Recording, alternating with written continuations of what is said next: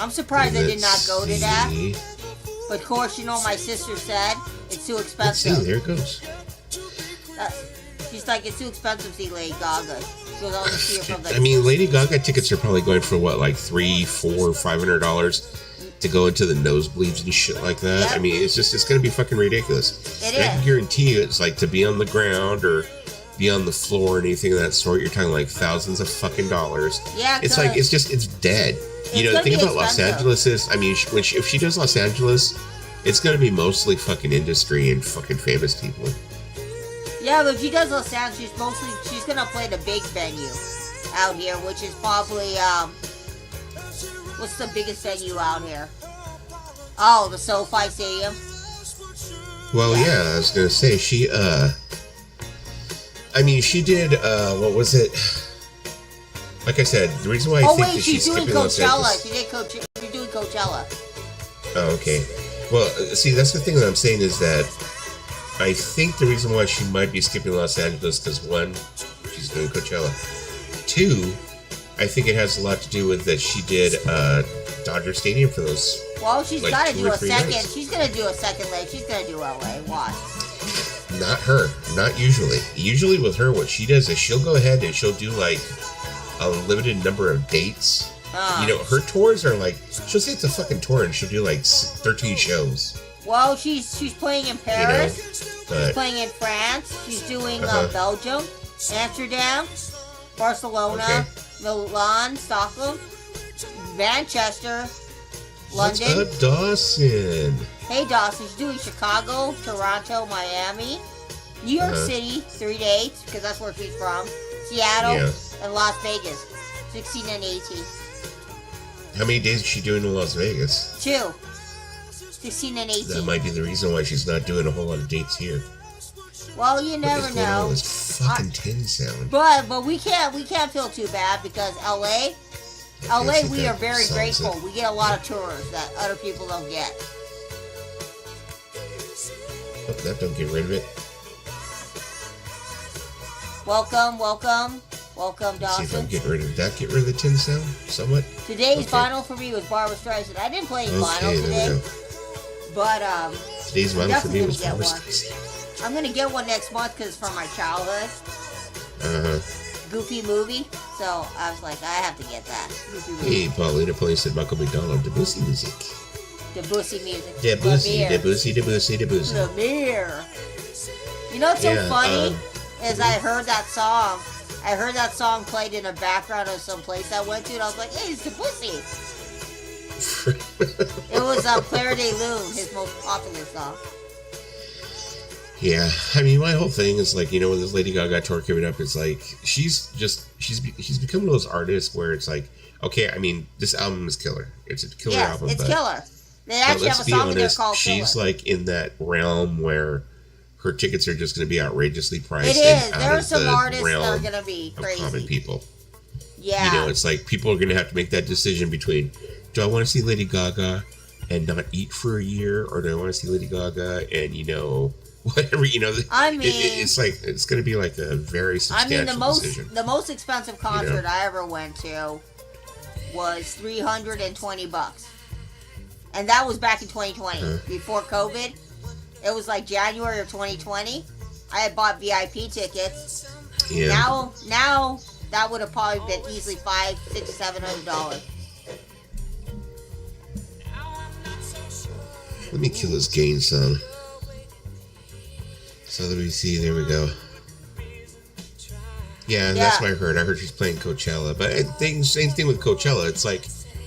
It's like totally a rich kid's playground. So it's kind of like the same thing. It's like, most people are not going to be able to afford to see her at Coachella. Well, you're going to see her at Coachella, but you're going to be way in the back. Easy, so I don't feel too bad. No, she's getting up close, but it's like... Well, no. I mean, she's going to be in the back. She's not going to be, like, in the front to see her.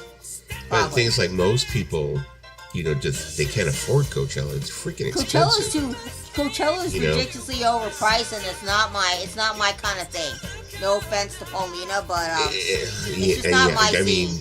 I mean, maybe it went, if I was, like, 20 years younger, maybe, even then, like, maybe if I was like 25, I would be like, oh yeah, let's go to Coachella. But then you have some bands, I mean, that won't play Coachella. They kind of like say that they won't because they feel exactly Coachella's what I was saying, that it's for just rich kids.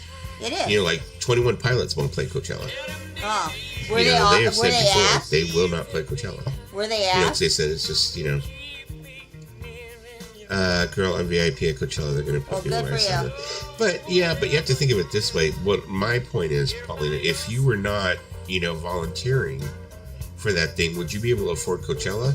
Hell no. It's like, you know how much it's just it is? too expensive. Okay, Too expensive. How much is it for like a 1 day pass? Hold up, I'm gonna look it up. Coachella You know. tickets. I'll tell you the price right now. Mm-hmm. Okay. Here we go, guys. Drum roll. Uh-huh. Okay, general admission. General For the 1 admission. day? One day. Week 1 is $649. God damn. Week 2 is $599.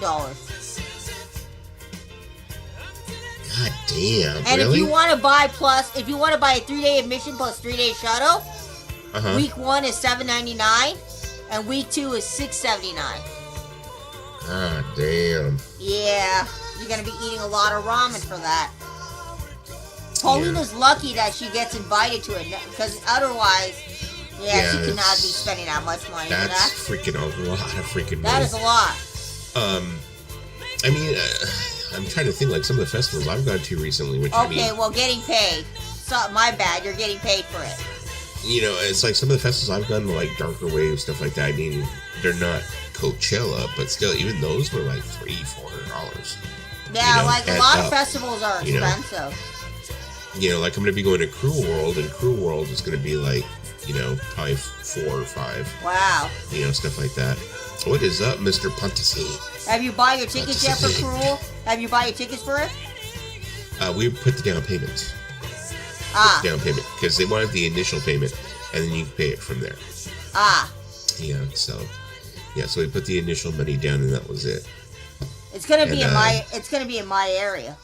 Yeah, same thing for when we were young. It's like, you know, that I don't know. At the last minute, I might sell that ticket. So mine, because I don't know. Because you have to think, included in, it's not, I mean, you have to think about the other costs that are going to be incurred there. You have to think about, like, you know, you have to get a hotel room. Yep. You have to get, like, you know, you have to pay for all your food and all that stuff. I mean, when we were young, it's like a freaking expensive fucking festival to go to. I mean, I'll be right back. I saw the listing for Cruel. It looks pretty cool.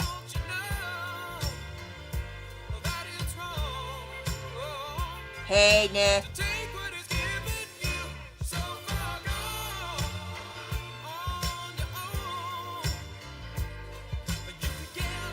Yeah, I wouldn't go to Coachella. That's just too much money.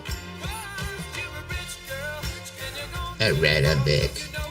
I mean, yeah, I was like looking at, Coachella's expensive. Cruel is much cheaper than Coachella. Oh yeah, I mean Coachella's like, I mean it's great if you're like into newer artists and stuff like that. You know, if you're like into like newer stuff, but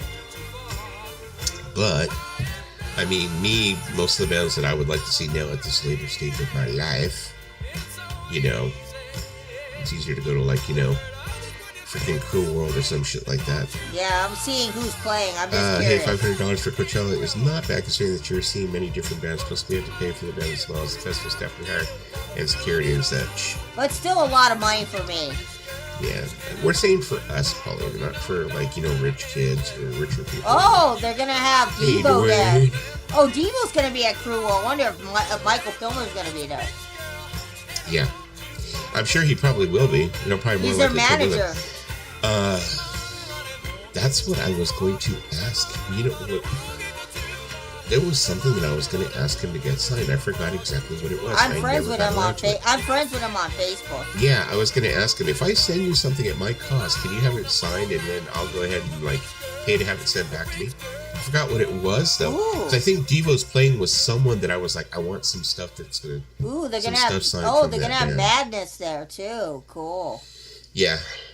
Cruel World's gonna be OMD, Madness, Devo. There's gonna be a lot of fucking great bands there this year. Ooh.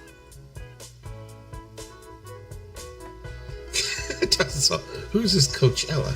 She sounds pretty popular. Oh. Well, sounds like there's some groups that are good to see. Like New Order would be cool to see.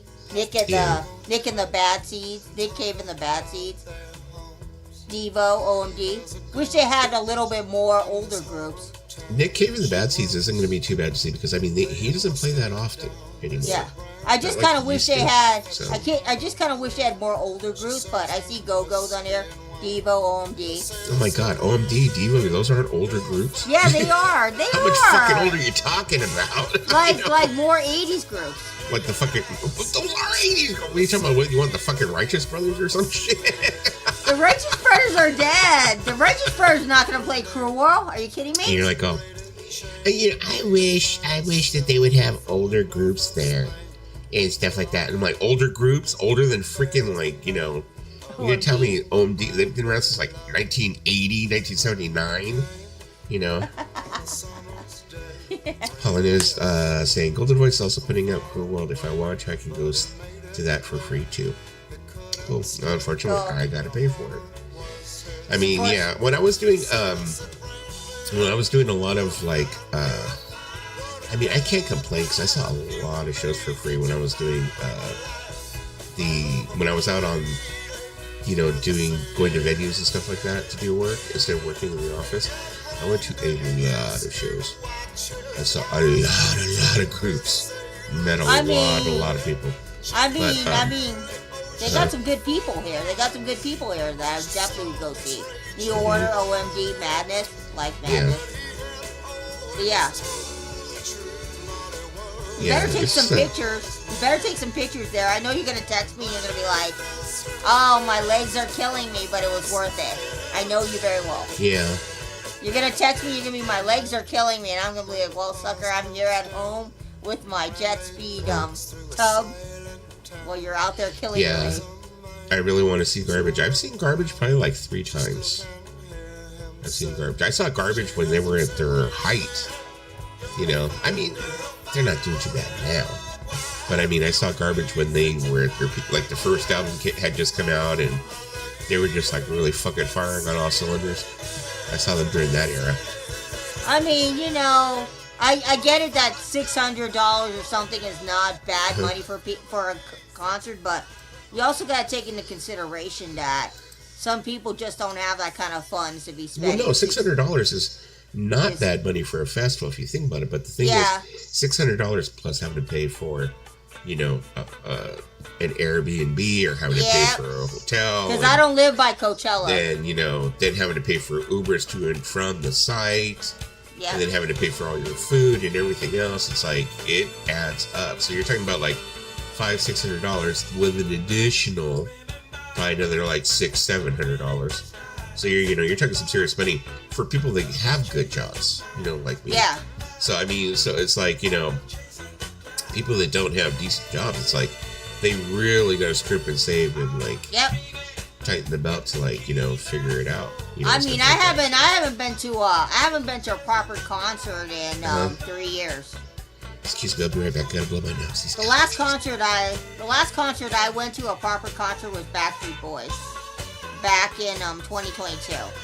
So I haven't been to a proper concert in 3 years. It's not that I don't want to go to concerts. It's just like by the time I get taken care of my needs, it's like the only time I can go to concerts is on weekends.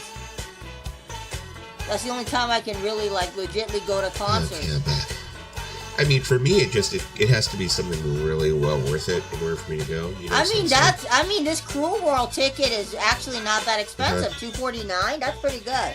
Yeah, and I think the down payment price, I think we only put like maybe like 60 or 70 down. You know, and then I'll pay it off before the actual event or whatever. And then also, like I said, it's in Pasadena. It's at the Rose Bowl, so it's like I've been to the Rose Bowl. Just go ahead and drive there. I've been to the Rose Bowl. I went to see BTS there. Really? Yep. And I also seen Ed Sheeran there. I've gone to the Rose Bowl for numerous UCLA games, and then of course Depeche Mode, Rose Bowl, the 1-on-1 show. But that's actually a really good price. For these shows. It says you can buy a 4-pack A 4-pack includes 4 GA passes, and it says 224. Learn more. Yeah. I mean, in compared to past Crew World lineups, this year's lineup is kind of weak. You know, but it's still a fucking great lineup.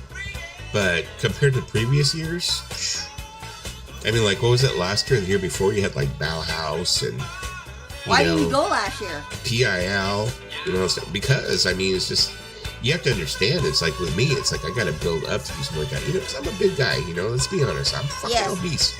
You know, a day like that's gonna take it out of me. You know, I got to make plans for that shit. You know, I mean, look at when I went to Darker Waves, I was like fucking, like, you know, I was out for days. Well, I know they do payment plans, but you gotta really save up for that. Still, even you filled it into the Coachella. So, is my name Dusty Coachella? I don't know that shit. Yeah. But I guess I should assume that because it's a festival, they're probably taking, you know, payments or whatever. But you know, you can go ahead and, you know, put that right next to your student loan and pay it off, and, you know, for life. Nick says 249 is good. What's happening to this world? Ticks for huge shows, but it's like, yeah. Remember when? I mean, Nick, you remember? You know, remember back in the day when you go ahead and it was like $30-$40 to go sit in the nosebleeds. You know, I mean, there was some bands where I was like, wasn't concerned about having an expensive ticket. You know, I would just say, you know what? I'm going to spend so much money. I just want to be in the building, you know, type thing. Nowadays, it's like $200-$300 just to sit in the nosebleeds. You know? Yeah. It's ridiculous. It's all just around. I mean, you know? I mean, I think it's a good price, Nick, for all the bands you get to see. I think it's a good price. I mean, I've been to the Rose Bowl, and I think that the Rose Bowl is a pretty solid venue. But, would I go to a festival in my day and time? Probably not, because I'm not really into festivals. I had a bad experience at a festival back in 2016. Almost fainted and was dehydrated, so that's why I haven't been back to a festival in like nearly 8 years. I had bad experiences from that festival. I ended up... Did you have a bad experience in the parking lot, at least? I don't think so, but in a festival, yeah. Just kidding. It was at UCLA. Oh, okay. I mean, not UCLA, USC. My bad, USC. Oh, okay. Which is not a great neighborhood.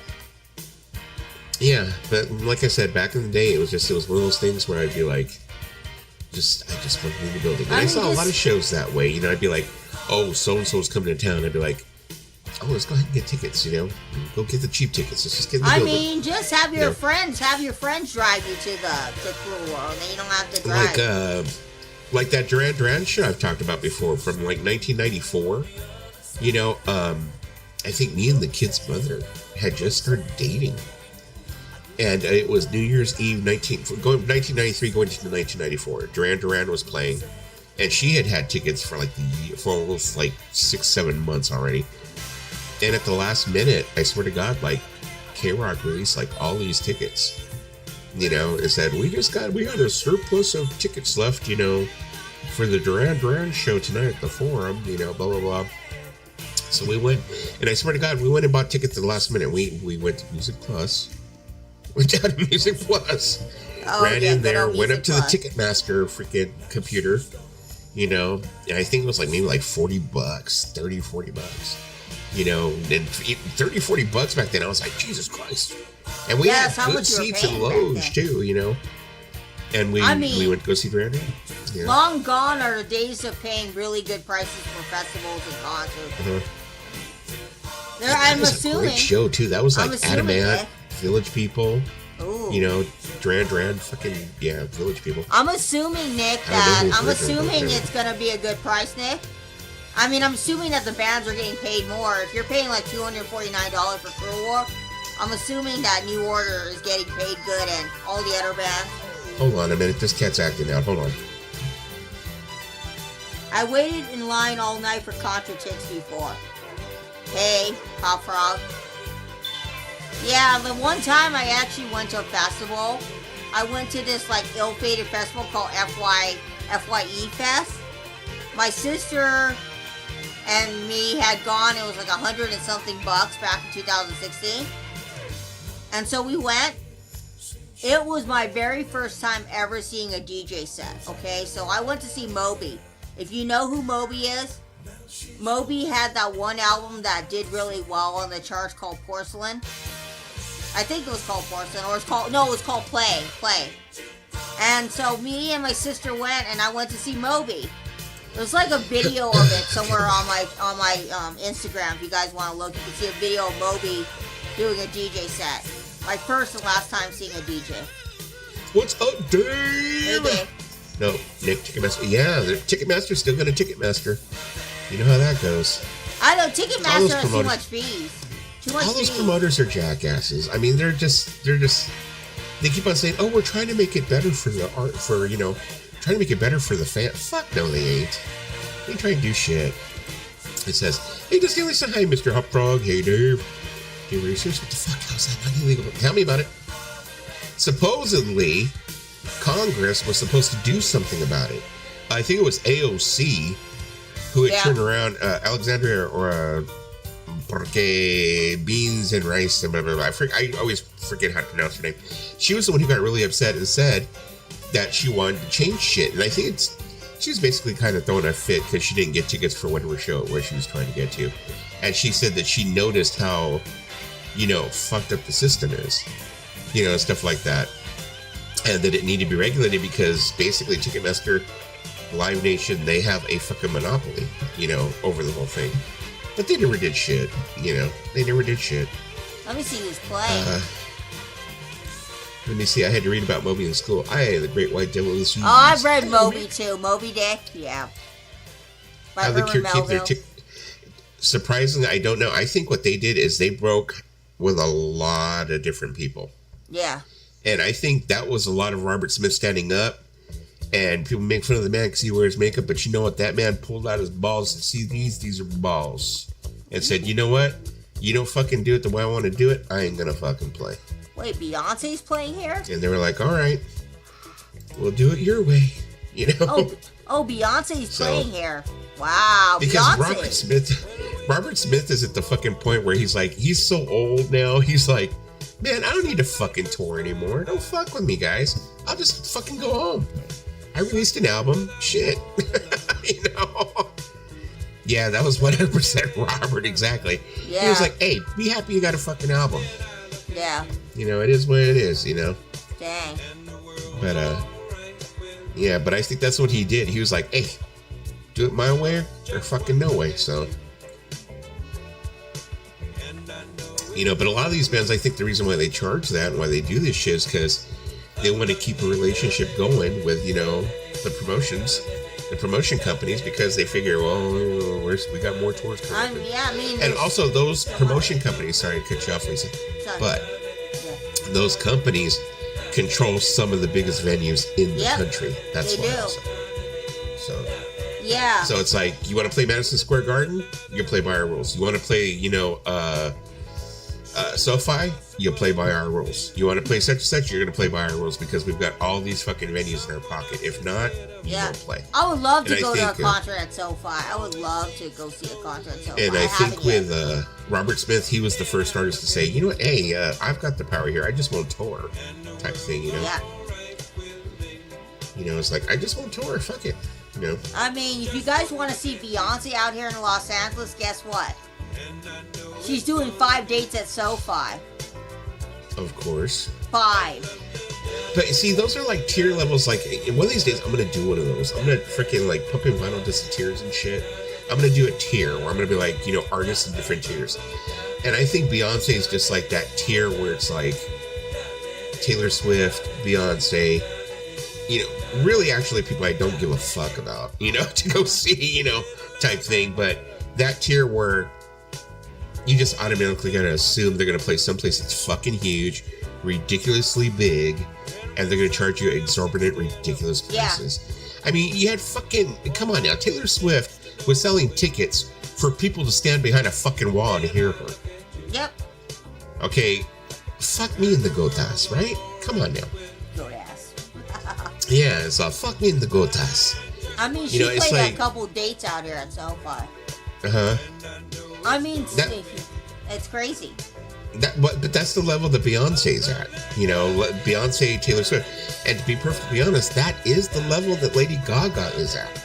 Yeah, Lady Gaga like, definitely. you know, Lady Gaga definitely could do a few dates here at the SoFi. Yeah, so. I've never been. Because you have to think, like, okay, think about during the fucking 90s, the late 90s. I'd say, like, the late 90s, early 2000s. The Cure, here in Los Angeles, let's be honest, every time you fucking turn around, they're playing somewhere out here in LA. You know, every time, it seemed like The Cure was playing every fucking weekend someplace.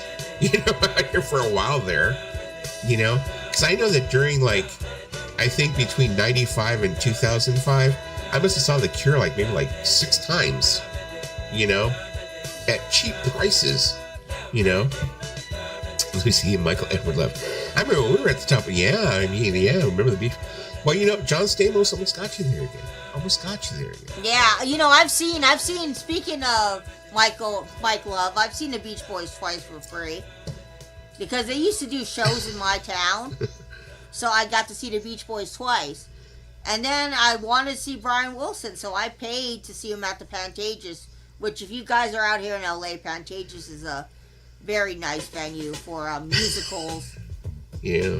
And let me tell you, Brian Wilson needed help when he got up on stage. He needed people to help him. He was in not a good condition in 2017. But I went with my sister Angela because I was like, nobody else would enjoy it as much as her. And she liked Pet Sounds. She's heard Pet Sounds, and she was like really happy to see it. I forgot how much we paid back then, but I think like majority of concerts I've gone to over the years, I've gone with my sister.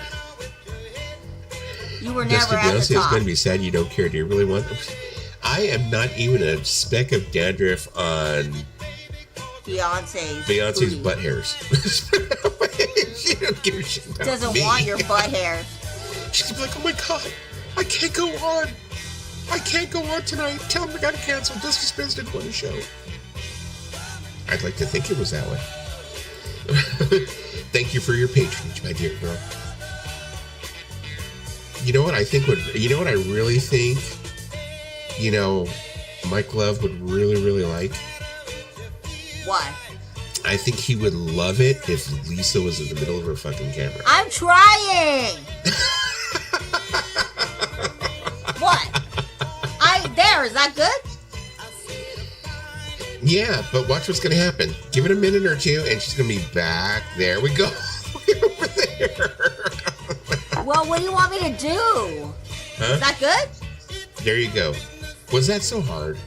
I'm moving trying. your chair over just like I am trying. A foot? You know, you move your chair over just 1 foot? Fine, you want me to go in the background there? Oh my god. Yeah. Where's our little buddy Mackie tonight? Mackie? Oh, he you know what he's talking about. Oh, Billy? No. Mason. Oh no. I don't know. I don't know. He's probably listening to the Beach Boys somewhere. He's probably listening to your music somewhere, Mike. He adores you. Let me see here. I got to see Brian Wilson for free. A friend of mine worked for Fantasy Springs and got my friend receipts as a gift because my grandma passed away a few days prior to the concert. Oh. Awesome. Nice. The Beach Boy fan. Yeah. I mean, I'm not 100% not wanting to go to concerts this year, but just not something that has really popped up that I want to see yet. I mean, like I said, Cool World. I mean, if it's a festival, I mean, a lot of these festivals, yeah, they're kind of pulling me in. Like, there's one other show I might go to. It's what's it called? Lost in the 80s, I think it is. It's like ABC, Howard Jones, and a couple of other people. And I think that's going to be at like I forgot where it's going to be at, but I'll go to that. You know, maybe I'll go to these shows where it's like if it's multiple groups, yeah, maybe. But otherwise, I mean, at least go and you know go with some friends, and then you don't have to drive there. Have them drive you there. Like when we were young, I want to go to that, but the only reason I want to go to that is because rumor has it that the original Panic at the Disco is going to go ahead and get themselves all. So it's going to be Spencer and Ryan Ross. It's going to be original members, yeah. So the Beach Boy fan. Yes, that would be Mason. You know they're gonna have starting line there too. You better say hi to starting line for me. It's Mason. His name is Mason. Well, let me see who's Hi at there, this. Mr. Let me see who's at this. Let me see who's at this We Are Young Fest. Now you got me curious to see who's actually playing besides Panic. Well, this year I don't know if they're really doing the whole where they're playing albums in their entirety, but I know that What? Panic at the Disco will be. Well, let me look. Okay, we got Panic at the Disco. Blink 182. So far, good. Yeah, I can pass that. Weezer and Avril Lavigne, no. Offspring, I can pass yes. Avril Lavigne. All Time Low, yes. Use, yes. Knock Loose, yes. Gaslight Anthem, yes. Bad Religion, yes. Yellow Card, yes. Ice 9 Kills, and Motionless in White, and I Prevail, yes. Beartooth, kind of like on the fence about them. Simple Plan, yes. I'm like telling you who is good and who you should see because I'm the emo queen. Boys Like Girl, yes. The Cab, yes. Taking Back Sunday. Alan Lazar sounded like shit when someone saw him live recently, so pass on Taking Back Sunday. Asking Alexandra, yes. Story of the Year, yes. Jack's Mannequin, that is Jack Mannequin is Something Corporate band. That's Andrew McMahon's other band. The Main, yes. The Amelie Fiction, yes. Sorry So Far, good. Never Shout Never, I saw him live. I got a picture with him. Alexis on Fire, great Canadian punk band. Rocket Summer, love him. Starlight Run, oh my god, these are like old school starting line. Oh, Plain White Tees, annoying as fuck, but Hey There Delilah, if you go, just go for Hey There Delilah. It's pretty solid. I mean, it's pretty solid. Who else do you like besides Panic at the Disco for this day? Okay, let's put it this way. When you look at that list, yeah, the list gets you hyped, and the list gets you excited. Yeah. But the fact of the matter is, you may see just a quarter of those bands. And that's one of the things they don't tell you is that, like, and a lot of those bands are going to freaking run them up against each other where you're going to have to make a choice between two bands. You know, so, and that's what happened the last one. You know, it's like, well, am I going to see the so-and-so or am I going to go see My Chemical Romance? Because you would think when the headliners are on that nobody else would be playing. No, there would still be other bands playing, you know? I mean, does this beat the Warped Tour I see in 2007, 2006? No. Alexa caught fire with this. No, because when I went to Warped Tour in 2006 and 2007, that was really good. But this kind of thing is kind of like a mirror of Warped Tour. It's like a different version of Warped Tour because Warped Tour used to get all of these bands. Like a lot of these bands on here. Okay. I mean, I've seen the Main live in 2008. I saw the Main at the Wiltern. They had opened up for Good Charlotte. If you know who Good Charlotte is, they opened up for them. Yes. I've seen Story of the Year on 2004. I've seen the starting line in 2006. I've seen the Plain White Tees in 2006. Now, one of the things that I want to ask you is, like, when you saw all these bands, were they standing towards the middle of the stage? For the most part, I think so, yeah. So they stayed in the middle of the stage so everyone could see them? Well, so they were doing crowd surfing, too. Starting line did some crowd surfing. No, I mean, were they in the middle of the stage so people could see them in the camera? They weren't, like, staying up to the corner, were they? No, I've seen the Cab, too. You ever seen the Cab live? I've seen it. She's not getting it. Never mind. Oh, me! Oh, damn it. Now I get it. No, they were in the middle of the stage. Please call me Mike. The ladies call me Magic Mike. But you as a hotel, that would be weird.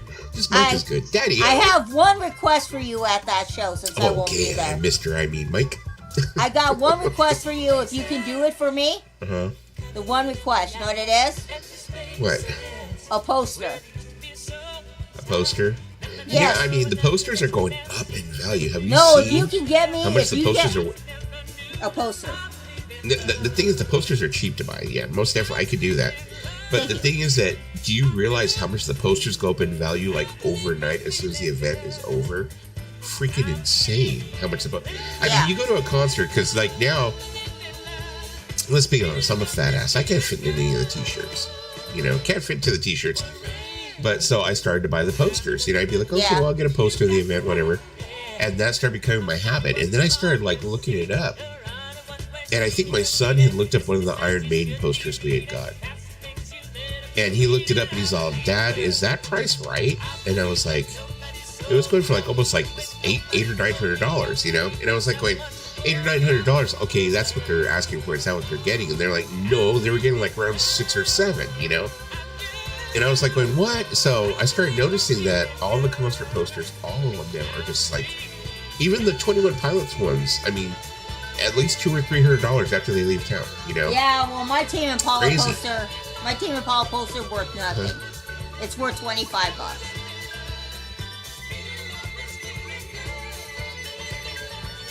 You also got to factor in when you go to this We Are Young festival, right? You got to factor in that you got to pay for at least, 2 or 3 days for hotel, right? You're going to be spending close to over $1,000. Sorry, I had to blow my nose. You're going to spend over like $1,000 for this We Are Young festival if you got to pay for hotel, right? Hotel's got to be at least $100? Ooh, nice. Sweet. Yeah, Dave. I mean, they're like, you know, like, well, I haven't checked recently, but I know the first When We Were Young, I got the poster for the first When We Were Young one. And they were talking like that was the poster that was the one that was like went viral because they said this is fake, this can't be real. All these bands cannot be playing. All these, so that was a viral poster. That was going for like $1,300, you know. And me, what I do is I have this guy. We have like it used to be an Aaron. Do you remember an Aaron Brothers Mart where they would do like you know printing and framing?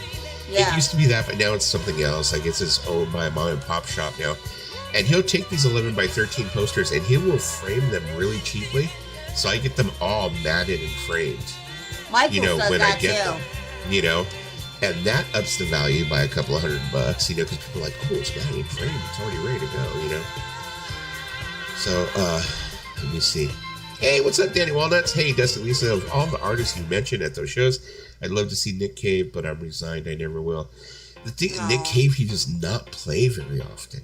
He does not play very often, so it's like, so it's like you never know. They weren't popular at all at the point. It was done in his law departments. Wow. Because when I saw them back in 2006, it was the height of Hey There Delilah, and I saw them at Warped Tour, and so when I went, I was like, me being a stupid, obnoxious 23-year-old, I was like, fuck yeah, I love Hey There Delilah. It's my favorite song of yours. And the guy's looking at me like, I was like, fuck yeah, Tom. I love Hey There Delilah. You're Hey There Delilah. Because I was 23, okay? 23 is when I went to all the festivals. Because I like had legs of a chicken. I had were legs you all of in a your chicken. feels when they played Hey Delilah? Where you're like, I recorded it with my camera. Look, Tim said, I'm waiting for the We Are Not Young festival to come around. Oh, I'll go to that one. That would be fucking awesome. Like, you know, you could be onto something there, Tim. We could have a We Are Not Young festival where we have like shuttles that run you between stages and shit. And then we make sure that everybody has water, everybody has food and snacks for all the old people. Like... We have the young people come out and bring the snacks to all the old people. Yeah, like, if we're going to do a We Are Young, Not Young festival, you know what we need to have? We need to have, like, the bands that are in their, like, 40s and 50s.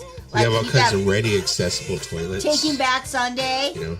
Blink-182. Rancid. All the bands that are in their 50s. Or, like... Rancid. Well, yeah, I guess that's what NoFX. NoFX.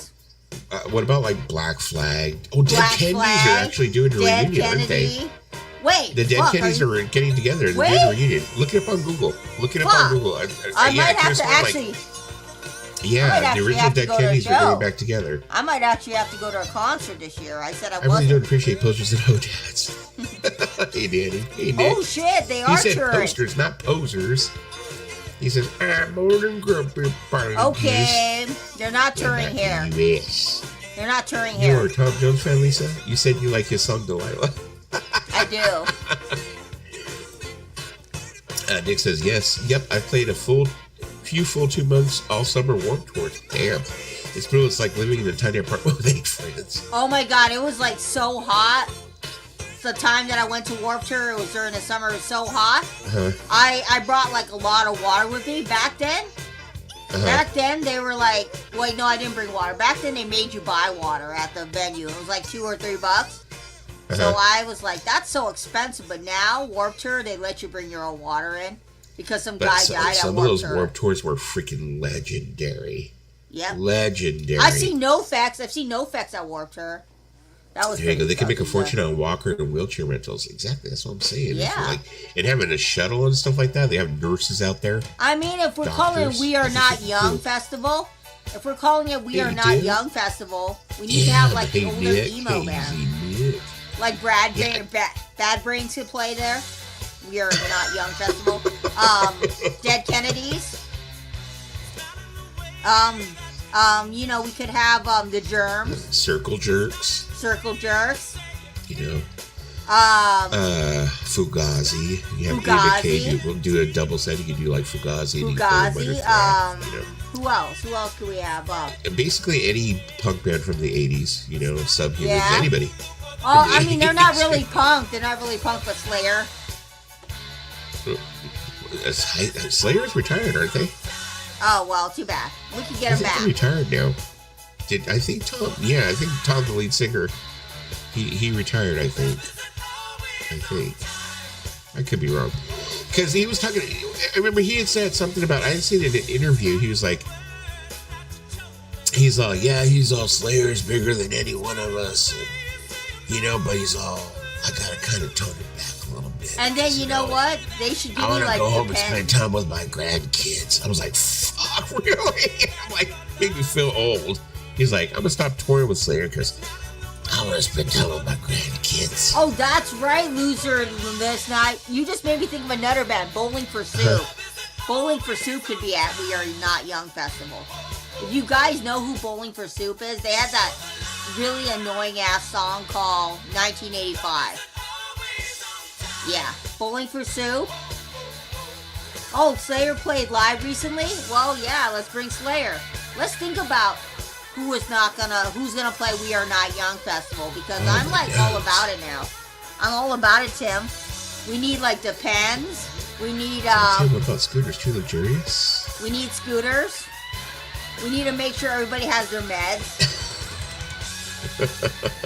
Make sure that everybody has some electrolytes at the concert. Yeah.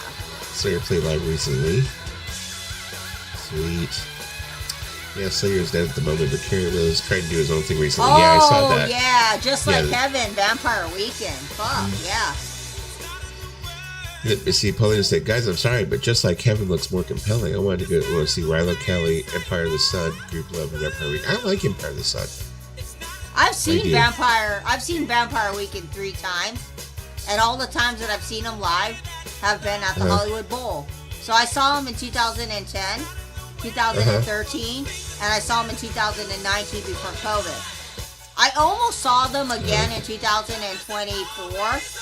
But pretty much, I've seen Vampire Weekend in pretty much every tour they did at the Hollywood Bowl. Great band. Oh, hey, Juan, how you doing? He says, yeah, they retired, but then they came back, probably because they needed the money. I would assume so. Yeah. So, girl that the bad guys want. Yep. REM and replacement reunions. There's going to be REM and replacement reunions this year? REM's actually going to play live? Wait, are you fucking kidding me? Because I fucking will go to that. You fucking have no choice. We're going to see REM was one of those bands that hardly ever played live, too. They were like Nick Cave and the Bad Seeds. It's like they hardly ever played. So it's kind of like a big thing when they did. Everybody was like trying to rush to get in there, I'm like looking at all my band shirts. It sure presents We Are Not Young Festival. Yeah. No, are you sure it's Insure or AARP? I said Kerry King's project sounds exactly like Slayer. It's pretty man. They probably what he's probably doing is he's probably got a guy who sounds like, the lead singer, and he's probably going ahead and he's just playing Slayer songs and shit. But hey, fuck, why not? If he can do it, get away with it, let him do it. See, REM did do a reunion show recently, but I was just thinking about our he said about our festival. Okay, we are not young. This is for you. This is for you, Paulina. Look at this weird shirt that Vampire Weekend did. It's got all these like weird things on it. And then in the back, of course, the tour dates. 2019, this is before COVID. Fucked up our world.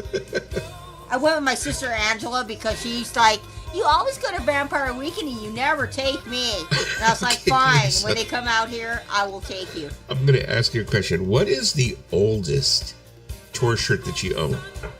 The oldest? Wait a second. Hold on a minute. I'll be right back. Oh, okay. You got me looking through my thing, okay? That I went to?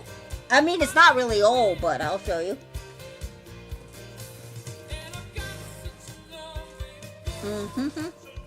We're going through my tour shirts. Hold on.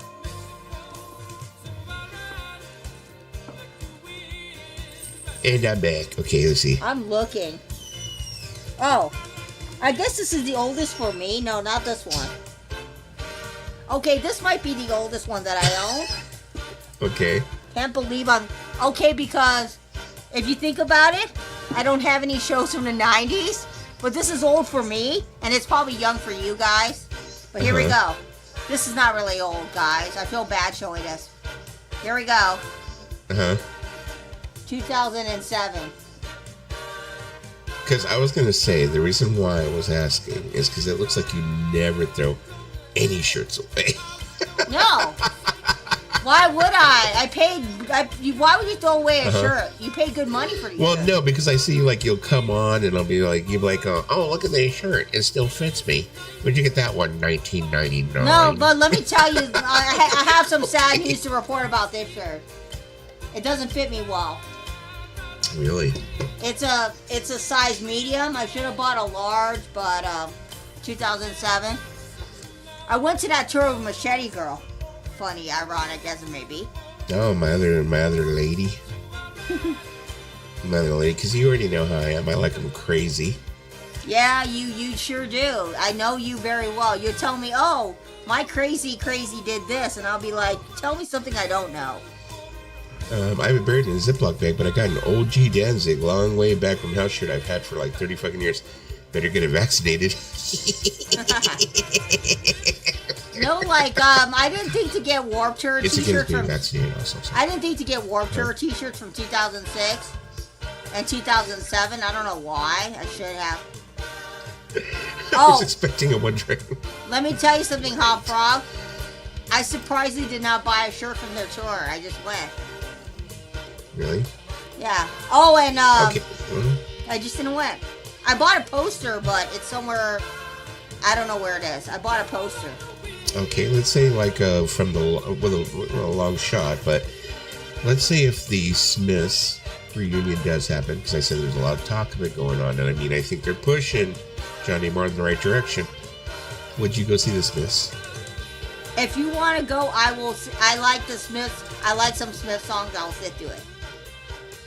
You'll sit through it. Well, I'll tell you this much. I would never sit through fucking One Direction. So you can go ahead and stay home. I'm just kidding. I wear shirts until they fall apart. That's right. Come and get me, fashion police. Me too. I was thinking about a Kokomo shirt. No, because you know why? I keep all my shirts from concerts I've been to because they're fun. Like I have this random shirt from 33 RPM's web store.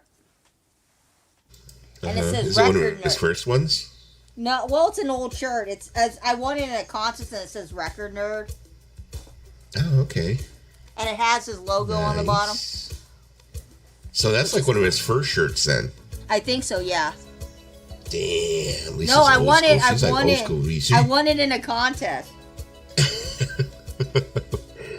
Lisa's like OG VC. I'm 2016, baby. Yeah, exactly. No way will the Smiths get back together again. Imagine those ticket prices if it did somehow happen. You know, if I saw the Smiths getting together, the way that I would see it happening, Nick, is it would be a very limited handful of dates. Is the way I think they would do it. I think Morrissey wants to do it because he knows it's a big fucking payday. Johnny Marr, I think, is like just he's holding with his pride, but I think they're trying to push him in the right direction to where he will do it eventually. You know? Well, just a moment. Oh shit, they got Mayday Parade at this tour. You know me, I love some fucking Mayday Parade. Especially their Romantics album. You know Mayday Parade? Good band. Dogs out. Let me see. No, yeah, but I think we're way closer to it happening now than we were probably 20 years ago, maybe 15 years ago. But I think sometime in the next, my prediction is sometime in the next 5 years it's going to happen. But I don't think it's going to be a full-on tour. It might be a handful of dates, like maybe Los Angeles, maybe Manchester, maybe just even a couple of Manchester dates, just to get them started.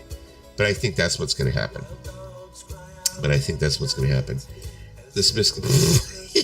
Yeah, the likelihood not happening. Yeah, I can see there, you know. I can totally see the fucking, Gallagher brothers being like, well, you know, the Beatles could have opened up for us also. My sister was thinking about going to see the Oasis tour, and I told her, well, let's make sure they actually get to the tour.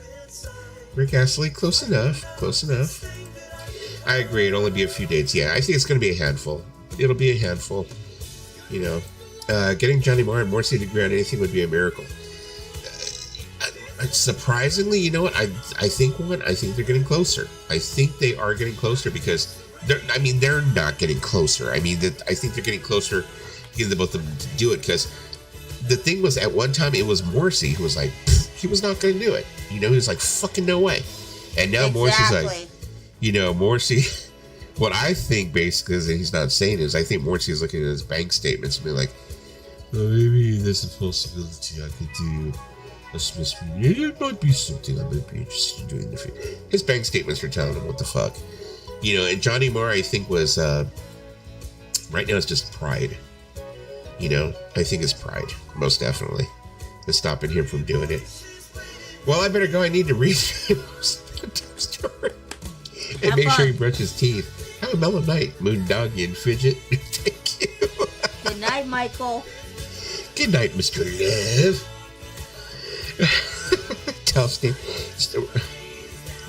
Tuck Stamos in and give him a kiss on the forehead for us. There you go. Yeah, tuck him in. Damn! Tuck him in, Mike. Zaja Oasis. Zaha. Good night, Mike. The police could do a reunion tour if you put them each in their own separate concrete bunker. No, like if the police did a reunion tour, you know who would be there? This bitch. Who? Because I would definitely be the police. Oh, that's the one group from the 80s that I wish I was alive to have seen in their heyday. But yeah, I would see the Police live. I saw the Police live when I was a child. I was 11 years old, and I saw them at the You are lucky. You were lucky that you were around in that time. Well, I'm sorry that I had to be born in the 80s. Well, fuck me for being born. It was just luck. I mean, the thing is, I just got very lucky that my uncle was like one of those people. Like, let's go to the California Jam. Let's go to freaking the US Festival. Fuck, we'll just take the kids. What the fuck? It's like a festival. Let's go. You know, and my mom was like, you know, that was her brother. My mom and her brother, they were all into music. So it was like, you know, they were just like, oh, okay, you know. So they took us to the US Festival. So I saw like all those. I saw like the Clash. I saw freaking Motley Crue. I saw all those bands, you know, in '83, and the Police was one of them. Well, yeah, you know, you could have took a 1-year-old Lisa to see the Police. You what? Wipe your butt all day now? Things. Yeah. Be like, wah, wah. So that was supposed to be. Ha. Well, actually, in Spanish, ja is a ha. So it counts. It counts. Did he give Staples a bath? Hope so. Probably gave him a bubble bath. Tim. Speaking of at Tim Allen, I did this thing where I put our names, Dusty, Tim, Lisa, and me, on the back of the chairs that used to announce there's going to be an Avengers Doomsday. Yeah, I'm already in Doomsday, so thanks. Morrissey and Johnny Marr in love compared to Sting and Stuart Copeland. Definitely. I mean, I'm just saying if the police ever did tour, I would give my entire life savings to them.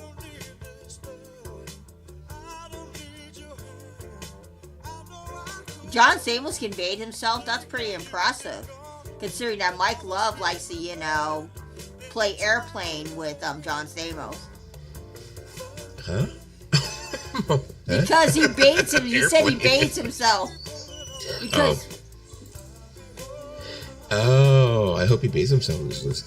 Who? John Stamos is 65 now? Wait, how old is John Stamos? Let's ask the internet. Well, he's got to be. I mean, he's older than me, and I'm 53. John Stamos is 61. Okay, I was about saying I'm 53, and I know he's older than me. Because I'm already. He is one dude that he looks good for his age. You think so? Yeah. Lisa has daddy issues. She likes those older guys. I don't have daddy issues. She likes her silver foxes. I don't have daddy issues. Yeah, you do. How do you know? Because every time you see those silver foxes, you get all freaking crazy. I say they're good looking doesn't mean that I want to go and bang them. Oh, look at his gray hair. And then you drop and you're like... I mean, come on. Usually daddy issues are women in their 20s whose dad didn't give them love, and they're the ones that seek these older men. Yes. Right? Isn't that the whole point of daddy issues? Something like that. A 24-year-old woman's seeking out a man who's 60. Oh my God, that picture I try to recreate and I can't look. I can't. No, I forgot how I got that picture. Was it on the live stream? Was it on your live stream? I think you were messaging me, and that's the face I made when you were messaging me. And you did the sly look. You were like, but you did it real quick, and I was like, let me rewind. I'm going to go ahead and capture that. You're Look, I'm trying. Look, there we go. Yeah, because you were just the queen of captures. I mean, look at this. It's I'm adorable. Have all these freaking different moments. I'm adorable. When you see me in real life, you never know what she's gonna do. It's just she has all these moments. When you see me in real life, you're gonna be like, "Oh, do a face for me." You're gonna be like, "Oh, I'm disappointed. I saw it in real life now. It's not as funny as when I see it online." I'm be like, "Oh, okay, well, it says, I'm just guessing. Hello, Mr. Internet. Can I ask you a question? I'm older than John Stamos. Oh, crap. Yep. I heard Anthony Kiedis broke up with his 24-year-old girlfriend. He found someone who's 19 now.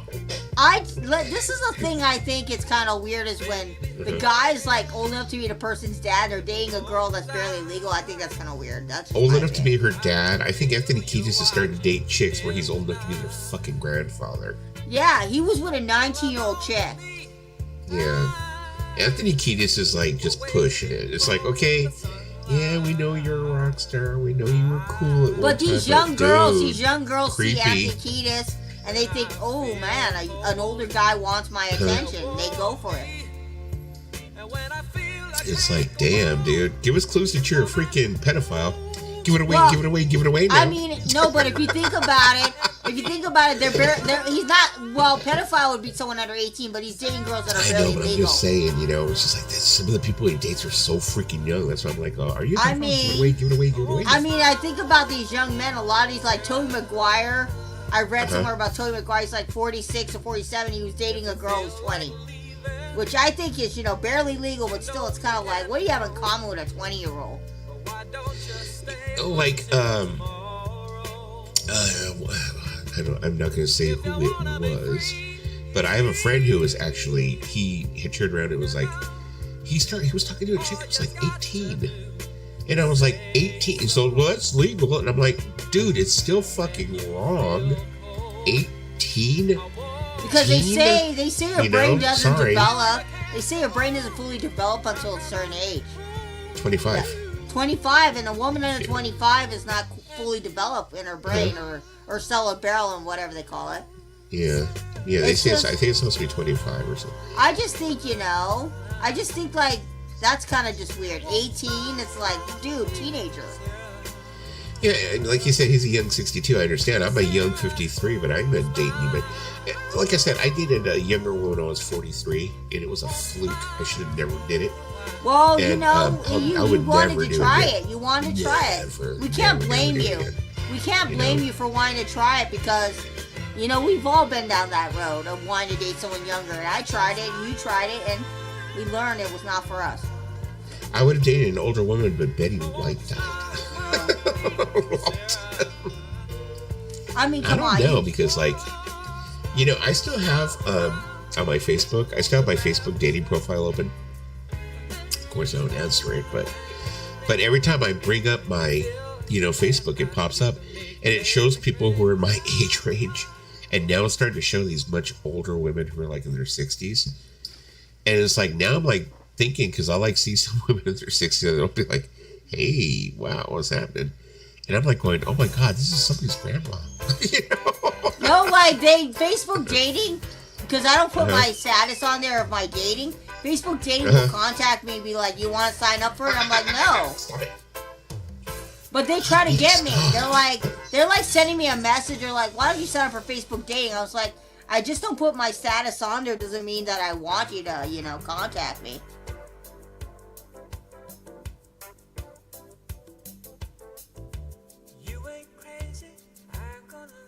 I mean, Tim, we've all went down the road of dating when we were young, and we're like, man, why did we date that person?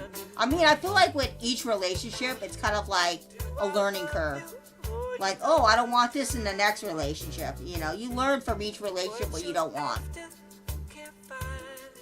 And any younger woman that is like under the age of 25 that wants to date a man that's in their 50s and 60s, a lot of those women have daddy issues because they want an older man to fill the void of the dad that they didn't have as a kid. That's all I can say. Let's see, Tim says, I have seen lots of women on YouTube under 25 who are very developed. Oh, you mean in the boobage era? Yeah. It has been weird. A friend of mine who was older than me was married to someone who was the same age as my son. They recently divorced. Yeah, it's just... Yeah. So you're talking about what you're talking about there. Thank you, Kimba. Hey, Hello Kimba. to the lovely Miss Kimba. Bill Belichick, 72, girlfriend is 24. They made fun of it at one of the award shows. I mean, what could you have in common with someone that young? Sex when you're 72. Sex drive? I don't know. At 72, I don't know. It's like, how much could you really talk about? I mean, sooner or later, you gotta, like, talk to them. What could you possibly talk about? Be like, oh, hi, I'm going to be hanging out with my senior citizen friends at the golf course. What you going to be doing? Well, I'm going to the nightclub. Well, I'm going to go with my friends and we're going to go and party. But what are you going to do? I have a freaking... No, but Bill Belichick... I have an oncology appointment. But Bill, no. But he's 72 and she's 24. Like, what do you have in common with her, Bill? Like, what do you guys do on weekends? You go and hang out with a senior citizen friend? I just watched the movie tonight where Charles Bronson's character married a 16-year-old. That is crazy. I mean... Crazy. Has anybody been watching that show? I think it's called Good American Family. No. It's all about this.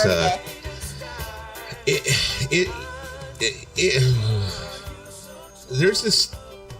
If any of you have seen the story, I think it's on HBO Max. I think it might be, and it's in different parts. It was a documentary about this woman named Natalia Grace, and she. Hold on a moment.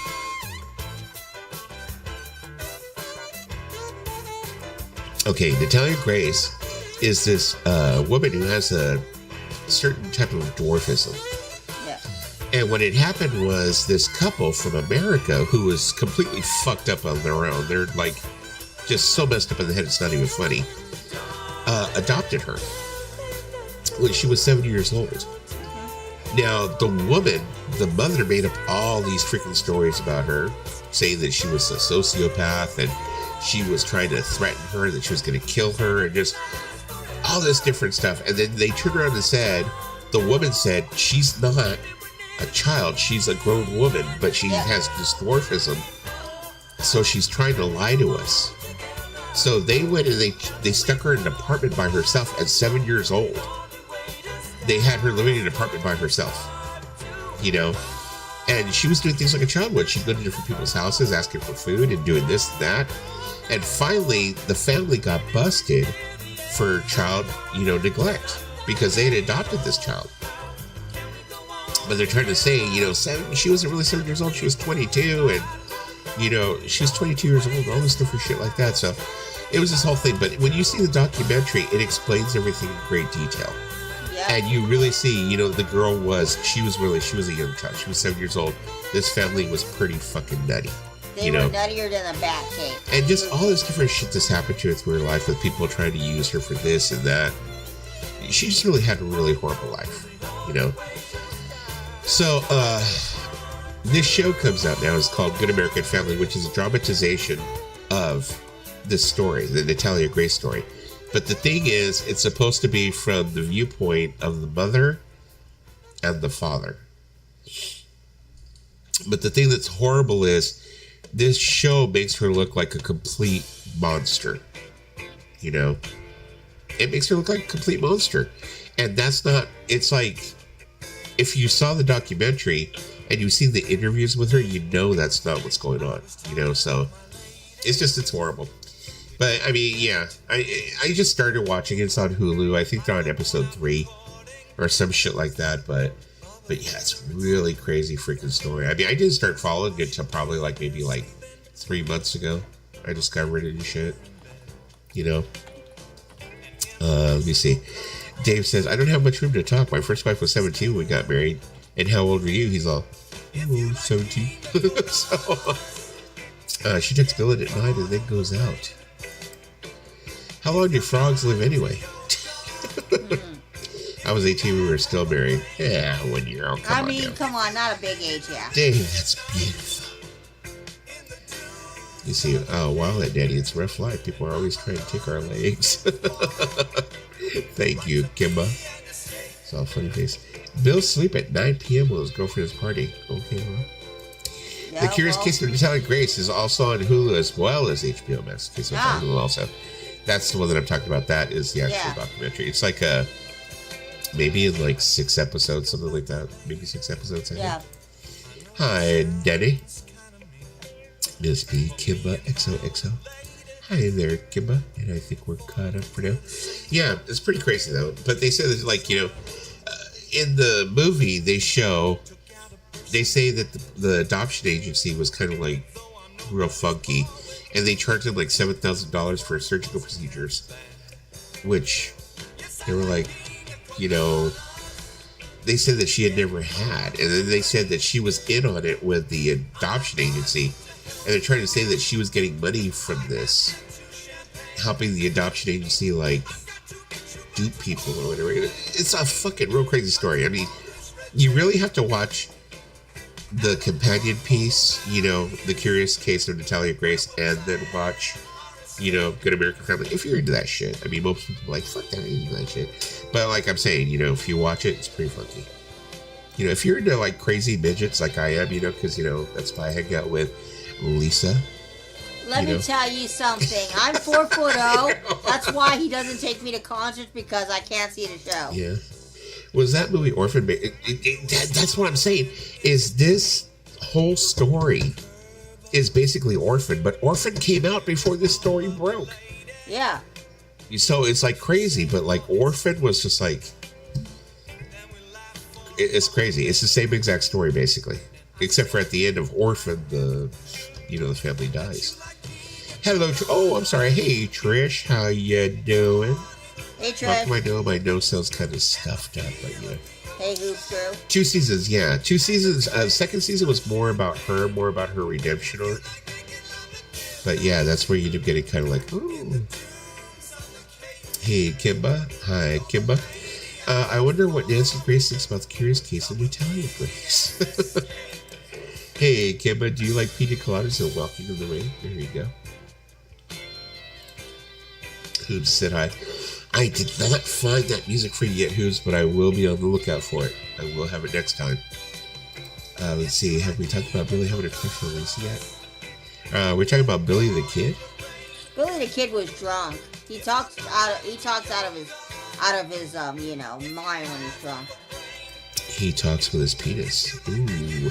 Well, Billy the Kid also Billy the Kid also had a crush on Dusty too. So yeah, Billy the Kid had a crush on her. What? What are you talking about? Are you okay? Never mind. He was your biggest fan.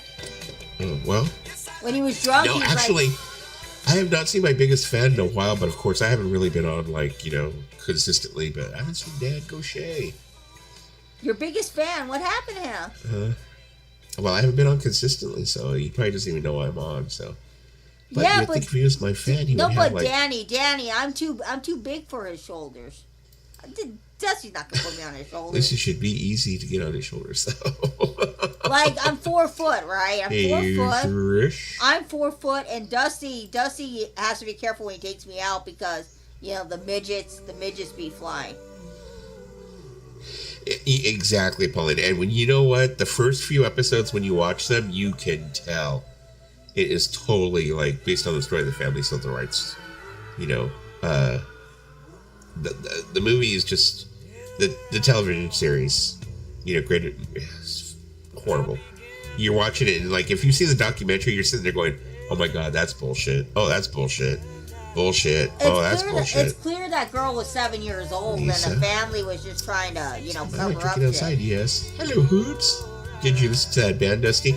No, I haven't yet. I haven't found it yet, but I will look for it. I do have it written down, and I have been looking for it. Let me see. I have never seen Billy when he wasn't drunk.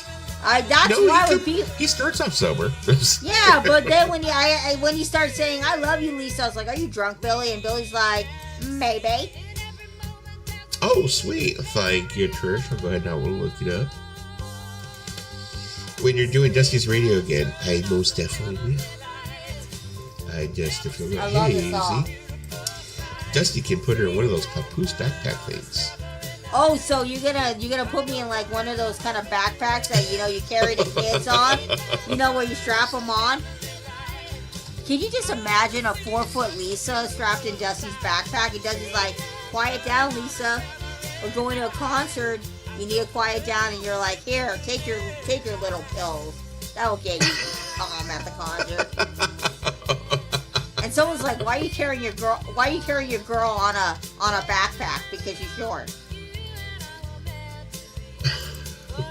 Like, don't give him any ideas of backpacks to carry me in, because then he's gonna buy them. Yeah, that's what I would do. Let's see.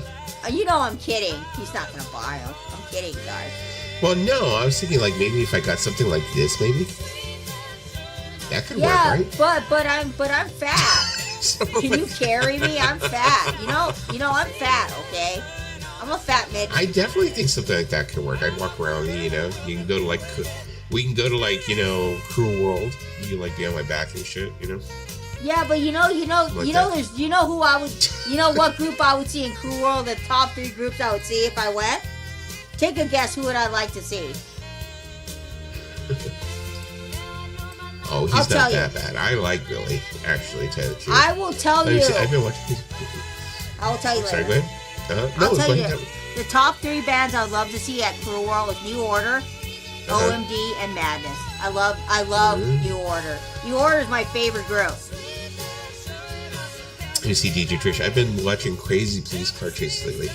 There was one yesterday. Holy shit. That was crazy. I haven't seen one that intense in ages. I mean, he hit 10 cars. He hit 10 cars, and at the end he jackknifed some poor old person. It was crazy, insane. I mean, Billy's. I'm gonna defend Billy. I'm gonna defend Billy here. Okay, Billy is not that bad. Billy's a nice kid. He just gets drunk a little. Okay. I mean, who hasn't got drunk on streams? Guys, we're all adults here. You know, people are gonna get drunk on streams. I'm not gonna go tell people, hey, don't get drunk on streams. You want a drink? I'm not gonna control Billy. He's his own man. No, I didn't. Carl Pilkington. I used to love that show. A guy from Idiot Broad, Carl Pilkington. Let me see Hilarious. if I can find a backpack. I was traveling around with Warwick Davis. Trekker said, after Elon gets rid of PBS, they're replacing the Groovy channel with Paulina hosting. There you go. Oh, I love Elon Musk's daughter. She's hilarious. So I have one question, Trekker.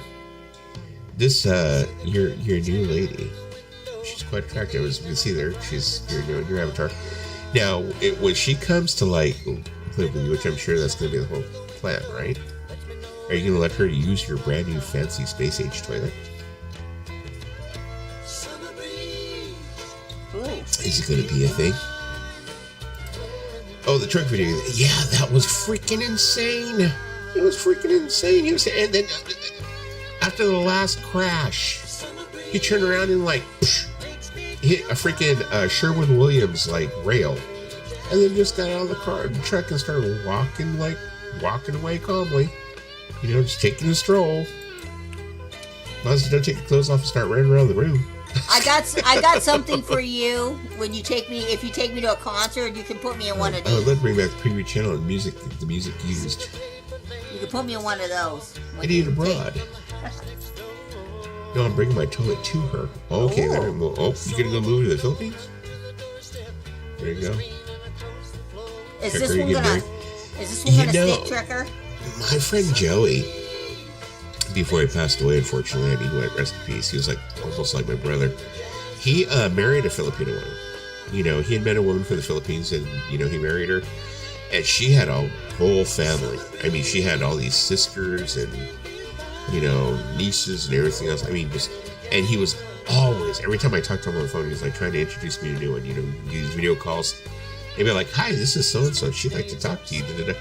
He was always trying to get me to go to the Philippines and like marry one of these chicks. He's like, you realize if you take your retirement, when you take an early retirement, come here and take the money that you have, you can come out here and live like a king and have beautiful women. And I was like, oh my God, congrats, Trekker. Crazy. Congrats, Trekker. I was like, crazy. I can't believe. I said, yes, Kimba, December 26th, 2026. Oh, congrats. So, day after Christmas. Why not do it on Christmas? Congrats. Congratulations. You know, Trekker, I'm happy for you. This one finally is gonna work. Yeah, he started walking away like nothing had happened. I think he was on PCP because it took like 6 or 7 cops to hold him down and handcuff him. So I think he was definitely on something. It really, yay!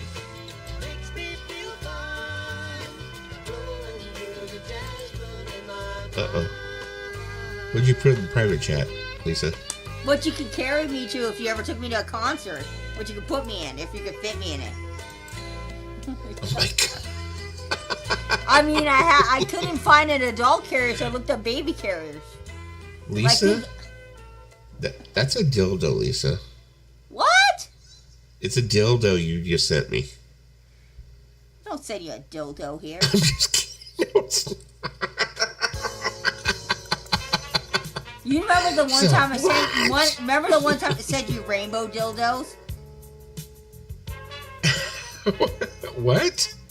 Because you remember I was we had a stream and then we ended up on the subject of dildos, and I was showing like rainbow dildos on Amazon. Oh. Drugs are bad, but I do weed. Has anybody actually done that? I don't think they have. I don't think so. I'm pretty sure everything's been done on YouTube at one time or another. Hoops. People have live streamed the weddings before. It's not a new concept. Dude, you know what? Oh, Trekker. Man, why don't you do 90 Day Fiancé? Yeah. I think you would fucking be great on 90 Day Fiancé. Oh my God, you are totally Trekker. Don't take this the wrong way, Trekker, but you totally are 90 Day Fiancé material. Man, if my lookalike Big Ed could do it, you could do it, bro. And Big Ed's uglier than you. Like, Big Ed's uglier Big than Ed can do it, you can do it. I mean, Trekker is perfect for 90 Day Fiance. If we got people on there like Darcy and Stacy, we can have him. And if we got that one guy, you remember that one guy that went to meet that Russian lady or something? The tall dude? Think about it. If we got dopey people like Dave on there, you know who I'm talking about, right? Right? The one who married Anne. See, you said lol, but I think he could do it. I really do. Like, let me name some. Let me name, like 90 Day Fiance had some They've had some real people. dumbasses. I mean, they've had like some boring ones too. I mean, remember Danielle? Yeah. Yep. And then you remember Angela? Oh my God, Angela was a mess. You know what? She fucking crashed really quick, didn't she? Yep. She's like, I mean, she fucked up. And she got plastic surgery too. You could tell that beak was redone. She was just freaking uglier than shit. I'm sorry, she was uglier than shit. She was horrible. She was just horrible. But there are men out there that will bang ugly people because they're desperate enough that they will bang an ugly person. Not on freaking TV. But it was like, you know. I mean, he's getting paid for it. She treated that kid. She treated Michael like shit. Her husband. She treated him like shit. Why did Michael stay with her anyway? Because she's uglier than fuck. Papers. Papers. That's gotta be the reason why. I mean, she's got. What the hell did she do to her face recently? Shit. He's not as ugly as Big Ed, so he has a neck. Yeah, there you go. I mean, who's he? Let me see. I'm looking up like the cast of 90 Day Fiance so I can kind of see. Yeah, Big Ed's looking really fucking bad now. He's looking really bad. I think he's been like sick too. He's been like really sick because I've been watching like all kinds of I have him on Instagram, so he's put all kinds of videos about how he's like been in and out of the hospital and. You remember that? You remember there's this one couple that annoyed me, and you guys probably remember them, Mary and Joshua. I think that was their name. Mary and Joshua. Yeah, the one from the Philippines. The one from the Philippines who met this guy in the U.S. named Joshua. I think it was Mary and Joshua. I don't know. There's been so many. It's just like, you know, I can't keep track with all of them anymore. You know, I don't even watch them anymore. I watch, you know. The best one. The best one. I thought it was so fucking fake, but it was Jorge and that Russian girl. Yeah. Yeah, see, I dropped out like so long ago. You dropped off after Big Ed. You're like, there's no representation of me. Yeah, I was kind of like, you know. The last one that I really followed was that, was the one guy who was his name Warren, and he was like trying to date or he was trying to marry a lady boy from the Philippines or Thailand, maybe Thailand. Yeah. He was just a really disgusting character, this guy Warren. He was a real piece of shit, you know. Ooh. He totally mistreated this poor fucking lady boy and shit, and he was garbage. Yeah. Big Ed the Heartbreaker. I only know about him thanks to Cinnamon Toast Ken. Yes, Kim, but even that's failing. Rejected people even when they got kids who were born in the U.S. on immigration, saying they are not their kids when clearly they are. It's a fascist government. I ain't arguing with it. Yeah. Oops. The first few seasons seem more Yeah. I think what happened after the first few seasons is they started discovering that they have a formula now. And they knew what worked and what didn't work by that time, so they're like going, okay, they started like trying to like keep their storylines in those parameters.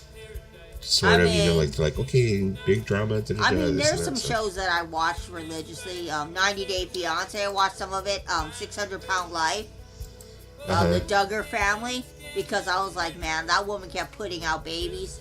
I really liked, for a bit of time, I was watching Dance Moms. But you know, the thing with my 600 Pound Life is like it's all been done before. Yeah. They've already done it all. I mean, there's nothing they can really do. Well, no, I mean, it's just they've already been on for so many seasons now. Yeah. It's like it's all the typical same story. But you know what they you have someone who can't stop eating. Yep. You have someone who has an underlying, you know, mental condition. The reason why they can't stop eating. You know, but it's always the same story over and over. But again. they always have a boyfriend or a girlfriend on that show. Those people seem Not to find always. love. I mean, that guy Steven. The worst one was Steven Asante or Shante. Oh or yeah, some wait, shit never like mind. that. He didn't, but a lot of them did. A lot of them did. Oh, that guy's a fucking train wreck. He's still around. He's still on the fucking internet and shit. He's still alive. Oh, I've that seen guy. him on. He has like one tooth TikTok. in his fucking head. He has like one tooth and that's it. You know. Do you? Yes, I do on YouTube. Like they go to like they'll say something like, "We found a mansion in the middle of nowhere that's been abandoned since like 1976 or something." And they go in there, they find like all these old magazines, like everything's like. Sometimes it's like curious to see how they leave these freaking houses. It looks like they like just picked up and left. Like they left their clothes. They left like. It's like, why the fuck did they leave like that? You know, because people will move out, they'll take their shit with them, but you like. Crazy. It's just like crazy. Like there's magazines, like everything looks like it's just like frozen in time. Like someone was sitting there, they left and just never came back. You know, weird. Like they went out for, you know, a burger and just never came back or some shit. You know, really weird. Like there was this one though that was really fascinating, which was this guy who went to a video store. There was a video store in this small city, and I guess the city had been like there was a flood that went through the city, so a lot of the properties, a lot of like the retail, you know, properties like that had been pretty much left. You know, what I'm thinking is the insurance companies probably paid them off for these properties and they just pretty much abandoned them, you know. But he went and he found this one that was a video store, and it was a video rental store, and there was like all these VHSs that were like from like the 90s. It was just like frozen in time from like the 90s, late 80s, with all these VHS cassettes, you know. And then he goes around to this other section, and there's all this vinyl, all these records and shit, you know. Crazy. Just left there. And like people were coming in and exploring, but they weren't taking anything. And I'm like thinking, shit, I would have been freaking like stocking up, like later, fuck that. I ain't leaving it here. You know? They need to revamp it as my 600-pound wife. Maybe it depends on how much money you got. Yeah. 600 pounds. Is that sumo wife? Sailing. I mean, it happens. It happens. Oh, that's creepy. Abandoned funeral homes. Ew. Hospitals, too. Yeah, some of them are real creepy. I don't believe that, Dusty, you would get that in other countries. Clearly, that doesn't happen. Not to the extent in America. Just curious. Yeah. Trucker kind of looks like Christopher Cross. What he does. Really? I mean, like, they kind of look alike. Maybe Christopher Cross, you have a son out here that you don't know about. He's Christopher Cross's long son. I mean, you know what else I used to watch, speaking of wife? Because, Kimber brought it up. I've been recently hooked on Wife Swap. I've been watching that. Where they swap the families. And 1 week they go to someone else's family, or like for a few days. And I've also been watching Celebrity Wife Swap too. Well, wasn't there like the famous one that was like that Christian lady? Was that Wife Swap, or was that some spouse or something? And there was also the Goth family. You remember that one? The Goth family on Wife Swap? Yeah. No, but the one that I thought was most that stuck in my craw, or the one that I actually remember the most, was the one with the Christian lady, where she was like, she did this total flip out when she got home. Yeah. You know, because she's all, that lady's not a Christian. Oh, you remember the one with the crazy family? And she didn't want to take the check and shit. Remember the one with the crazy family and the kid ended up being a murderer? No. Which one was that? I'm trying to remember. Like, it was let me see, Wife Swap, murder. It's a Stockdale family. What's the name of the channel? You know what? I'm not sure what the name of the channel is, but just look up abandoned properties, basically. I think Trish said one right here, Abandoned Central. I think that's the name of one of them.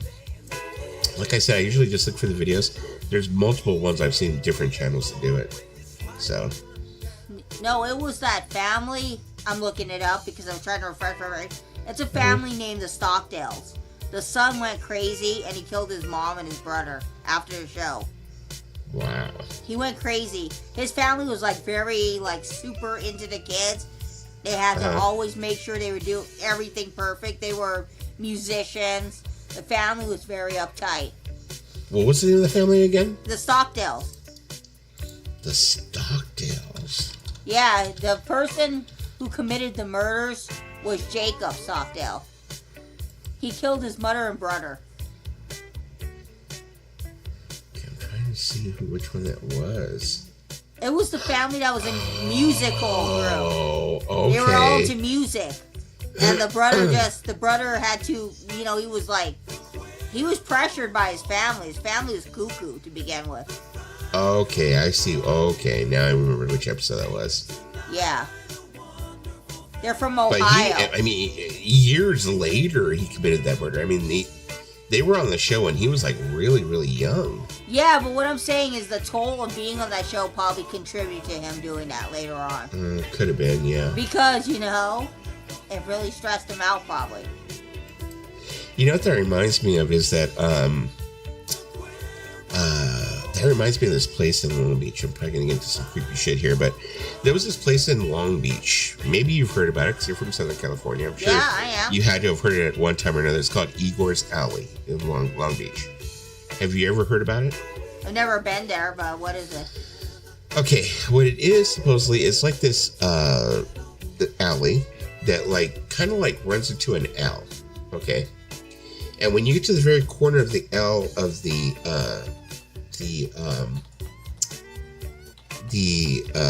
alley, there's a house in that corner, the cul-de-sac, kind of like a corner, and they have a garage that kind of looks like an old-fashioned barn, but like miniature. Ooh. You know. And above that, there's like this post that hangs over the top of it. Yeah. You know, this big post that like beam that sticks out from the top. And supposedly the way the story goes, if you look up the history of Igor's Alley, what it supposedly happened was it was kind of like the same situation like this kid. It was a kid who came home, went nuts, killed his whole freaking family, and hung them on this post. So what happened was when people were like pulling out of the alley in the morning to go to work and pulling their cars out, driving down the alley, they saw, you know, the mom, the dad, the little brother hanging from the post. Wow. And he had murdered them, like basically, like, you know, cut them open. I don't know. I don't know if it is or not, you know, but that's always been like the legend. I mean, so what we used to do when we were kids is they would tell us to run down the alley, and if we could walk down the alley, like it was kind of like this thing we used to do when we were kids. We were stupid. All right, we go down there at night, and our friends would wait on the other end of the alley for us and say, if you can walk through the whole alley, you got balls, or blah, blah, whatever, you know. I never fucking did it, but we had a couple other friends who would do it because supposedly it was haunted. You know, that you would get to that part of the alley at a certain time of night and you would see the bodies, you know, or you would hear them, you know, thudding up against the fucking wall or some shit. I mean, I've told the story before of how my sister almost bought this house in El Monte. And the house was so dirt cheap. And my sister's like, wow, this house is so affordable. I can afford it. And the guy goes, I gotta warn you about something. He goes, what? My sister goes, he goes, the reason why this house is so affordable is because the guy... Hey, Dwayne. The guy who owned the house previous to being on sale, he had shot himself in the head in the front of the house, and that's why the house was so dirt cheap, because he committed suicide. And my sister was like, yeah, I don't want the house anymore. You know, I used to know this girl. I'm not going to tell the story. I'm not going to say a word to her. I'm going to tell the story, but I'm not going to say any names. But what happened was, her father had killed himself inside the house. I think I had told you the story about this. Yeah, her father and how the family swears to God, and also certain friends we have that have hung out with her swear to God that they've seen him. They said that like this, that he will pop up, you know, and shit. And I guess like one time the family was having like a family party or something of that sort, and they said that he actually came from the back room where he killed himself, and they said they saw him as clear as like they saw anybody else. And they were like, you're dead. And he was like, okay, I'm like, what are you talking about? They're like, you're dead. You don't belong here, you know, type of thing. They're freaking out. Really unusual story, you know. But I always thought it was bullshit until she ended up having a boyfriend whose name was Ernie, who passed himself, actually, unfortunately. He ended up having a lymphoma, and he was about our same age. And this guy never told stories. He was not that type of person, you know. He was a very honest, truthful person. Never told any stories and shit, you know. And I remember one day he finally, like, was freaked out. He was like, I got pushed to that house, you know. And his story went, they were living in the house and he had killed himself because the girl that his daughter still owned the house, but she would never live in it herself after that. So she had let them stay there for cheap rent to take care of the place. So they were living there, and, you know, they were kind of, my friend who she was renting to was kind of freaked out about it, but, you know, because she knew the history of the house. But what happened was he was in the shower, and he said he was coming out of the shower, and he said he was coming down the hall, he was going towards the bedroom, and he said that he, like, heard like a tapping on the wall, or on the where you keep your towels and stuff, you know, the hallway closet. And he turned around and he said he saw the guy, and he said the guy ran after him and pushed him, and he flew into the bedroom door. And well, I'm not gonna say name, but my other friend you know, said that he saw him like fly across the hallway, boom, into the door. And I was like, what the fuck? And he's all, oh my God, you know, this happened. The guy just pushed me. I saw him as clear as day. And they moved out. It's like they ran out of that place. Amityville Horror style. You know, they ran out of that place, went back, sent other people to go back and get their stuff. You know, they're like, fuck that. I'm assuming they not remodeled the house, but I'm assuming. I have no idea, because I haven't talked to the woman whose father this happened, all this shit. You know, I haven't talked to her in like maybe a decade and a half, maybe like 15 years, you know, so I have no idea. But I mean, it was like some crazy shit. I mean, and it was like something that multiple people had talked about experiencing when it came to her. So I mean, she was also the one. I believe. No, I'm sorry, go ahead. I believe in ghosts. I just thought I'd tell you that. She was also the one. Remember I told you about when we found the baby ashes? Yeah. And all that weird shit was happening at my friend Andy's house? Yep. She was the same one. Just weird shit surrounding her. Just weird shit. I mean, just as weird, you guys weird. know, I believe in ghosts because, well, the house right here was haunted. Well, yeah, because we know that you used to get hit in the head with Nerf balls. By the ghost. I'm sorry, ghost. I'm sorry. I apologize. I don't believe in ghosts, but when I lived in Alexandria, Virginia, we had a ghost. Hey, what's up, Mike? I mean, I guess I could tell a story. So my dad... Hey, Mike, so my dad was deep in sleep, right? And the ghost that used to live in our house, the ghost who used to live in our house, one day he decided he was going to go choke my dad.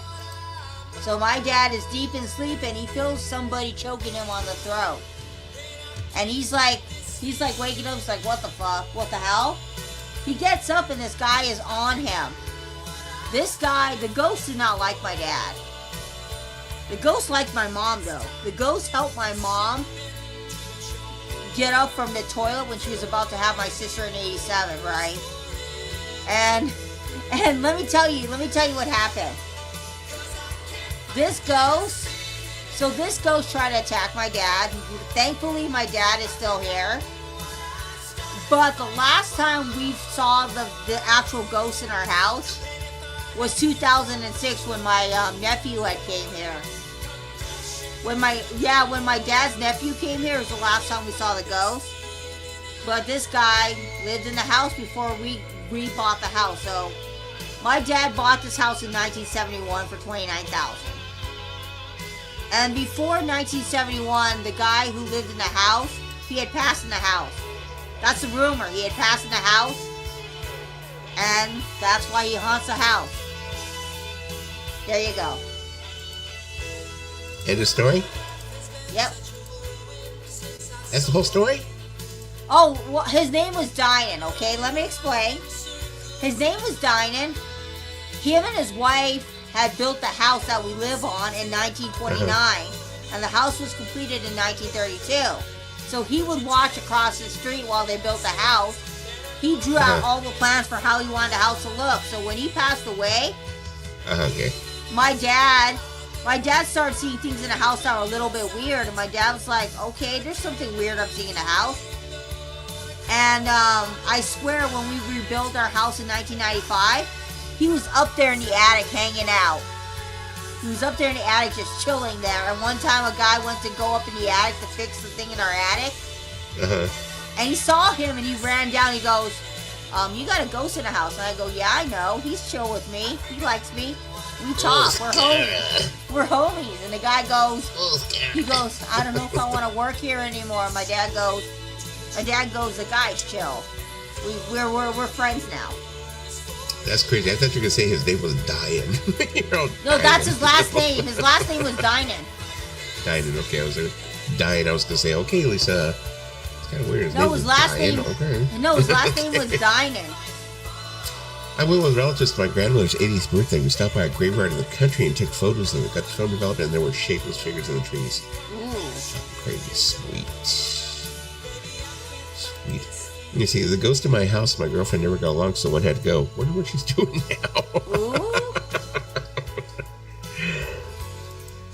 now. Look, maybe they will get Michael McDonald to replace Kevin Cronin in REO Speedwagon. Speedwagon. No, Speedwagon. It was a warm summer day, cloudy and no fog. Well, they say they're like shadows. They say they're like shadows, Definitely. right? They're shapeless figures when you see a ghost, because you don't really see their face. You kind of see like a shadow of a ghost. I've only seen this ghost maybe once or twice. Yeah. And he's just a very tall dude. Really tall dude. He was like at least 6 feet. And very skinny. Yeah, Lisa has her anti-ghost hood, though, so she... Oh, my God. You know? That way she doesn't have to see the ghosts. It's real simple. I sleep with the light on. I know that's weird, but I do.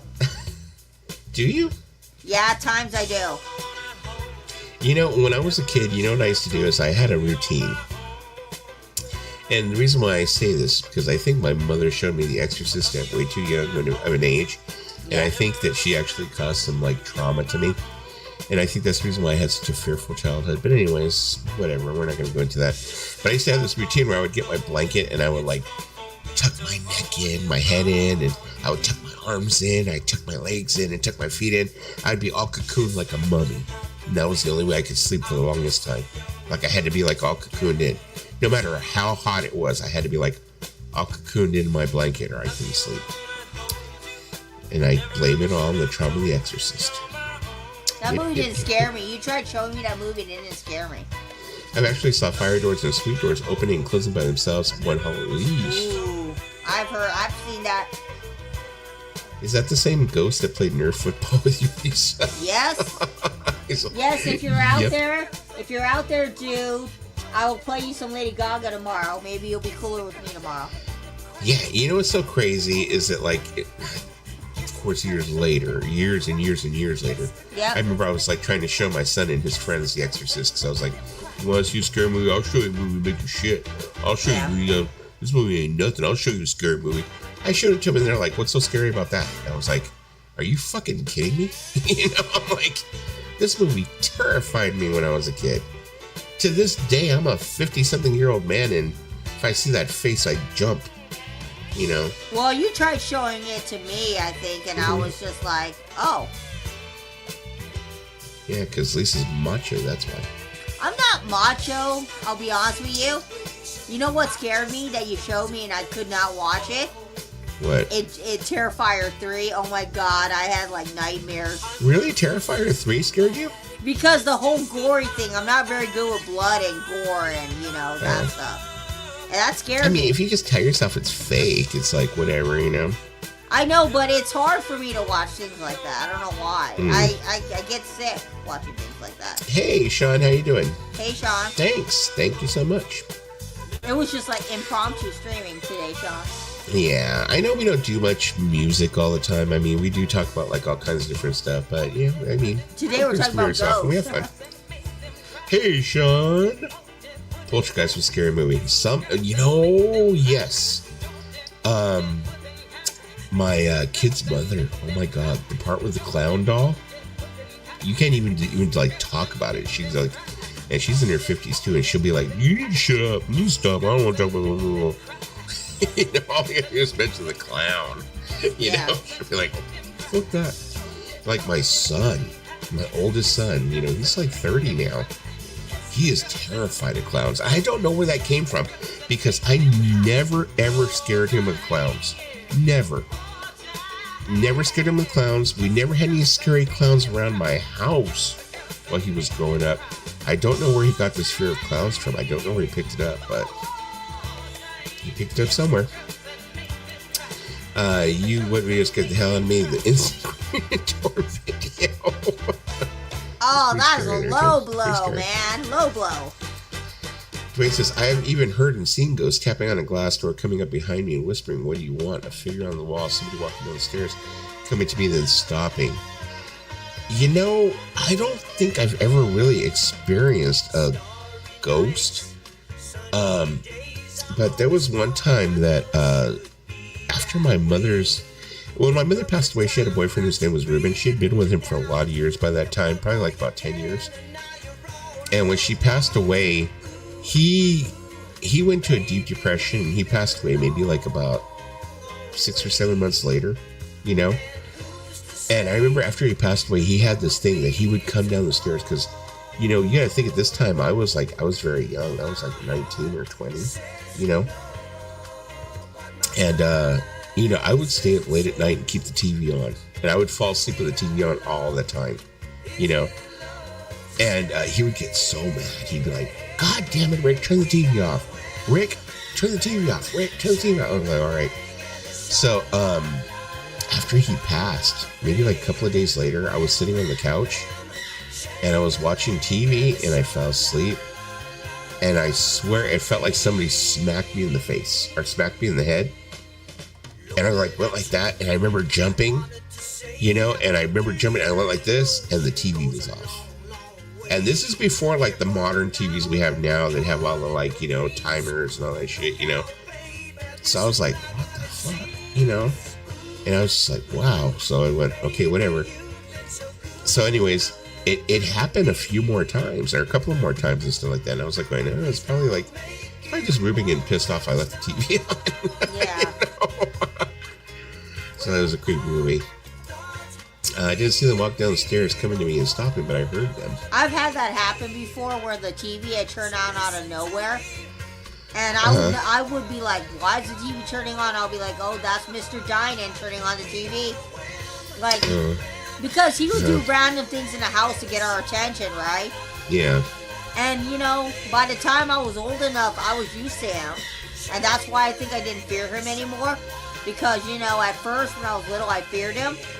But then after a while, I got used to him. I was like, you know what? I told him one day, I know that you don't like that we change your house, but I promise you that we will not change the integrity of your house. And I haven't seen him in like 18 years. That's crazy. Because because the house used to be wheelchair accessible for him. Because he had a wheelchair. So everything in the house had to be made tailored for him so he could walk. So before our house was actually what it was now, which is a fruit tree in the backyard, it was a horse stable. He had horses back there. It's crazy. Yeah, but him and his wife lived in that house until he passed away. He loved that house.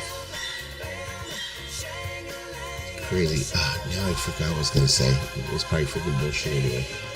Anyways. But yeah. Oh, yeah, that's what I was going to say. I don't know if I've ever told you guys the story. My daughter's godfather, his name is Kenny, and he grew up in Long Beach. He's a black guy. He grew up in Long Beach, and he was like all into the gang culture and had all kinds of friends who were gangsters and all this different stuff.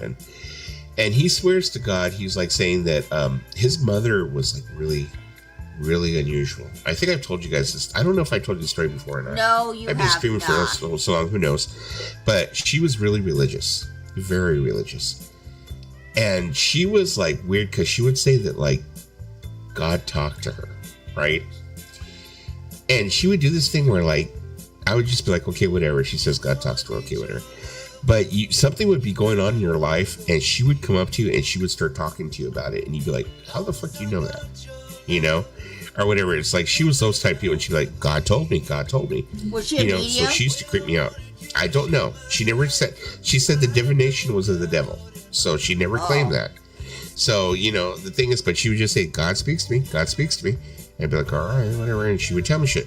So, anyways, her son believed very heavily. He was very into his religion, and his cousin, he had a cousin who was very close to, who got killed, of course, in gang violence, and that's when he kind of dropped out because he said a couple of days after his cousin died, he said that he had this dream, and he thinks it was a dream, but his mom says it wasn't, where he woke up and there was this little demon on the end of his bed, a little demon with a little top hat, and had these sharp teeth, and he said he was sitting there laughing at him.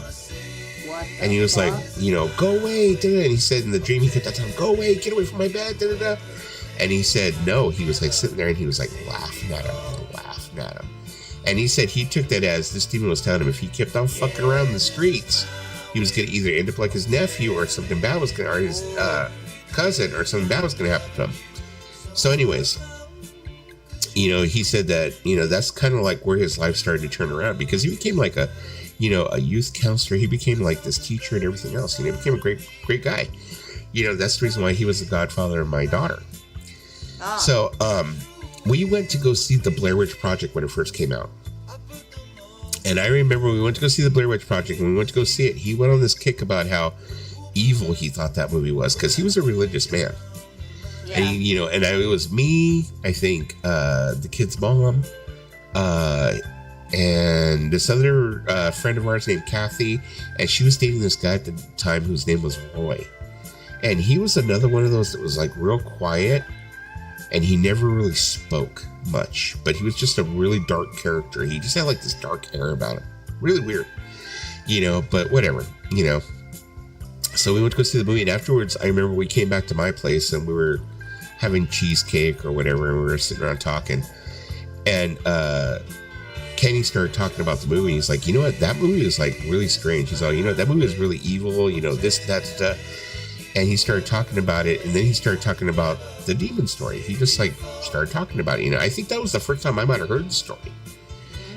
And he's like describing, he's like, yeah, there was this little demon at the end of my bed, and out of the blue, Roy, Kathy's boyfriend, who never says anything, says, did it have a little top hat on? What the fuck? Yeah, and Kenny turns around and goes, yeah. And he had really wet, sharp teeth. And he's like, yeah. And he was only about this big, right? He said, yeah. And he wouldn't stop laughing. No matter what you did, he wouldn't stop laughing. He's all, yeah. He's all, I've seen that demon. What the hell? Now yeah, and these are two people who have never known each other. What? They met that night. They've never known each other. It freaked the shit out of me. That like he knew all these. I was like, now you're gonna have me sleeping with my light tonight, man. Because I'm gonna think of fucking. Creep the shit out of me. I'm gonna sleep with my light on tonight. Thank you. Yeah. So but it is what it is. Let me go back on some of these comments. Some of these people. Let me see. Anyone ever seen that movie with George C. Scott, The Changeling? I have never seen that movie. I have heard about it. That one. I do. Actually, I should check that out. I've not seen it. Once around 5 o'clock when it was dark out, I heard high heels walking by. Then I pulled up my bed sheets over my face. Very scary. There's a similar story, somewhat like that. The reason why the Freddy Krueger character was introduced was because Wes Craven had a dream, or not a dream. He used to know this wino who would walk up and down his street, who was like all like dirty and whatever. And he said the guy would terrify him when he was a kid because he would go and he would like go in the trash cans. And that one night he said it was like maybe like middle of the night or whatever, and he heard him wrestling in the trash cans. And he said he looked out his bedroom window slightly, And he said he looked up at him. And he stared at him like straight in the eyes. And he said he was all dirty and whatever. And he said that kind of gave him like, it never left him, that image. And that kind of is like what he based Freddy Krueger on. Was that look. When I was a kid, I would wake up sometimes and my bed would be wet. Damn ghosts. Don't really believe in ghosts. Still, after my mom passed, I had a couple of things happen. Not scary, but just letting me know everything was okay. Maybe it was just my own way of dealing. No, I totally believe in that. Same thing happened after my mom passed. I was having like these weird dreams where she was popping into my dreams. Big time. Very vivid, realistic dreams. Yeah, where she was there. So, yeah. I totally understand you there.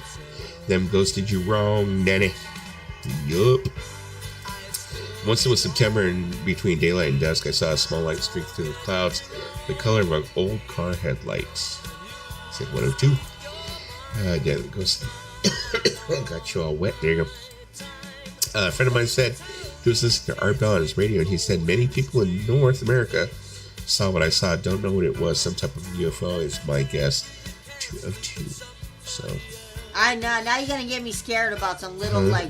The changeling is one I think. You're gonna get me scared because you think tonight. I think I'm gonna see some guy that looks like from Mouth. What is it? Trout mask replica. That's what I'm gonna see in my dreams. Lisa, I swear to God, you're like so out there. Well, because we're talking about one thing, and you're like. No, because if you look at the cover, that demon would look like him. If you look at the cover. I mean, I don't know. I mean, and he had a top hat. Yeah. Look, let me show you guys. He had a top hat in the cover too. Oh, I done used to pet out a restaurant. Oh. I mean, look at this cover.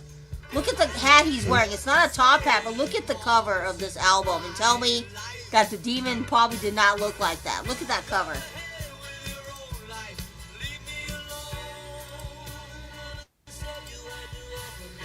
Oh God, Trout Members. I'm sure everybody hears that. I don't know how to pull this over while I'm playing the music, so I'm pretty sure everyone has seen the cover of Trout Mask Replica. So there you go. I mean, that album in itself is not a good album. I mean, I don't know what the heck he was thinking, but I'm just saying he had the hat on, so it made me think of that. The only movie that kind of freaked me out was the original Exorcist. Mostly I find horror films unwatchable, although I am a fan of the Evil Dead series. I really, really enjoy horror films. It's very, very rare that I find a horror film that will scare the shit out of me. Because I think I saw The Exorcist at such a young age. And to me, that's always been the ultimate. So, like, every other horror film after that has been nothing, in my opinion. You know, so I can watch a horror movie at, like, 1 o'clock in the morning by myself, sitting in the dark, and just, like, not even be fazed. But The Exorcist, you can watch The Changeling for free on. Really? Okay. Sweet. Oh. I'm going to copy that. I've never seen The Exorcist. Tonight, probably. I've never seen The Exorcist. Is that movie scary? Seen what? Never seen The Exorcist. Is it scary? You've never seen The Exorcist in its entirety? I mean, I've shown you, like, you know what, though? What I showed you was the main scenes. But, to be perfectly honest, you have to watch... It's a William Friedkin film, so you have to watch the whole movie in its entirety. Yeah. Because you have to see the whole build-up to that. So, maybe that's the reason why you kind of didn't get the full effect. Because I just threw you right in the middle of the whole shock scene. Yeah. It's like the terror that builds up to it, I think. Yeah. Type thing. Oh, it's my song. So, The Changeling is great. Have it on Blu-ray. Yeah, I gotta check that out. Yeah, but like Lisa was saying, Terrify scared her, and I was kind of like, well, Terrify, I found it was entertaining. It was funny. It was like, it was so over the top, with the violence and the gore that, It scared me. You kind of like, it's kind of funny. You're kind of like, no, gore scares me. I had a nightmare. Like I remember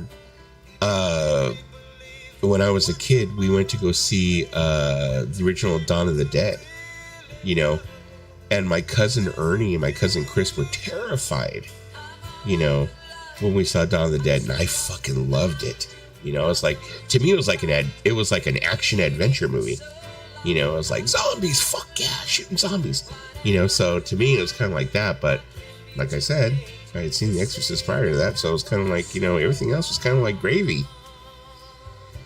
You know, Tim said, I must be weird, but I like films about people who love and care for each other and mostly don't go around killing other people. Okay, so you watch Titanic all the time, Tim?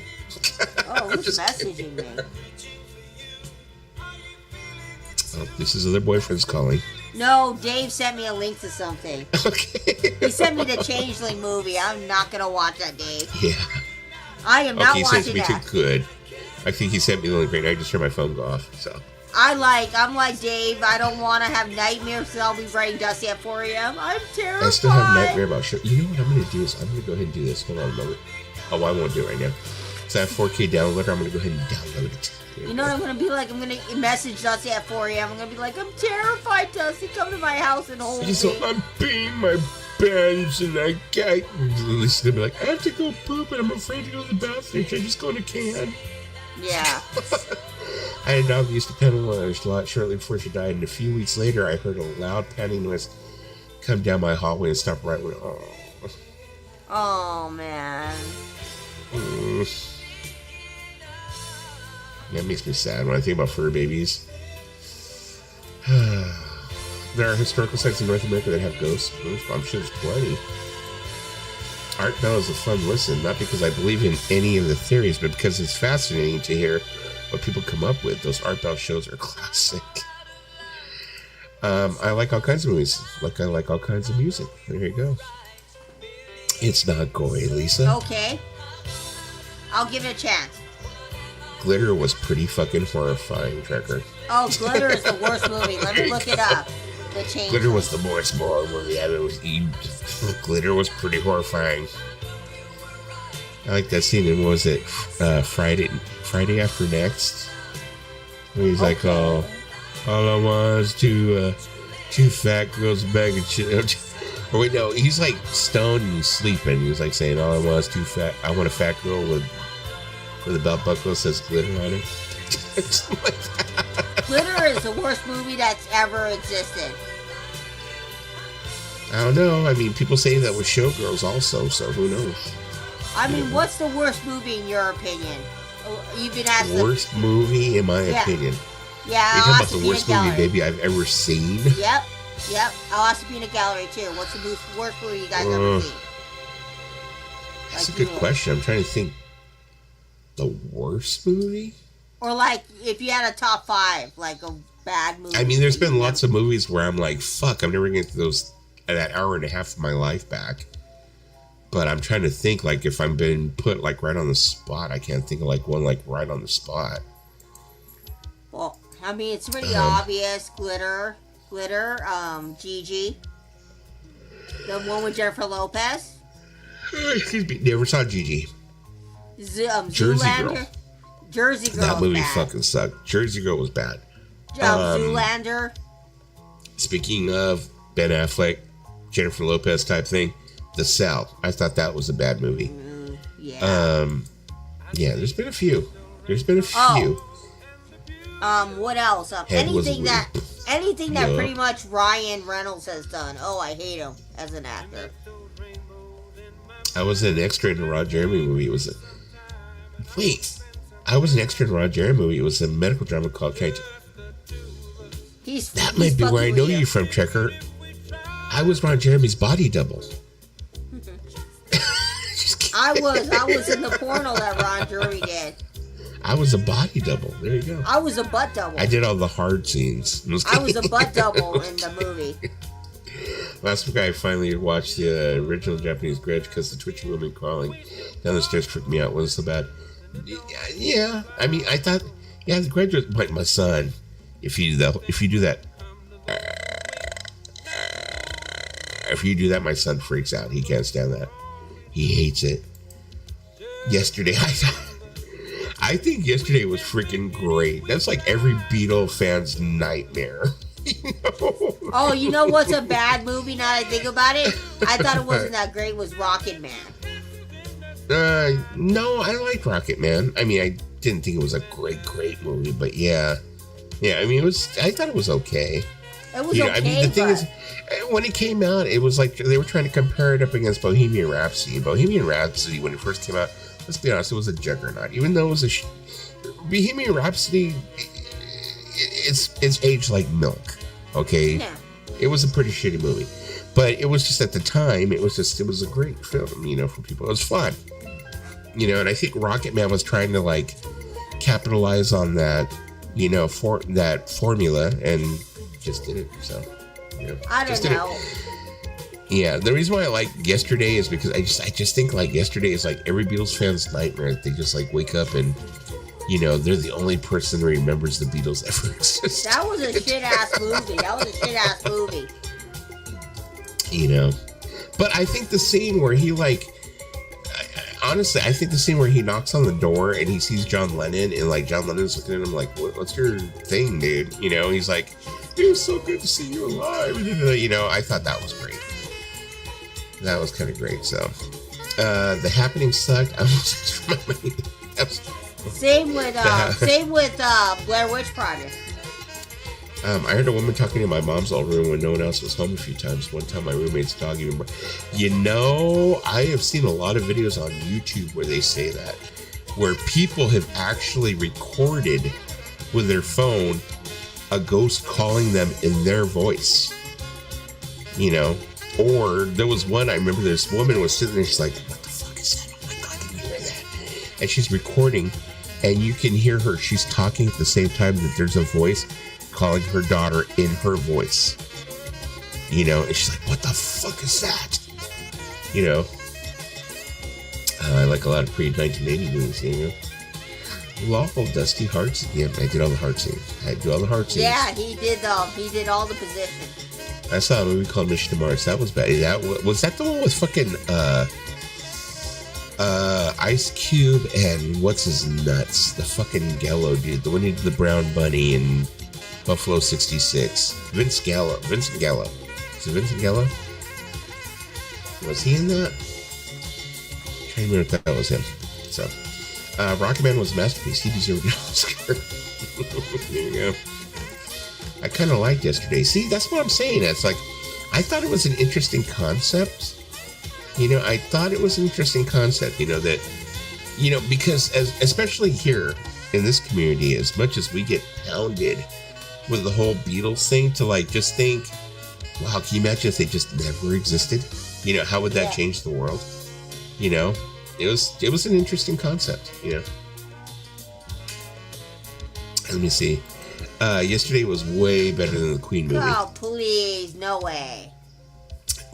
Thing is, like I said, Bohemian Rhapsody was just, that movie I think was great for the time, but I don't think it was a great movie. I mean, is it the greatest movie ever made? No, but is it better than Yesterday? Yes. In my opinion, yes. Let me see. Okay, I take back my answer. The True Terror. Oh, that's my sick movie. That movie got me through COVID. What are you talking about? That is a horrible movie. I'm telling you, man, a couple times I had COVID. It was that and the freaking Sopranos. It was that,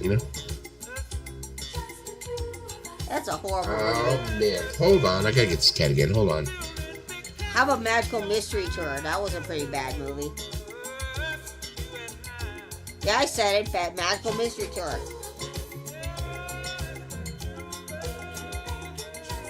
Think about it. Magical Mystery Tour. That was the worst Beatles movie that they did.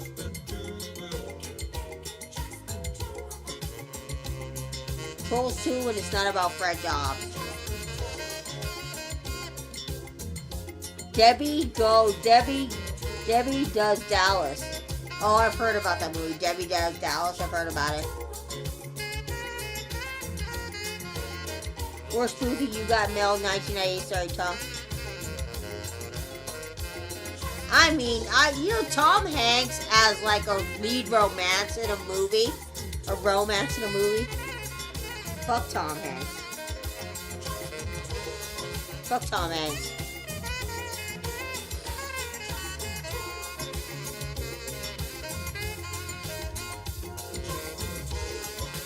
I mean, if you think about it, if you really think about it, Lisa does on me, if you think about it, Tom Hanks like, on his own, Tom Hanks is an actor.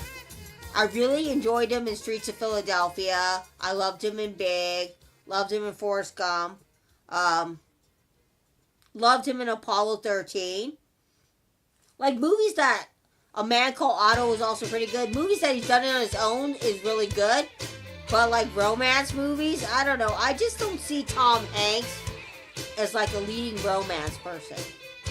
You know, Tom Hanks just doesn't scream, hey, I want to bang him. Or, like, hey.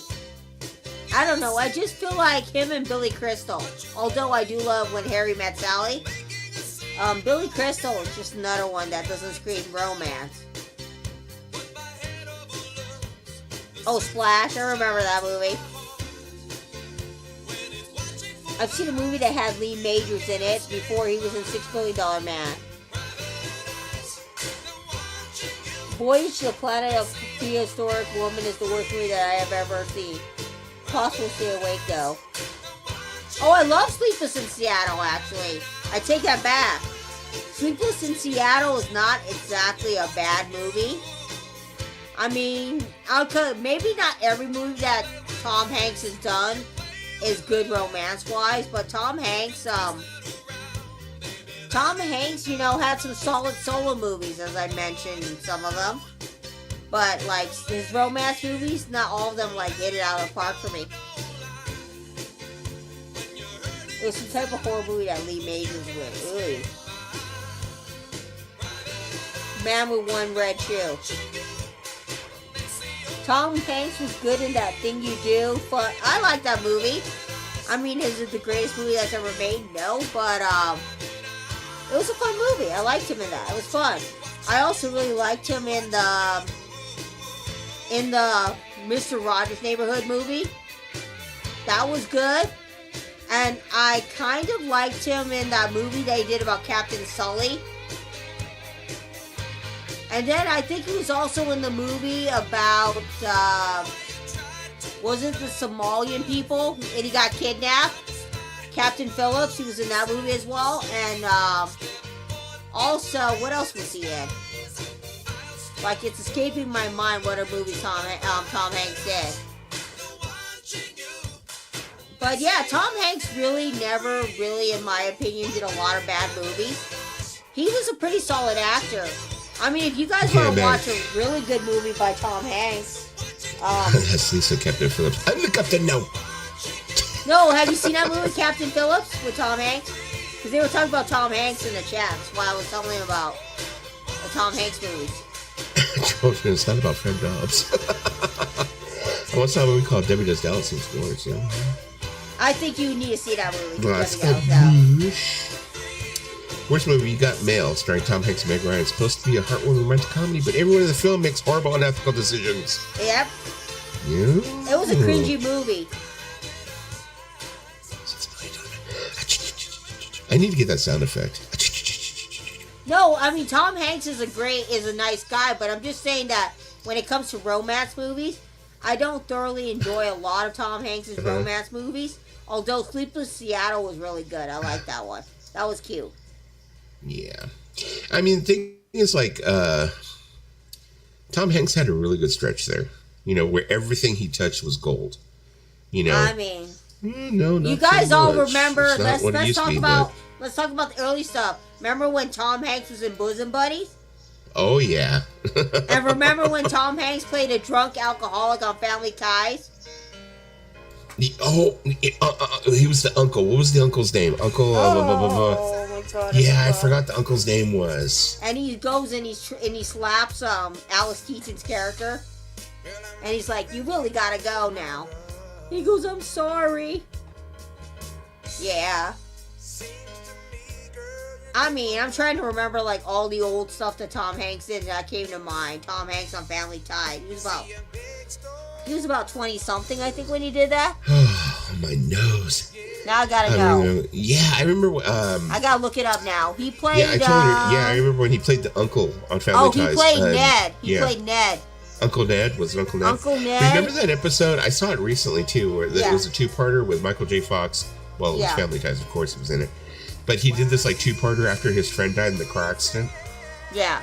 and he's supposed to be talking about he's supposed to be talking to the therapist, I think it is. Yeah. And he's going back over his life, but they totally switched from it just being the TV show. It turned into this whole thing where it was what do you call it, like a one-man show almost. Yeah. And he's doing this almost like a play, I mean, there are some... freaking awesome. I think he won an award for it, I think. I mean, there are some episodes that will always cement down in Family Ties history, like the time when Alex took drugs. The time when we find out that one of Mallory's uncles is a creep. And then you see the scene where Elise is strangling him on the telethon. Yeah, and of course, the episode where Tom Hanks becomes a drunk. And there's a lot of other episodes of Family Ties that are great. Oh, that scene in Philadelphia where he does that whole monologue where he's explaining the opera to Denzel Washington. Yeah. When he's listening to it. Fucking amazing. That movie, The Streets of Philadelphia. Of Philadelphia is a great movie. Of course, the soundtrack with Bruce Springsteen's song is fantastic. I think, there are some shining moments when it comes to Tom Hanks. The last movie I thoroughly enjoyed from Tom Hanks was the one that he did about Captain Sully. I like that. I thought it was a good movie. The thing about Philadelphia is totally it's a time capsule. If you visit it now, it takes you right back to that time when AIDS first came out. Yep. Because Denzel Washington, remember where when he turns around and tells him when he goes to go see him, and he talks to him about the case, and then he says, I have AIDS. Denzel Washington's looking at everything on his desk that he's touched, and he's freaking out, and he's like, get me into the doctor right away. I want to see my doctor, and da-da-da, and he's saying, you can't get AIDS just by touching him or being touched by him or da-da. But it's like a total time capsule of how ignorant people were back then, I mean, he had a good run because Philadelphia, he won an Oscar for that, and then he won an Oscar for Forrest Gump. Yeah, like I said, he had this run that was just and then he was nominated for gold. Apollo 13 as well. I think, the thing about it is if you're going to go and visit Tom Hanks' discography, obviously you want to see Philadelphia and you want to see Forrest Gump. They're totally two different subject matters, but they both are wow. When you watch them, you're like, wow. Tom Hanks really embodied a role of both of those characters. But if you guys want a fun movie, watch Big. Oh my God, Big is I love Big. Oh, the two-parter where Michael J. Fox fell in love with his wife. I did too. Oh yeah, Tracy Pollan. Oh yeah. My first boss and I loved that thing you do. We spent the summer at the store learning the songs on the soundtrack. We worked at an instrument shop, so we played the guitars. Cool. I almost bought that vinyl, but I didn't. I had never seen the movie.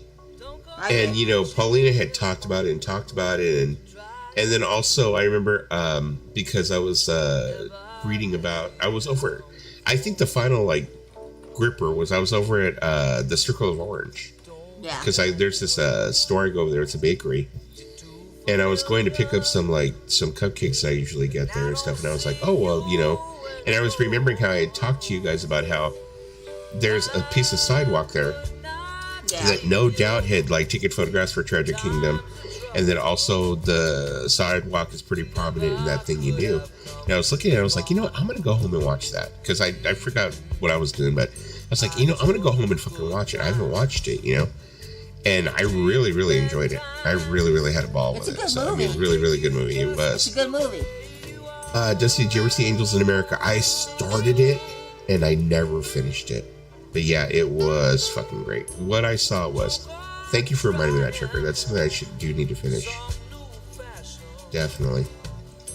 Lisa, you've seen Castaway, right? Another good Hanks. Yep. Yep, I've seen that one. Mm-hmm. I've seen that movie.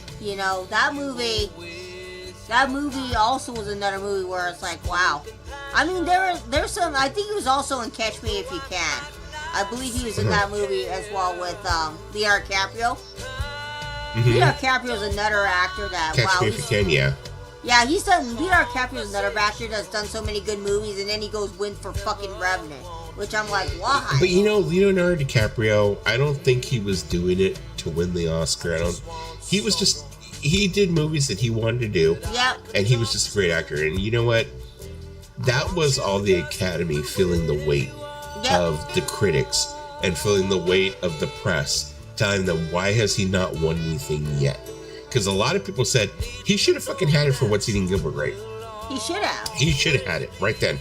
No matter how fucking young he was, he should have fucking... Let me see what year that was. Then. You know? But all these years, you know, he never got shit.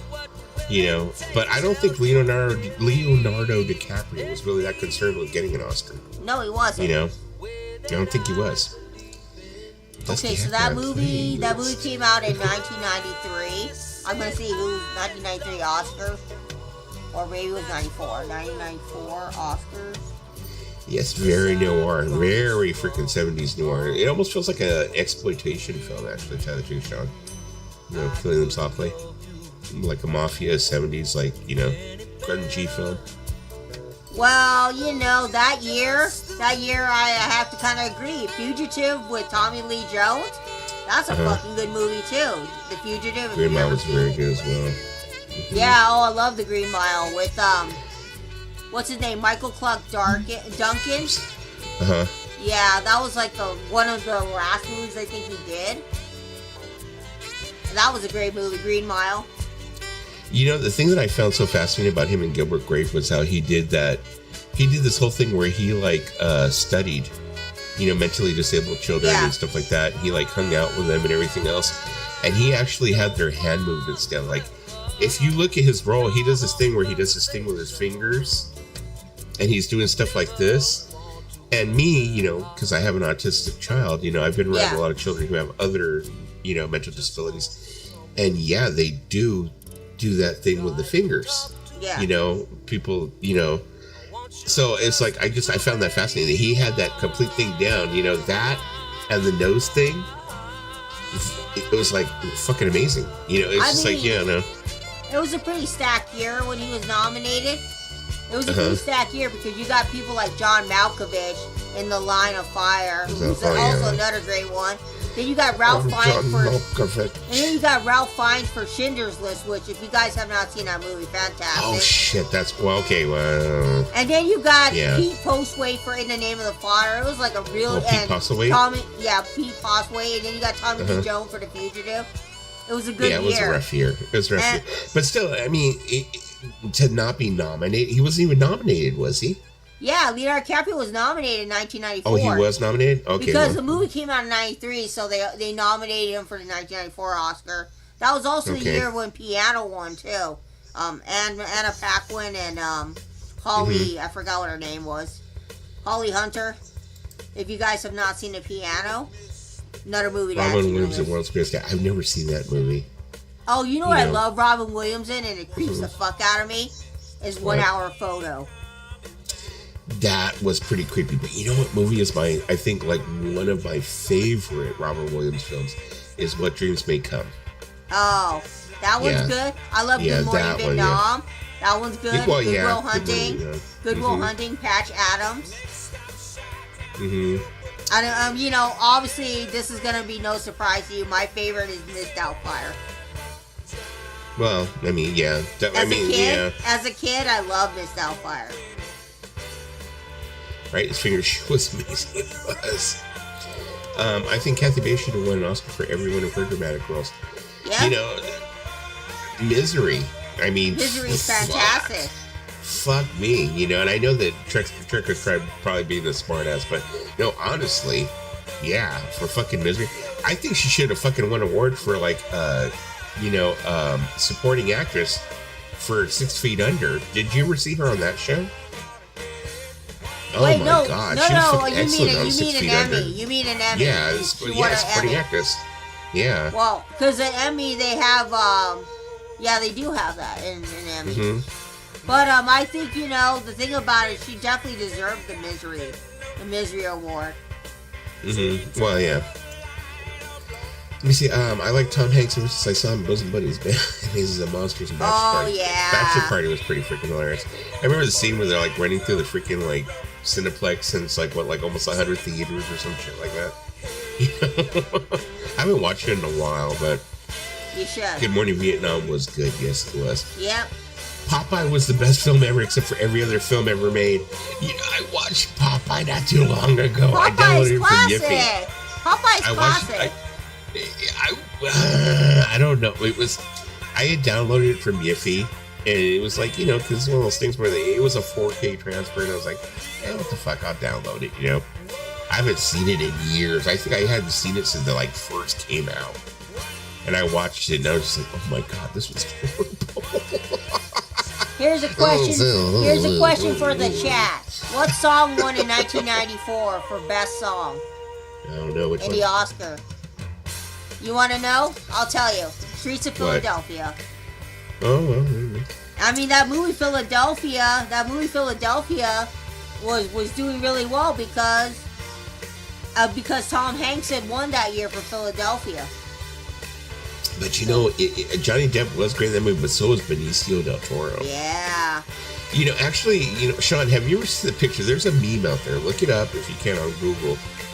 Type in, and it's John Cusack, Hunter S. Thomas, and Johnny Depp. This woman, I swear to God, this is fucking hilarious. I guess this woman was on Hollywood Boulevard at like 3 o'clock in the morning. And she freaking turned around and like pulled up at a red light, and she looks over in the car next to her, and it's fucking Johnny Depp, John Cusack, and Hunter S. Thompson in a car with a fucking blow-up doll. What is that movie that Johnny Depp? What's that movie that Johnny Depp was in?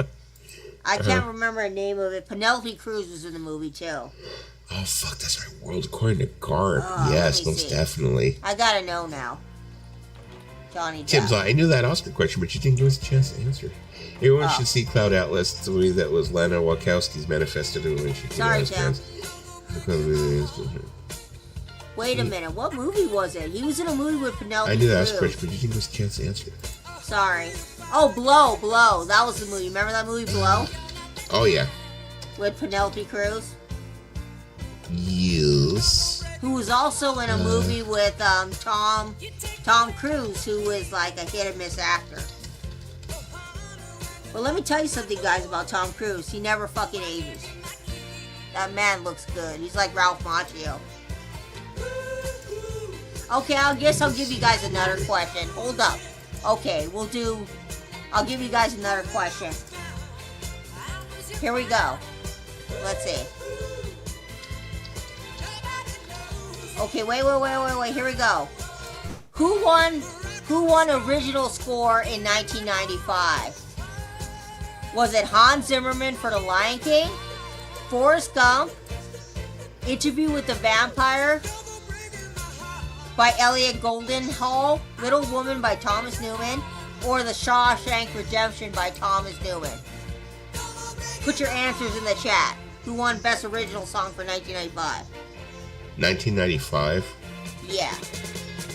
I know the answer already. Giving you guys a chance. John Malkovich creeps me out, to tell you the truth. Yep. I'm John Malkovich. Yeah, he kind of creeps me out. Yeah. Last movie I saw him in was Warm Bodies, where he played like the dad of the zombies' love interest or whatever, which, I mean, Warm Bodies was a fucking horrible film. Yeah. But whatever. Nicholas Hoult couldn't yeah, that's the last movie I saw him in. Blow, another movie Dusty to the Heart. Well, wow. Somebody's got to do, I'm a SAG member, and it's not because my weenie does. I'm just kidding.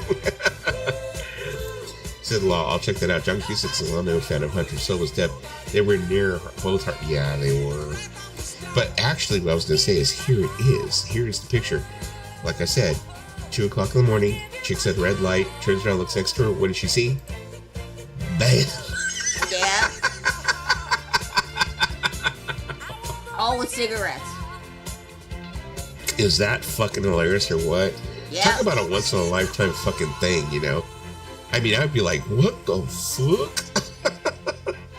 I'm like, was that John Cusack in Introduction?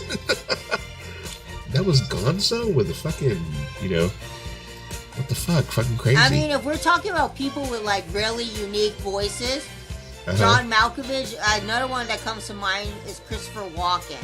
He has a really unusual voice, I think. You know, I don't think it's so much that he has an unusual voice. I think he just has an unusual way of the way he says things. His pronunciation is like really unusual. He's another one who's a great fucking actor. I mean, and you know who else is really creepy, but creepy looking, but a great fucking actor is Willem Dafoe. That guy has just a weird, unusual face. yeah, he does. He's another one who's got a creepy fucking face. Like his eyes in some pictures is like bulging out. Zombie Force 1, if I had remained invisible, the truth would stay hidden. I couldn't allow that. Yeah. I mean, I've not seen Cloud Atlas, but every actor under the name is in that movie. Yeah, it's one of those, like I said, I have it on my hard drives, and I think I had started to watch it, but it kind of didn't hold my interest, you know? Yeah. Sometimes I think with some movies, I'm not saying that movie in particular, but some movies, if it's like way overdone, you know, or it's like the production value is like just too much, it loses my interest for some reason. I remember one time I said to my dad, "Oh, we gotta see this great movie." So on Netflix, I put on, you know what I put on for my dad? You know what I put on for my dad? And my dad was like, "This is a fucking weird movie. There Will Be Blood." The movie with Daniel Day-Lewis and they talk about the milkshakes, and it had the milkshake scene. And my dad's like, "This movie's fucking weird, but I like it." But Daniel Day-Lewis, like I said, in that movie, he's just so fucking over the top. He's like an exaggerated, you know, fucking, you know. You got him and you got his Paul acting's Dano. Exaggerated. You got him and Paul Dano, and it's like, wow. And that's why I thought it was like so funny they made fun of him on Saturday Night Live when he's like, "Where's my son?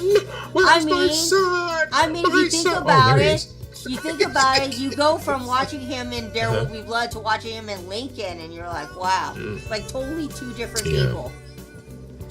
Well, the thing is, I think the character in There Will Be Blood was supposed to be over the top. Yep. You know, and I think the character in Lincoln was subdued. Yeah, subdued. I mean, he's done some other movies. I think he was in some. I can't think of other movies that he was in. He won an Oscar for. Let me look him up. Yeah, because Lincoln. I mean, we don't really have. There's no like recordings of him how he talked. No. You know, all we have is like what people have said. Oh, in history. Yeah. I remember that movie, Age of Innocence. Oh, In the Name of the Father. Oh, that's a good one, too. And a lot. Well, what about My Left Foot? That was him too. Yeah, that's a good one too. A Room with a View. Oh, that's fucking fantastic. I've never seen A Room with a View. Well, you know, it's a lot of his movies are just like when you watch him, you're like, wow, that man really can act. Good night, Trish. Good night, DJ Trish.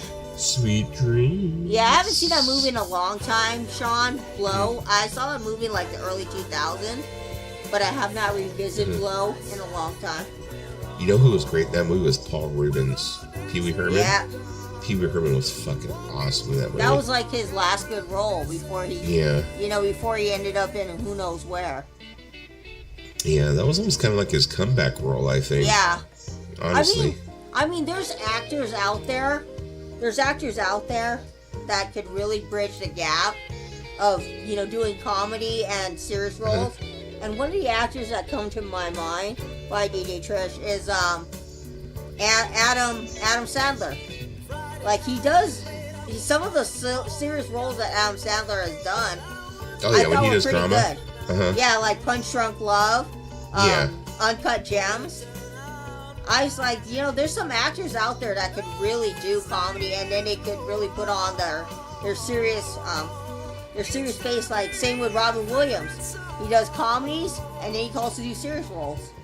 Now, the thing that I remember hearing, anyone who's in the chat, go ahead and correct me, but that knows about film, I remember always hearing that comedy was supposedly supposed to be harder than drama. It is. And that actually doing drama was almost like, for most of these actors, like a vacation. Like when they do drama, it's kind of like, oh, well, I can kind of, they can pull back a little bit. Like they don't have to be as intense and when they do drama. Because I remember Jim Carrey.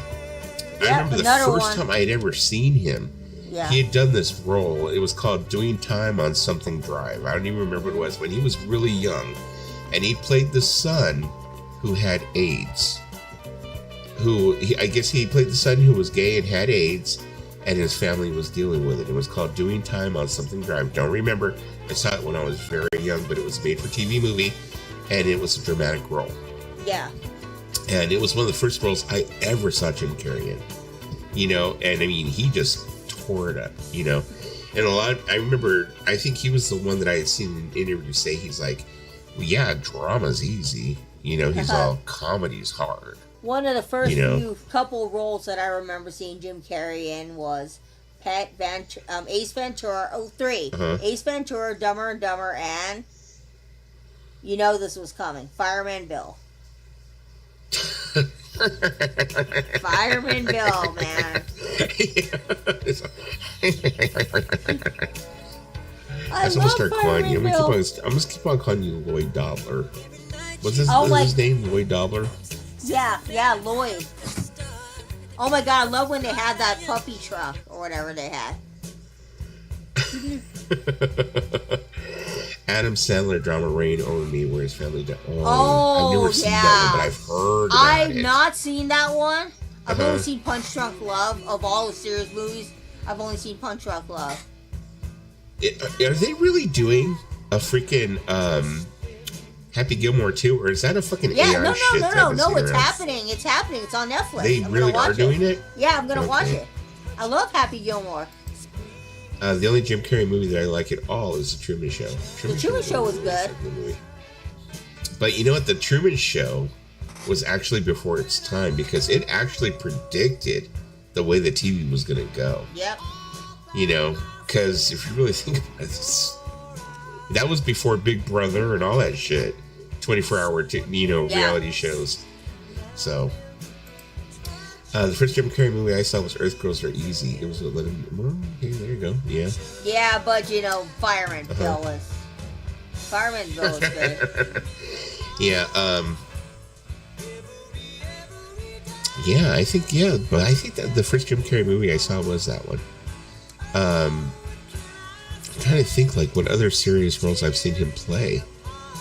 I don't think I've really seen him play any other serious roles except for like when he's in the middle of a movie and they have a break where he does a serious scene. Oh no! Like in Liar Liar. Or... Let me think. I know there's another movie he did that was a serious role, and I'm looking it up right now. Not Matt. Oh, Eternal Sunshine. Eternal Sunshine of the Spotless Mind. Oh, that was a mind fuck when I saw that movie. Well, that movie, if you've ever gone through a breakup, that movie, that will fucking put you in tears.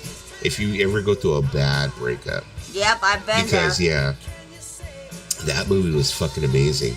And Michelle Gondry who did that movie? I think. Let me see. Was that the director? The director of that movie was Michelle Gondry. Yeah. He does like this whole surreal thing. I mean, the fucking movie was just amazing. I mean, it was like this whole surreal thing where you like felt like you were in a dream. It felt like a dream. Like, it's crazy. He was also good in Pixie Got Married in the first movie I saw here. Sweet. I love the Spinal Tap, and I think they're doing I just heard it's going to make a sequel now, but we will see. But if you think about it, Tim, it's like thinking about it this way. There's like so many bands that were from the 80s and like that are still around, right? So I think it might be kind of fun to see them because they're like, how old are they now? Are they in like their 60s now? Maybe like mid 60s? We have a lot of bands from the 80s who are the same age who are still touring and shit, doing this stupid shit. You know what? I'm going to see that movie. I think it might be exactly that's what I'm saying.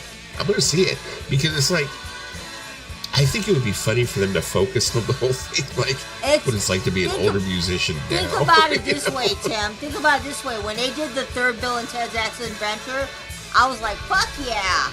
I was all hyped about that. Because I think, the third Bill and Ted. I didn't like it either. I didn't like it much either, but you know what? I watched it anyway. But I just think that we got to give this a fair chance. It could be really good. I heard Paul's going to be in it, your favorite, McCartney. Oh. No. I just think it's going to be hilarious to see them because they're going to be playing like these 60-something-year-old freaking musicians or, 60-year-old band members. It's just, I just think it's gonna be funny. They're gonna be like, how old's Harry? I mean, if they do the whole like reunion tour tip, like they're like, oh, we're gonna go out there and do it one more time, or some shit. That's gonna be fucking hilarious. What? Harry Shearer's 81? No fucking shit. Get out of my fucking BJ. He's 81? No way. Groovy. No way. He's 81? Fucking shit. Oh, sorry. I'm having a moment, guys. Yeah, exactly. A Spinal Tap sequel would be... The reason why I say it'd be interesting to see is because we go and see these bands that have been around for like freaking years and years and years, and they're around the same age. You know, so it's like, I think it'd be interesting and funny to see like Spinal Tap like make fun of that. Like these bands who like, they just won't pack it up. Can you just imagine Greta Van Fleet? They can make fun of Greta Van Fleet. No. Yes, that's my problem. They are too old. You're never too old to be in a movie. Well, Harry Shearer is 81. How old are the other guys? I don't know. But I don't think they're too old to make a movie. I mean, Tim, as long as they got the libido to do it.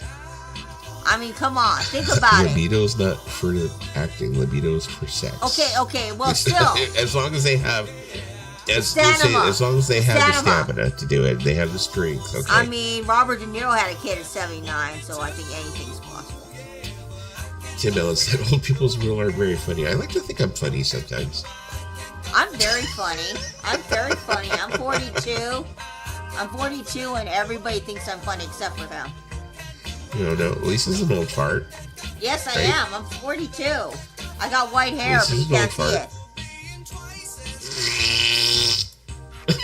I'm telling you, there have been people that have asked me how big my butt is because they've seen that picture. Say very big. Very big. That's what it is. You know what I say? I say my butt is fun size. It's a lot of wontons. When it's a full candy bar. When you go to Trick or Treat, you get a full candy bar. Multiple wontons, multiple egg rolls have gone into like producing that. So there's lots of rice in there. I mean, I that's one thing I'm proud of. I'm not gonna sit here on stream and be egotistical, but I like my butt. That's one thing I'm proud of. Let me see. Christopher Guest, I believe that's who it is, was basically modeled after Jeff Beck. Yeah.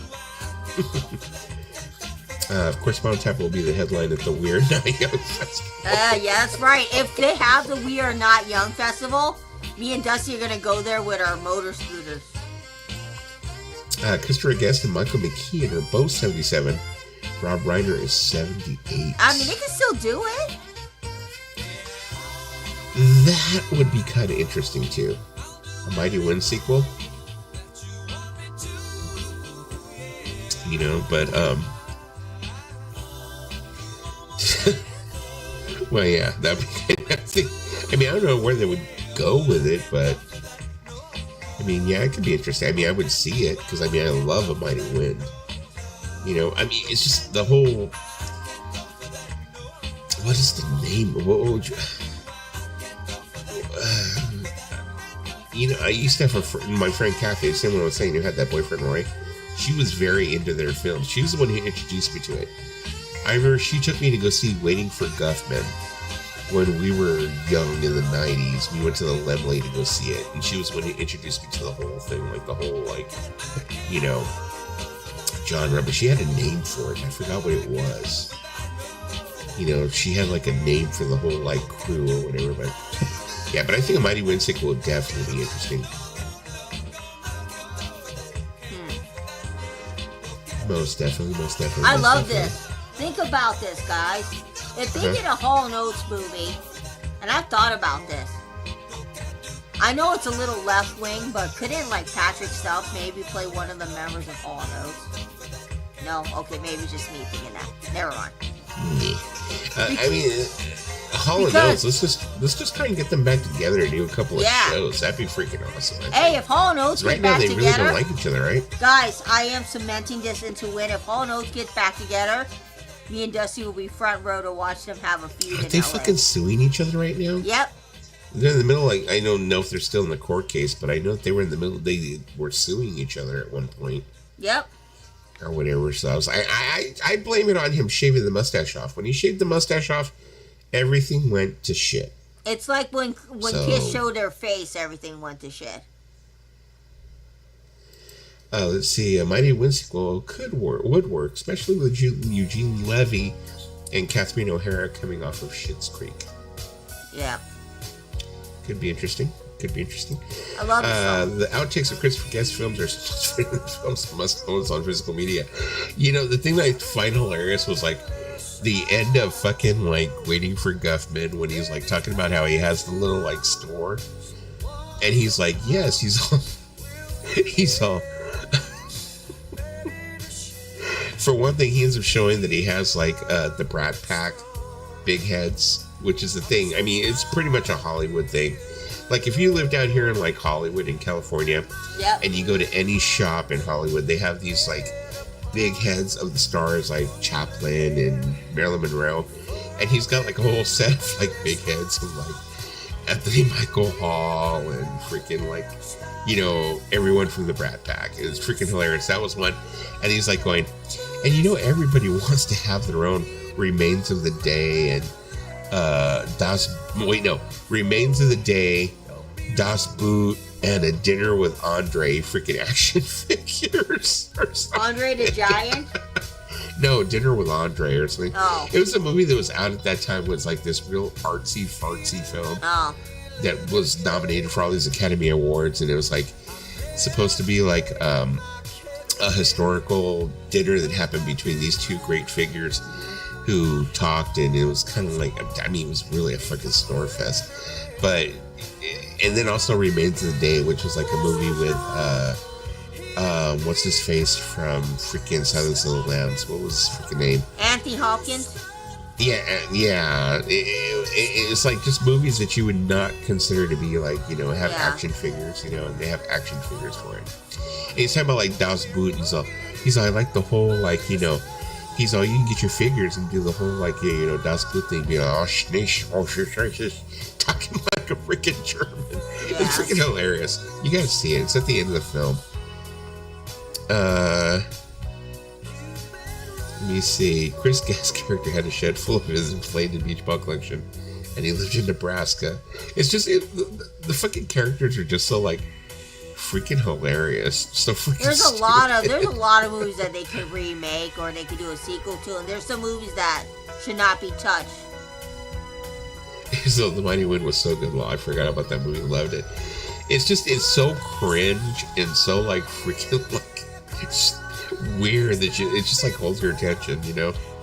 But yeah, Mighty Wind is like, if I'm in a bad mood or I'm having a bad day, I can watch Waiting for Guffman and The Mighty Wind, and I fucking our best in show, and fucking I feel great. I'm just like, all right, I'm just making dinner. I'm good, you know. Yeah. The hardest part about seeing this is Spinal Tap is seeing these guys play square roles in other movies. Yeah, like in The Mighty Wind, what was the name? They were the Folksmen. They were the Folksmen? I think it was, or some shit like that. Which I thought was hilarious because, I mean, anyone who's a Spinal Tap fan or is a fan of like that genre of the films, you know, as soon as they saw them get together, you're like, it's fucking Spinal Tap, you know. I mean, Harry Shears. Yeah. Harry Shears does a lot of the voices for The Simpsons. Uh-huh. He's done, like, he does, I think, Reverend Lovejoy. He's done, he's done so many characters. He's done, who is it? Burns, I think. He's done so many. Yeah. I mean, it's kind of interesting to see that, you know, to see all the different things they've done. And Christopher Guest is married to Jamie Lee Curtis, who in her own right is a great actress as well. And also, you have to think about it. Harry Shearer, at the end of that movie, you know, when he comes out, that he's like, you know, I realized I was a woman, you know, and and he does the whole trans thing. It's like, that was way before its fucking time. Yeah, way before its time. You know, crazy. You know, even though he isn't really trans, but still, it was just like way before its time. It was like totally crazy. You know, it was like, people were like, what? Think about it. What? If we think about it, that might have been one of the earliest trans representations. Yeah. The Folksmen were even the musical guests on SNL once. Let me see. Michael McKean will always be leaning in school. You know me. Exactly. I mean, have you seen that? Have you seen that thing for SNL? The 50 years of where they show all the musical artists. Well, we watched it, remember? No, there was another one that came out where they had these people perform for 50 years of SNL. Oh, no, I haven't. You know what? Yeah, I downloaded, but I haven't watched it yet. Yeah, I know what you're talking about. Yeah. I saw bits and pieces. Like, I watched some of the main performances because people were talking about, the ones that had the buzz, rather than like when people were talking about like the Paul McCartney and stuff like that. So I watched a lot of like the main ones. So I was like, okay, let me watch those. But no, I didn't watch the thing as a whole. No, but a lot of people are bagging on Paul McCartney's performance. But I thought it was he did not do bad. I mean, I don't know what people were expecting. It's like, I know Visible Ray came in. He's like, it's horrible, and I was like, Visible Ray, it's not that. The thing is, the man was trying to the man has performed in many episodes of SNL as a musical guest. He was like fucking like supporting the whole 50th anniversary of their music. It's like, let it go, dude. It's like, he did what he could do.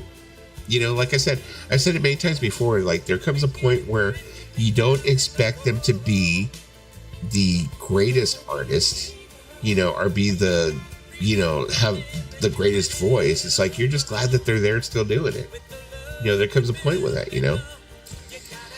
We see, The Mighty Wind was great because it comes close to reality. Same as Spinal Tap, it just hits home. I have to disagree with you on that, Lisa. Sadly, the earliest trans representation films were actually horrific. Well, we know that, but I'm saying it's just like, it was one of the earliest that were like, kind of like, it was positive. Even though he wasn't trans, it was positive. It was positive. I wasn't talking about it I know that some of probably the earlier stuff when it came to trans people were probably horrific, but I was really saying in a positive note. Although some people could say that he was making fun of it because it was for jokes, it was for laughs, so there could be that negative connotation. I mean, if you think about it, what is the best representation of a movie about trans people? If anybody can think of one, what's the best representation? I mean, they have that show with Jeffrey Tambor or whatever his name was, where he played a trans person, and I can't remember. Yeah, I mean, I just don't really think that the trans community would be happy about any representation unless it's done by an actual trans person. That's how I feel. That's how I feel. I understand that. So that's how I feel. It's like the same with the autistic community.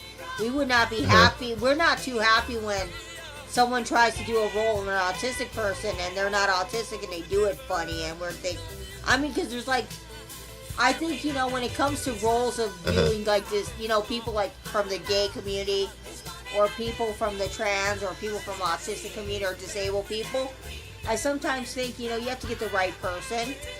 Well, because you feel like they're doing an impersonation is what it is. You feel like they're doing an impersonation or they're doing a parody of, But Hugh Dancy in the movie Adam, I thought that was a good representation of autism. Adam. It was pretty good. It was pretty good. It was good, and also I liked Atypical as well. That was good. McCartney wasn't nearly as bad as he has been on other occasions. No. The thing is, I remember when people were talking about him, I think he was going to play at Nebworth a couple of years ago. Yeah. Remember how that fucking had the whole vinyl community in an uproar? Yeah. He's going to be freaking horrible. Do they not realize that at Nebworth, he's going to have to, be I mean, people were just like going off on that shit. It was like, just let the guy play. Yeah. What the fuck? People were like, really like fucking foaming at the mouth about that shit. And if he fucks it up, I'm like, so what, man? He's Paul McCartney. He can go up there and fart in the fucking mic and be happy. Fuck you. The man's done everything.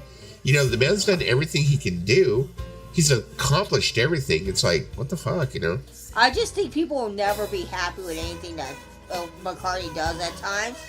But I think that, McCartney's earned his stripes. McCartney can do what he wants. Yeah. He's 80-something years old. He's done everything under the sun. He's part of one of the biggest selling groups of all time. I mean, actually, no. The biggest selling group of all time. Let's be honest. The Beatles. There's a lot of people out there that cite the Beatles as their influence. And if Paul McCartney decided he wanted to do a punk band, fuck. Paul McCartney, do what the fuck you want. You've earned it. Okay, we wouldn't go that far, Lisa. Okay, but I'm just saying, I'm just saying, it's like, if he performs, you get what you get. And I feel like right now he's in a position where it's like, don't bitch about it. You know, if he gets up there, you already know the man is old. You know, why are you trying to, what, you expect him to sound like he did in the 70s or the, like, early 80s? I mean, he did that Nirvana thing, and that was pretty good. You know? The Nirvana thing he did? That was pretty good. The Nirvana. Cut me some slack. This is right. That's what I'm saying. At least McCartney isn't bumping the backing tracks like almost everyone else these days. He isn't. He's not. Like, I was watching a video today. There's this guy that I watch who, I think his name was Aaron Halverstorm or Helmstorm. Yeah. Well, anyways, what he does is he, I don't know if he has connections in the music business, but he takes a 4K camera. He has like a DSLR. And he gets to all these shows. He goes to all these shows. And he's always in the front row. And he gets the best possible freaking video footage of these bands. Yeah. And his whole page is just like filled with like Linkin Park and, you know, Ghost and just band after band after band after band. And the thing is, he was, there was this artist, I guess, called JoJo. I don't really know who she is. JoJo? Oh, yeah, maybe you guys big. do, you know. Yeah. She was big when I was adult. Yeah. So, she's doing her show, and there's a part where she's like, she's about to sing, but the beginning of the song is like someone who's like singing these certain parts, which is supposed to be her. And it's a backing track, you know, and you can hear her. And then like the backing track's going, and then she joins in with the backing track and starts like singing with it. And I'm like thinking, it's like, fuck, you know, it's like now it's to the point where it's acceptable. You know, it's just like totally acceptable. Like, go ahead and sing with the backing track, whatever. Okay, I mean, she had that. You know? She had that one hit that I could think of, like in the mid 2000s, called "Leave, Get Out." That was her big hit. Okay. Well. JoJo, "Leave, Get Out." It was like when she was 13. She did that song. I mean, I don't know much about her music. I just remember that song was fucking everywhere on the music radio shows, everywhere, and I was like, oh my god, I hated it. But she was everywhere. Okay. I think it was like about. Yeah, I really didn't know too much about her, so. I mean, it was everywhere. I mean, if you were listening to radio, they were like, "Here's JoJo, Leave, Get Out." I was like, "Oh, not again." Yeah, I think I'm starting to get to that age where I'm like getting like I'm getting like Tim, where it's just like I just don't care anymore. It's like, you know, I'm getting to the age when younger people start telling me, "Oh, you're old." I'm like, I know, I don't care anymore. I'm accepting. Yeah, I'm just like I'm getting over to that. I'm getting to that age where I'm kind of like, I think whatever. Yeah, when younger people start wanting to hang out with me, I'm like, are you sure? I'm too old to be hanging out with you. Are you sure about that? Are you sure about that? I just can't wait till I get to the age where it's like I can say shit and people just don't like even listen to me, you know? Oh, little too late. Yeah, also that hit too. Like, you smell like shit. And like, oh yeah, whatever, Dad, whatever, Grandpa. You know, like when the young kids tell me, oh, I can't hang out with you, you're too old. I'm like, dude, I'm old enough to be your mom, so you might have to hang out with me. Okay, let me see. Tim said, watch the Wings of Pegasus channel.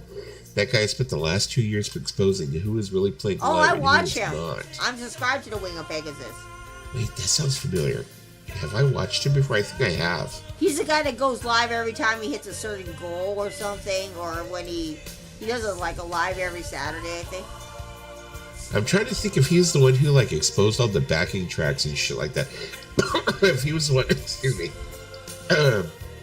Because I know there was a big, big Motley Crue expose type shit, where after Mick Mars had left Motley Crue, they were like talking about the backing tracks and everything else, and I think he may have been the one who exposed all the backing tracks of Nikki Sixx where he wasn't playing, and they were like on tape, like his bass tracks and shit like that. So yeah. Let me see. Phil Henley. Yeah. Let me see. Goes live every Tuesday and Saturday. I figured so. I'm subscribed to him. Okay. Makes the pitch videos. There you go. Yes. Dwayne, UK channel. I gotta check Yeah, him out. there's some UK people that I'm subscribed to. I'm subscribed to The Lamb, Steve Final Cover, Ian over at Ranking Obscure. I'm subscribed to Vinyl Dale. I'm subscribed to a few UK people. Rob Walker. I'm telling you, some of these UK channels are very entertaining. Oh, and who else? No, well, I'm not subscribed to Invisible Ray, but every once in a while, Spring Hill Gem. Yeah. Yeah, I like Spring Hill Gem streams. Oh, many years? I recently discovered the Wings of Pegasus within like the last 2 years. I think someone mentioned his stream and I subscribed to him. Oh my wow, God. he has like a big list of people. Yeah. Oh wow. For those of you watching our Crazy. streams, we're in our fields right now with these songs. He must be fucking hated. Okay, I remember who he is. Oh yeah. He must be hated. Damn, he even did Barbara Streisand? Hello. Barbra Streisand, the Babs. Shit, how many videos does he have on Taylor Swift alone? A lot.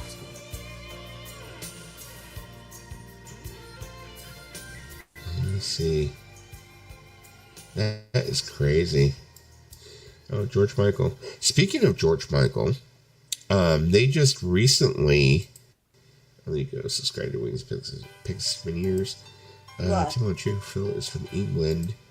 Phil should make a 28-second video exposing Frankie Valli. No, the restroom that George Michael got caught in, arrested in, trying to blow that cop. They tore it down. They tore it down. Yeah, but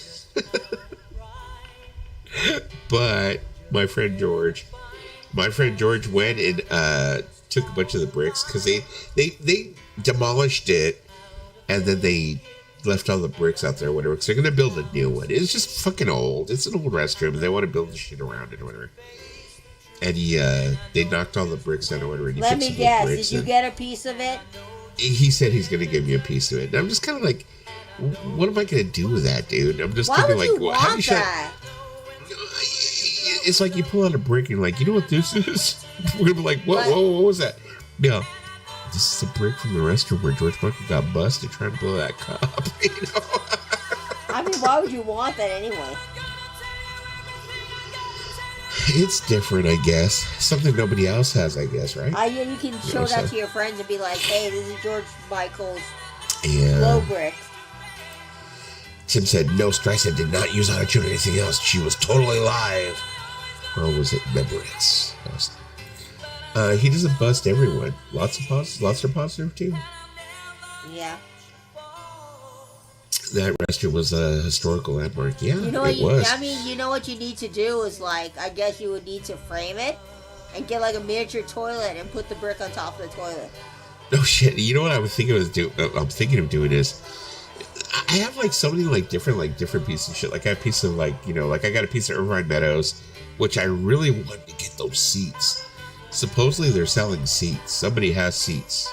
Ooh. I want a seat from Irvine Meadows, but I have like little pieces like different shit, you know? Yeah, trinket box. Like bricks and stuff. I have to get plaques for them when I have to, because I have them like in Ziploc bags marked what they are. But I have to go and get like little plates done or made, you know, of what they are. You know, so. You should have one made of John, what's his name? George Michael's Little Rock or whatever. Yeah. This is where George Michael played with his ditty.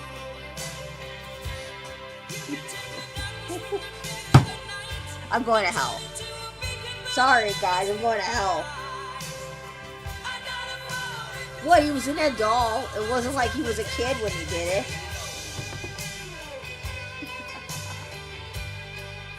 I mean, we can't really I swear talk. to God, my nose is not agreeing. Let me tell you something. We're sitting here playing Air Supply, and some woman out there is like, "Oh my God, Dusty, you're such a romantic."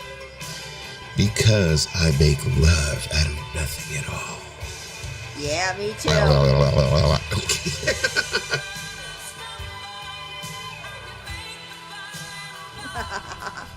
Oh, my nose. Jesus Christ. Let me see. Elvis knocked on our door in 1974 to use our restroom, so my mom could never update our bathroom after that. Well, Yeah. you probably might not want to. I mean, if Elvis took a shit on my shitter, I probably wouldn't want to, get rid of that, If Elvis took a shit on your shitter, you hit it with a sledgehammer, you can sell pieces of that shitter. I mean, come on. I would want an Elvis. I would want an Elvis door. I'd want an Elvis door or Elvis toilet. Yeah, that's true. Yeah, I mean, think about it. Think about it. When he shitted on the toilet, that toilet probably would go for a lot of money. How about your toilet, Lisa? My toilet's kind of broke one time, so we had to replace the toilet seat. It was not because of my big ass, okay? My big ass did not break the toilet seat. Yes, it did. Don't lie. Look, my ass is not that big, guy. He tells you my ass is big, but it's small compared to a lot of women. It's huge. She's like a butt with feet. That's what it is. She's like this. I mean, my ass is like this big, okay? My ass is not that big. Okay, if you had two more hands off to the side, then that would have been like my ass is like small compared to a lot of women. It is. It's not a big ass. There's women out there with bigger asses than me. Okay, well, there we go. We gotta let everybody else be the judge of it. Is that big or what? I think that's small. It looks big to me. Like, you think, I think just it's, okay. The angle makes it I think it's medium. I think it's medium size. Because think about it. There's women that are, bigger than me, and they've got asses that can go from Jupiter, and they're, huge. Yeah, well, yeah. But then again, I always say, I don't even know why I'm saying this, but I'll say it. I feel like my butt's a perfect size for a butt. I don't feel like it's too small, too big. My philosophy is that George Michael was a hard-working pop artist. He has the voice of an angel. If he wants to have sex in a Hollywood restroom, let him. I could probably agree with that, so yeah. Let me see. If Elvis dumped on your toilet, you have to live with a broken seat forever. Those are the rules of today. Most definitely. George Michael, he died of what? Did they ever determine what he had died of? Was it a heart attack? Yeah, it was like a heart condition or cardiac arrest. Now, did it have to do with years and years of drug use? It had to have. Yeah. How old was he when he died? 54? 55? Let me look it up. It had to have been the years of drug use. Let me see. He was actually, it said he died of dilated cardiomyopathy with myocardial, and he was 53. Shit, the same age as you. That's fucking crazy. Okay, well, but I'm not doing I haven't been doing all kinds of dope for years though either. No, but what I'm saying is it's crazy that he made it to the same age as you and then he didn't. Yeah. He didn't. But you know what? Well, I mean, I kind of freak out because my dad died when he was 54. I freak out too because I've lost relatives in their 60s and I'm like, shit. See, the dad said it too. Lisa, that ass would be big if you were even 5 feet tall. I am 4 feet. I'm 4 feet, okay? I'm 4 feet. Like I said, hard. all button feet. You probably wondering. You guys are probably wondering. Just kidding. You guys are probably wondering how Dusty handles a 4 feet woman, the same way he handles a normal sized woman. I take 2 steps and I make her run after me. I am like Natalia Grace. I'm that height. Yeah, I take 2 steps and I'm like, run at me. 2 steps. I run, jump 2 big steps away, and then she spends the rest of the afternoon trying to catch up to me. That's how it works. I love this fucking song. With both hands. Pinky! How you doing, Pinky? Did you take a nap? I know that Pinky was on earlier. I don't know if she took a nap, but I fucking love hopefully Billy she's Joel. like nice and revived. Hello, Pinky. Welcome. This song makes me want to take drugs.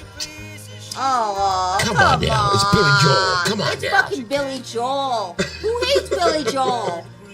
Fucking Billy Joel wrote songs for women to get laid, for women to get a boyfriend, for babies to be made. Fucking Billy Joel was the heart of Allentown, Pennsylvania. Wait, is that where he's from? I think so. He has a song about Allentown. Wait, where's Jim? Let me see. Where's Billy Joel from? Now I need to know. Because I fucking made that speech right now and I could be wrong. That's right. He's from New York. Well, sorry guys. I thought he was from Pennsylvania. He's not from like New Jersey or something like that? He's from New York. He's from the Bronx. Oh, Billy Joel is from New York City. Yep. NYC, New York City. But he sings a song. He sings a song about Allentown, PA. Okay. Dwayne said New York City. Did anyone ever see when, I think I brought it up before, when Modern English did this from, when they did it from home during the quarantine? I've not seen that. Is this song really about it? I don't know. It might be. Maybe it is. I have no idea. I don't really think. don't know. No, I don't know. Is it? Not with you. No, I remember they, and there you go. Tim said I saw it. This song makes me want to DoorDash a burger from Burger King. That's sad. That's sad because let's be honest. You gotta be really desperate to want a DoorDash from Burger King because I haven't been there in 5 years. Not really. I mean, I DoorDash Burger King. But I just feel like Burger King is a sad joint. I don't know why. No. I was gonna say when they did the quarantine at home show. You remember a lot of the shows. Oh, I remember. You had all the guys from Modern English do this. Tame and you had like Impala the Go-Go's. Yeah, remember when the Go-Go's did? My Lips Are Sealed. Remember when what's his name? Kurt from Tears for Fears did that song with his daughter. That was pretty good. Yes, they did. Mad World. Or was it Pill Shelter? No, it was Maybe Mad it was World. Pill Shelter. Was it Mad World? All around me. You know what is like so funny is like, and I've discussed it with people at work, and they look at me and they're like, "Are you for real?" I'm like, "No," because I'm like, I think I'm like such a fucking homebody, and I love being at home so much that to me it was like, okay, it was a horrible time in history. People were dying. I understand that. But to me, it was like kind of a great time that I was able to stay at home and I had every excuse to stay home. You know what I mean? It was like everything was brought to me. It was like I felt so spoiled that time. It's like, we all did. I was able to order food. I was able to work from home. I was able to do everything from home. You had freaking movies, first run movies. As long as you paid your subscription, fee, you're able to see first run movies in your home. It's like they released a movie and it was like on freaking Disney Plus or HBO Max or whatever the fuck it was. You had bands where like saying, we're going to go ahead and do this home concert for you guys. We're supposed to be on tour right now to release it out, but we're going to go ahead and do these live shows for free. I just thought it was an awesome time. It was a great time for me. I thought it was a great time for me. For an agoraphobe, or for people who like to stay at home, homebodies, it was a fucking awesome time. So it was like a great time. I saw a lot of a lot of artists doing concerts for free. I had to pay for it. I thought, wow, this is fantastic. I mean, when COVID actually happened, I was still in shock because I was like, okay, this can't be real. Yeah. I mean, I remember the day it happened. It was March the 13th of 2020. I remember they were telling everybody, now you guys are going to be home. And I was like, man, I like being home anyway, so who cares about COVID? It just seemed like it happened so quick. I was like, I remember that day I came home from work, and I had just barely pulled the car in the garage, and it just come in, and my son came in right afterwards. He was like, I was down there playing basketball, and they told us we had to get out the courts because they said the park is closed, and it's going to be closed till further notice, and blah blah blah. I was like, really? I was like, really? So yeah, because they're quarantining everybody. And then my daughter came home, and she's like, yeah, they told us that we're supposed to be like off until further notice because they don't know what we're going to do because we're going to be closed down because and then my work called me on the phone. It seemed like it all happened like in a matter of like a half an hour. And then my work called me and said, okay, we're closing down the office and we're going to work something out. It's like everything like the world just stopped. The world stopped for like a brief period of time. And we all just got to see our family more than we like to. Well, Danny, you were like one of the fucking heroes of it. Definitely. Yeah. I work in a hospital, so I had to go to work during COVID, not patient care. Still, it doesn't matter. I mean, if you're working in any of the medical field, you were a fucking hero. But, I mean, it's just like, it just seemed like everything like shut down so quick. Just bam, bam, bam, bam, bam. And that just became the new normal, Yeah. And I remember I would sit at home. It was crazy because, I mean, you I would sit at home and all I had to tell you the truth, I think I picked up my drinking during the freaking quarantine. Like I'm sure many people did, Let me see. Pinky said, as a state worker, we're just going back. I'm going 5 days a week, Pinky, but yeah, I mean, for a long time, we were on like 2-3 days a week, but now we're like full 5 days. I mean, my sister worked in the education field. She was a teacher at the time. Sweet. And she had to quit. Not quit, but she had to, stop doing what she was doing as an educator. Because they weren't having schools back then. So my sister was doing a lot of Zoom with the kids. They were having Zoom classes. You see, I worked at Sam's Club and had to work as well, but they were throwing money. I was like crazy. That part I liked. There was no. Yeah, the same thing happened to my daughter. She was working for Ralph's, and they were throwing money. She was doing overtime and everything. I mean, they were really working her, But they were throwing money at her left and right. Same thing, and same thing here. It's like me. I wasn't working, but they were paying us, to do this and do that, and then finally they like started us working remote where we were doing like work like 3 days a week, but it was really strange. It was really weird. And then we were getting supplemental, incomes and stuff like that. It's like, I remember but that's where my alcohol consumption really started up because I would be sitting here drinking, sitting on my computer, watching TV. I'd be watching like freaking webcams from around the world, of how the world was shut down and it was like ghost towns. Crazy. It was just crazy. I mean, 2020 was the year that I did not see Dirtbag for like a whole year because we were quarantined, right? So his idea was like, oh, let's just go talk on Zoom, so that's what we did. We did a lot of Zooming. He would, Zoom with me every once in a while, or he would text me, and people were like, oh, you haven't seen your ex for like a year. I was like, it's COVID. I wasn't going to go and try to get COVID and go spend time with him. I wasn't about to danger myself. So we did Zoom. That's how we kept in contact. We did Zoom. And we would see our face, face to face. Oh no, for me it didn't stop my consumption. It actually fucking increased it because then you had the whole thing where you were able to order it. I had a surplus of money, and then I was able to order it and have it delivered straight to my house. That became way too easy. Yeah. And that's about the time when I went on this mission. And I was like, oh, I'm going to start building a bar, which I still have a full bar here. I was like, okay, I'm going to buy like freaking tequila, and I'm going to buy gin, and I'm going to buy this and that. And I built a full bar, and I said, I'm going to start learning how to make mixed drinks. So every night I was making mixed drinks, learning how fucking on YouTube, watching Lisa talk her shit and watch other fucking people make videos. Like, that's how you found me. Yeah. I'd be watching all the UVC people, like, just fucking blah, blah, blah, yep. And then watching the other videos of people, like, teaching you how to make mixed drinks, and it's just like, making all these experimental mixed drinks. Oh, I can make that when I make a fucking mixed drink. Yeah.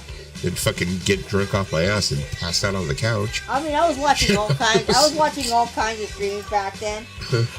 It was just like crazy how many people I was watching back then. Right, Danny? And it was so easy because yep. you would turn around and be like, oh, I want that record that they're showing on Lisa's channel or so-and-so's channel and that other channel. Just, let me go to Amazon. Oh, there it is. And then you're drunk enough, you're just like, let me order that one. And I'll take that one. And I'll take that one, I think, that was also the year where we did a lot of... That's the year when I discovered DoorDash. Right, exactly, Paulina. That was another thing too. I was like ordering my groceries, and it was like funny because like my daughter and the kids' mom and stuff like that, they were like going out. They were going to Walmart and stuff, and Walmart was doing this thing where it's like they'd be like, okay, we'll let you in, and you can only buy like groceries and toilet paper and necessities, and we're not gonna let you buy anything else. They would like turn around and like guide them whatever, but it didn't matter because I was ordering everything on fucking Amazon. Amazon was like blocking my door every morning because I would get fucking loaded and order everything under the sun. I mean, Yes, girl, my mom bought enough toilet paper to last us for the next 15 years because she got so paranoid. She thought we need all this toilet paper, and she went crazy, and she bought a lot of toilet paper. Yeah, Pinky, I saw them at Fender's Ballroom, I don't know how many times, at Scream in Hollywood. I saw Dramarama like so many times. They played all over town, out here in LA. Weren't they on that show where they try to bring bands back together? I could have sworn it was them. The thing about Dramarama is like they've always been together in some kind of form. So it's like it's not like they've ever really been fully broken up. No, I could have sworn maybe it wasn't them. You remember that show on VH1, right? Where they tried to reunite bands? I thought they were on there, but maybe I was wrong. Thinking it was. I have never had one item of food delivered to my house at work ever. Get out! Never. Get out of here. I you know love what? this fucking song. Never. Well, freaking! I'm gonna get your address. I'm gonna send you something so we can break that record. Yeah, DoorDash him. DoorDash send him him a cheesecake. There you go. Send you a cheesecake in a 6-pack. Well, he lives in New York City. Like DoorDash him, like I don't know, a New York cheesecake. Yeah, there you go. Yeah, but I mean, a lot of people hated the pandemic and they hated the quarantine. Yeah. I hated the pandemic. I hated the fact that people were dying. I hated the fact that people were sick. But as far as quarantining, I did enjoy quarantining. So, so as sick as that may be, I did enjoy that aspect. So I was also making good money at the time, so I was augmenting my record collection like crazy. That's what I'm saying. Same thing here. It was like, because you have to think everybody was concentrated in the house. None of us were spending money on anything, so we'd fucking turn around, pay the bills, whatever, and they're like, okay, now what are we gonna do? We had to entertain ourselves somehow. Yeah, because we were not going out to see people. We were staying home with our families, and we were not going out to have fun. So, of course, 2020 everybody was being agoraphobic. Yeah, I mean, and it's like funny because like I roll it back because on Amazon you can roll back and see your orders, and like if I was to roll back to that era, I could see like I ordered some stupid shit. I mean, like fucking Jenga and shit like that. I was ordering coloring books. I was doing coloring. I was coloring books. I was buying myself like these expensive sets of like colored pencils and shit. And I'd fucking sit there and like it was really. I guess you could say it was kind of pathetic because I was like sitting there like it was therapeutic. It was coloring. therapeutic or whatever you call it. Therapeutic. Uh-huh. You know what? I color too. Exactly. The stimulus money. You would turn around and like you pay all your bills and be like, okay, well, I got so much money in the bank, and the next thing you know, the government would give you so much money. And you'd be like, It was crazy. I remember the first time. I remember the first time I ever used DoorDash. I had gotten COVID. Right? Because I'd never gotten COVID before. I was like, fuck it. So I DoorDashed myself some KFC, and I don't regret it. I remember that my daughter was the first one to get COVID in the house. She was the first one to get COVID. I shouldn't be laughing, but she tested positive, and she was scared as shit. And, I tried to tell her, it's going to be okay, relax. I said, but you need to stay in the fucking room. Luckily her room has a bathroom and everything, so I was like, you stay the fuck in there. But, I would get knocks at the door and be like, what the fuck? And, she'd be like calling me on the phone, texting me like, did my food come? She'd be fucking ordering food to the fucking door and shit, tacos and burritos and all kinds of shit. And I'd have to I had this little table that I put outside her door. It was like, a little like TV tray, and I had to put her food on there and put my mask on. I'd be like, okay, your food's at the fucking door, get it. And she'd like reach out, like, grab it. But crazy time. Interesting time. Yep. Like many of us, I'm pretty sure. It's like, I've never experienced anything like that, Nope. Of course, people are like trying to freak out now because they're talking about measles. And like, it's going to be the same thing. We're going to fucking it's going to be an epidemic. I think this would be a pretty cool fantasy live, because I think that they know how to put on one hell of a show. I used to see the Halloween shows every year. They were fucking pretty awesome, but yeah, I don't think that, now it's all like freaking Danny Elfman. His whole band, everyone who was in Oingo Boingo, they end up doing like shows and stuff. I think like the House of Blues and shit like that. But without Danny Elfman, I've seen Danny Elfman. He tried to give him a cease and desist. So I've seen Danny Elfman live because me and my sister went to see Danny Elfman in 2012, Nightmare Before Christmas, at the Nokia Theater, which is not the Nokia Theater anymore. I forgot what the name of it is now. The theater next to the Crypto Arena. I forgot what they named it now.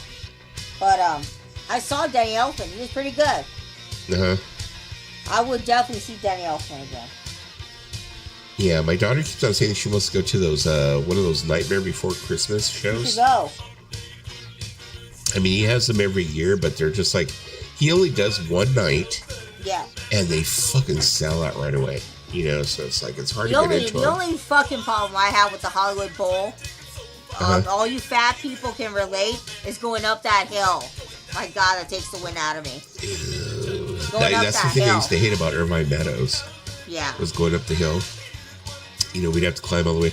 Especially, because you were able to get like cheap tickets in lawn, but you would have to go up the hill and then you'd have to climb up who knows how many other freaking feet to get to the lawn. It was a pain in the ass, but... It's a pain in the ass, but, like the Hollywood Bowl, I'm, like, used to going to it a lot. And I remember my sister and her friend could walk up that hill so well. And I was like, I'm tired. I need a rest. And they're like, okay. And I was like, man, that's fucking embarrassing. They're able to walk up the hill, and I'm like, I'm tired. Irvine Meadows was just like... I've been there. My total spot, I swear to God. 2004. It's like I like go down there because like, I go to Salvation Army and stuff that it's in Lake Forest. Yeah.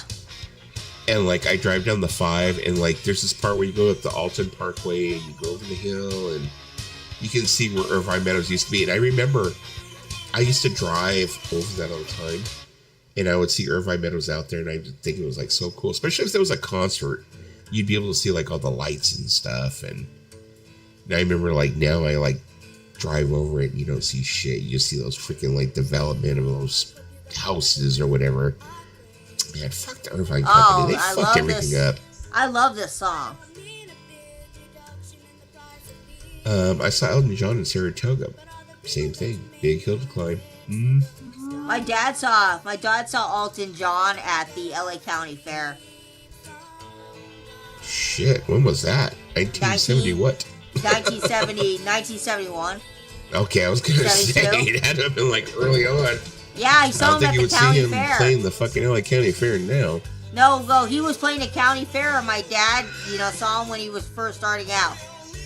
Oh, okay. Well. And my dad took his niece to see him because she wanted to go see Elton John, so my dad took her. I was like, shit. My dad Now, used to is be cool. XTC still together? I mean, since we have Paulina and we have Tim in here, I'm pretty sure that is XTC still together and like performing?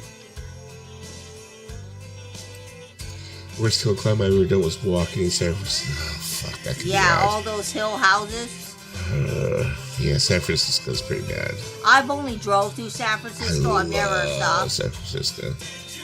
But, yeah. But it's now kind of dangerous, San Francisco. It's kind of, Okay, 2002. Yeah, driving in San Francisco is fucking difficult as fuck. I don't like driving in San Francisco. When's the last time you've been to San Francisco? For me, it was 2000. Last time I went out there was probably like 2017, maybe, somewhere around there. 2017, yeah. But I used to go back and forth there a lot for business. Yeah. Talk about business becomes so important. A lot for work, I'd go back and forth. But Tim said no XTC has been done for a while. One of my friends used to say this quote, and I don't know why it stuck in my head, but he always said, pleasure before business. And I was like, I don't know, we were in high school. And I was like, no. And he didn't know.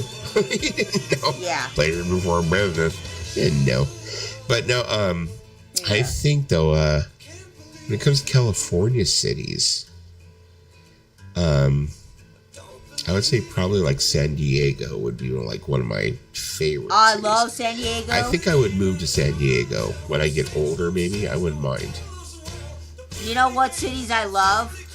Besides Los Angeles, I love San Diego. I love Santa Cruz. Santa Cruz, I like Santa Cruz. I like Santa Cruz. I love Yosemite. I didn't really care Yosemite. much. I didn't really care much for Eureka, but I did go to Eureka to visit a guy that I used to like. Long story. Really? Yeah. And what did you do when you got there? Tell me about it. Nothing happened. Nothing happened. It was the summer after I graduated high school. I was still in a relationship with Jimmy at the time. Okay, well... Yeah, that was on its way out, by the way, guys. That was on its way out. I was, looking for an escape from Jimmy. I'll be right back. I've used the restroom. We'll be right back. Oh, Oceanside? Oceanside's pretty cool. If I wasn't attached to Los Angeles, I would definitely live in Santa Cruz. But I love Los Angeles. I feel like we have everything here.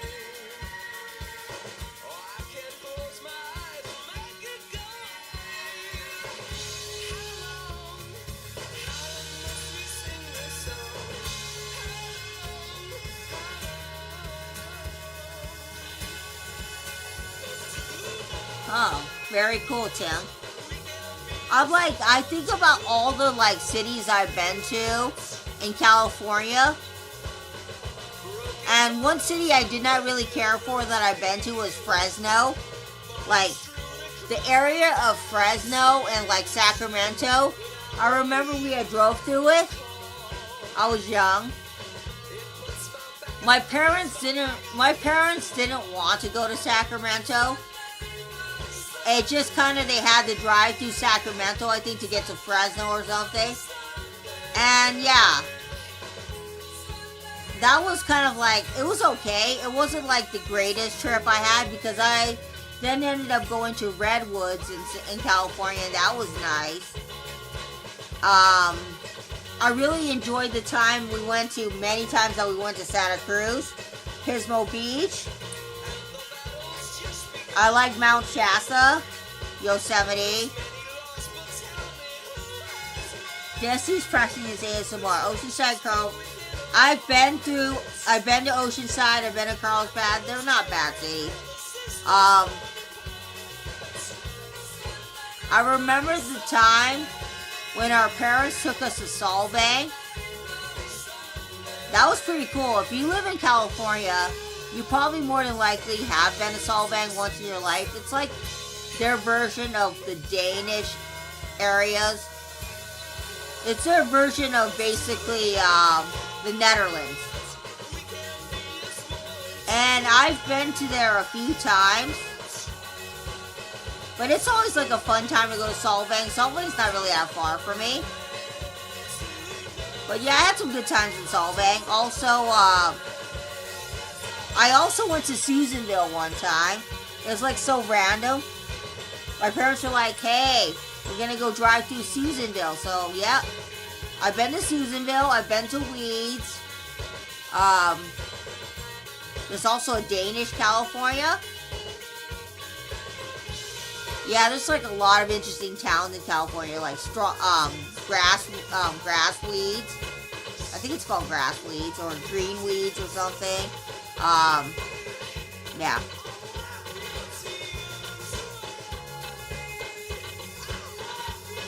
Probably. I don't remember. It's been a while. I know we did go to Sacramento. It's been a long time. I was like a young kid. I was a young kid when I went. To be honest with you, I don't remember because it's been a hot minute since I've been to Fresno. And I'm trying to remember what year I went to Fresno. It was like, I think I went to Fresno in the early 2000s, so yeah. I think I might have been in my early 20s. Maybe I was in high school. I tried to remember if I went to Sacramento to go to Fresno. I don't even know the reason why. I don't even know the reason why my parents went to Sacramento. I think my dad just kind of was curious about it. So we went to Sacramento. Sacramento is just one of those places that I guess my parents were curious about going. Oceanside is pretty freaking awesome. I've been to Oceanside. I've been to Oceanside. You want me to part? My ASMR is I'm pouring the beer. What is the one? I don't think you can hear it. Here's a good question for you. What is the one city in California that you've been to that was kind of boring for you? You're like, wow. Boring? Or like you didn't really care for it when you went. Alhambra. That's where I live. Another answer. I mean, my town is not that interesting, I'll be honest with you. My town's kind of boring. It's just like Carlsbad are awesome areas. I think you probably didn't go through Sacramento. Get to Fresno. They went to Fresno. I don't remember exactly, but all I remember is that my parents went to Sacramento one year because they were curious. Mm-hmm. I would say the worst place I went to was Fresno. I was not too impressed by it. I thought it was kind of boring. I think I'm actually going to be in Pinky's area of the woods in October. Cool. Yeah, for Aftershock Festival, so. Cool. I'm going to go down there. I'm going to get her drunk. There you go. Yeah. I'm going to get her so drunk that she's going to wake up in the morning and be like, did we have sex? I'm like, no, not at all. Like, you are treading on thin ground. You are treading on thin ground right now. No. Me and Pinky are just good friends, that's all. You don't want people coming in here and being like, Dusty, what are you doing? You know, I understand Pinky, that's what it is. I get her. I get her, so. Yes. Let me see here. Yeah, I'm trying to think. Tim? It was like funny because, Tim. The furthest I've been, Tim, let me tell you something, Tim. The furthest I've been is Massachusetts.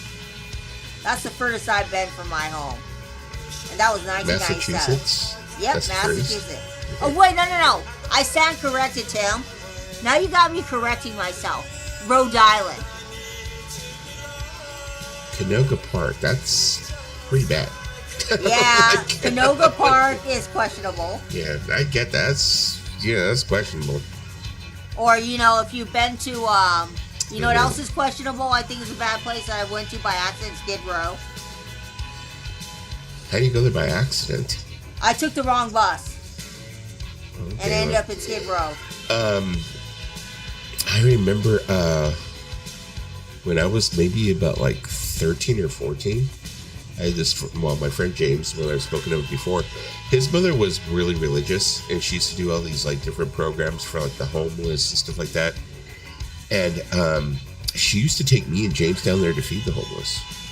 And she'd be like, you know what, you need to come down here and, you know, help these people to appreciate what you have. And she was right. You know, she was right. Yeah. You know, because you see people without anything, you know, and you go home and you do appreciate what you have, you know. Okay, I revived my answer. Fresno is closer to LA than Sacramento. Let me tell you what's the worst city that I've been to, and I don't know why I even go there to this day, is Long Beach. Like, I don't know what the hell I'm doing. I hate Long Beach. Me too. It's like I went to Long Beach and I got some bomb-ass church's chicken, right? But Long Beach is like so fucking ghetto. You know, I had an ex, I'm not going to say who it was, but I had an ex who was so freaking attached to Long Beach. No matter what, she always ended up back in Long Beach. You know, freaking Long Beach, Long Beach, Long Beach, Long Beach. I thought Long Beach was just such a fucking horrible city. Was that where she came from? That's funky. why? That's why she wanted to go there, because that's probably where she was born? She was kind of like a transplant there, I guess. Not really born there or raised there. I mean, she had been there for a few years, I guess, but it was just like this one city that she was just like totally into. I lived in Long Beach for 2 years. 2 years too long. Yeah. I rented an apartment that was maybe like 2 streets over from where the Queen Mary is fucking docked. And every morning I woke up and it fucking just stunk like ocean air. I don't like the smell of ocean air. And also I would wake up so fucking nasally from the ocean water. Not just the ocean water, just the Long Beach fucking ocean water. Yeah. And I fucking hated it. I hated it. You know? Because I was in Long Beach a couple weeks ago, and I swear to not, I was at the Church's Chicken. This guy comes by our car, and I'm like, roll up the window. This guy's like looking at our car, and I was like, roll up our window. Let's just get our chicken, and let's get the fuck out of Long Beach. And my parents were like, we want to enjoy Long Beach. And I'm like, this guy's looking at our car. He's going to steal our Church's Chicken. You better get the fuck out of Long Beach and get back down there. That's because Lisa's a thug. No, it's like, I've been to many other beaches. Like, I love Huntington. I love Huntington Beach. I love Newport. I love La Jolla. There's other, Dana Point. There's other beaches that I've been to that I really love. It's just something about Long Beach. Something about Long Beach. Mia, I don't think I could be a thug. You know why? Thug. Why? I don't know. I just feel like I'm not thug material. Like, I'm not thuggy enough. Okay, now, I spend extra money to have my... Okay, there you go. There's my rounded corners. All right, there you go. Like the rounded corners on my, like, you know, my 2 squares here. Now, I pay an extra, like, $30 a month for that, so... Yeah, you know, Tim. The thing about Monterey Park, Tim, is that Monterey Park is Asian Central, yes, but Monterey Park is also kind of boring too, because the only good thing Monterey Park has going for them is they got a Costco, and Jimi Hendrix played there. Oh, that's it. Wow, we've been on for almost 4 hours. And Pinky asked, did she like punk? I'm not tired. Are you tired? No, Pinky asked, did she like punk? I think she was asking Loser List 69. Oh, no, about the girl. I thought he was asking about the girl in Long Beach. I thought she was asking about her. I'm thinking. Oh, okay. She was asking me. Or was she asking me? I think so. Or somebody else? I think that's what she meant. Yeah, she did. She was a punker. She had the whole gothic. Lisa would probably knows who it is if I keep on breaking it down. But yeah, she had the whole Hot Topic thing going, you know. I know who you're talking about. When you said that, I knew who you're talking about. Well, you know. Let me see. Lisa is thug like trains. Oh my god. That's all you had to say was Hot Topic. I automatically knew who you're talking about. I was like, that's all you had to say. Yeah. Yeah. You know I like those chubby little gothic girls. You know how that goes. Of course I do. Of age. You like them all. Don't be like... Start spreading that around and be like, oh, just No. People, it's of age, people. Don't get your don't get your head twisted, people. Yes, most definitely. They have to be older. They do. And they gotta be thick. They gotta be thick. They gotta have a big booty. That's a requirement. Big booty. Let me see. Who's this name? It was a guy, so it was about me. Oh. Okay. Oh, it's about you? Okay, so then Pinky was asking him. Okay. Okay. I thought they were asking about... See, you got me over here answering questions for people when you ask me questions. I thought they were talking about that. Okay, my bad. I'm sorry. Okay, so you're wrong. Hey, we did not mention names, okay? Wrong. We did not mention names. Like, you notice I didn't mention names. We're pretty good about not mentioning people's names because they might be watching. Be like, no, you said that about me? That's not right. Okay. Let me see. So we still have 14 people here. Wow, 1 o'clock in the morning, we got 14 people here. Well, so the we're reason still why, commanding an audience. Because she asked if the person liked punk, it was a she, so that's why. So I'm so confused now. I am too. I don't know who the question was for. Pinky, anyway. Can you clarify who the question was for? Yeah. There you go. She'd come on, she'd be like, it's not for you, Jesse. I'm singing your shit. I'm just kidding. I mean, she's gonna be like, Dusty, stop trying to just pouring up all and my now that questions. person's gonna come in the stream and be like, well, it's just not that bad. And I'm gonna be like, girl, it is. She knows I love her. Let me see here. Oh my gosh, my hair is a mess, guys. Oh my god. I look so horrible. Lisa, I'm telling you, now that we're going to start streaming more regularly, hopefully, you need to do something about that, shelf behind you. Because it makes my fucking OCD go off the fucking charts. What do you want me to do about the shelf? Organize it. It is organized. That does not look organized to me. It is organized. God dang it, now you're going to make me want... Here you go, Lisa. Dance. Lisa can do the fucking safety dance. Come on, Lisa. It is organized. What are you talking about? I'm just kidding. Lisa, I'm just fucking with you, okay? Oh Turn your camera back on. Oh, you're making me feel bad. Oh God, turn your camera back on. Let me get myself together. I'm having a breakdown. Let me get myself together. Okay, I'm good. I was having a little bit of overthinking things. Okay, there's Lisa's bed right there. You can see it up to the corner, though. Well, that's where the magic happens. I wish. I mean, to tell you the honest truth. That's where the magic happens. No, it's just for me, it's I've had a twin bed forever. Uh-huh. Oh my gosh. Can you just imagine the things we talk about if some people come in the stream and they start fact-checking us and be like, I did not say that. I swear one time I was doing a stream and someone from my past came in the stream and be like, I did not say that, Lisa. And I was like, oh shit, I better not mention it by name. Lisa, just do the safety dance and relax. Okay. Have a cupcake. Do the safety dance. Here, have a beer. Have a beer. Sometimes I get in my mood. Sorry, guys. But okay, let's see if people know. Okay, because I know most people will know. Lisa, what beer do you think I'm drinking? I know what beer you're drinking. Okay, what am I drinking? You're drinking an IPA. What brand though? Voodoo Ranger.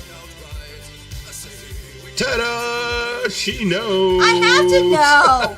If I don't know that, you're gonna be like, why have you been with me for so many years and you don't know it? It's known. Everybody knows I love my Voodoo Ranger IPA. No, I have to know those. It's like in the Boo handbook. You must know what they like. You must know what they like. There you go.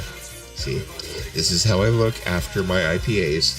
I'm like, yay! Oh my god, I have like 3 Buddhas in my front yard. Put my Buddha back before he breaks. Hello. Yeah, listen to the safety dance because she's like a little midget there. So it's funny because I want to play music videos, but I know if I play music videos, I know that's the easiest way to get shut down. You play any kind of music video, they're like, no. So there you go. I remember one time I got so overwhelmed one day. And I was like, my sister just was like, oh, leave her alone. She's going through one of her things. And then after an hour, I was fine again. Excuse me. Well, you know. And then I didn't know what it was when I was younger. When I was in high school, I didn't know. And then when I got older and I got my autism diagnosis, I was like, oh, now it makes sense. Everything makes sense. Well, you just gotta let it go. Yep. I try. Just gotta let it go. But I love the what song. I was saying was... Yeah, I'm looking at this right here. Let me go ahead and present this.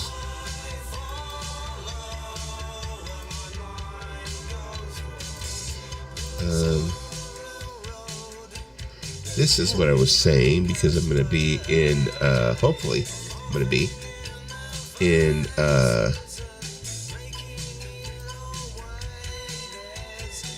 Pinky's neck of the woods. Soon for this. I've been looking at it, but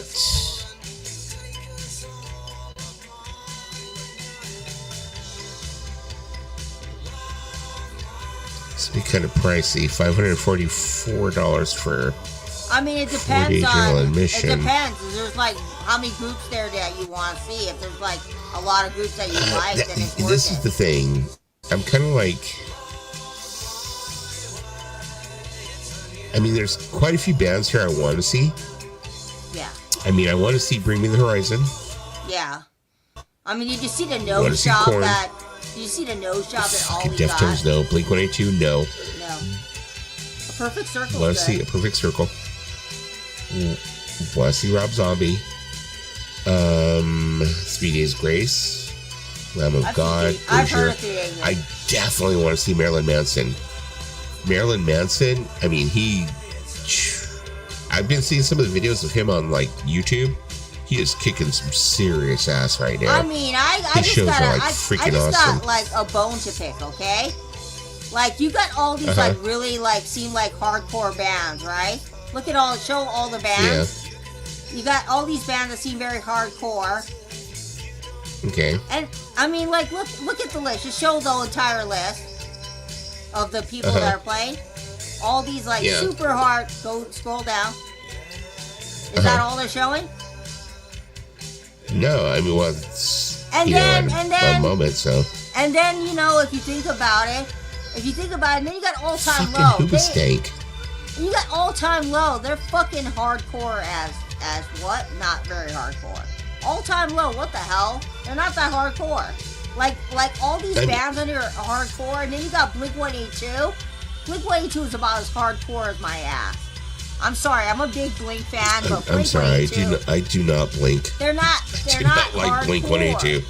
Blink-182 has never been hardcore. But Turnstile and Deftones, I've seen them so many fucking times already. I saw them opening for Incubus fucking like 5 times. You know who you have to see. I don't like the Deftones. You're probably not gonna go see them, but Turnstiles is really good. I like them. They're not bad. I like them. Want to see Korn? Have not seen Korn since probably like the early 2000s. Bring Me the Horizon. Have never seen them. Would like to see them. You get to see Perfect Circle. I've never seen a Perfect Circle. Would love to see Perfect Circle. Rob Zombie. I've seen him before. Good Charlotte. Seen them before. Turnstile. Never seen them, but why not? Lamb of God, never seen them. Not really interested. 3 Days Grace, would like to see them. But, and also, Good Marilyn Manson, high up. Good Charlotte's not hardcore either. It's like, come on, dude. Mudvayne, no. All Time Low, not really, but okay, whatever. All American Chicks. Not hardcore. Motionless in White, wouldn't mind. Dillinger Escape Plan, definitely high up on the list. Yeah, Chevelle, I love them. high up on the list. Bruce Dickinson, not really interested. Chiodos, high up on the list. Take It Back Sunday. Cheetos? Mm-hmm. Cheetos? You know that Chiodos. guy in the band? You know that guy in the band, Craig Owen? He's been canceled 7 ways to Sunday. He's like the Ronnie Radke of emo. That guy also been canceled 7 ways to Sunday.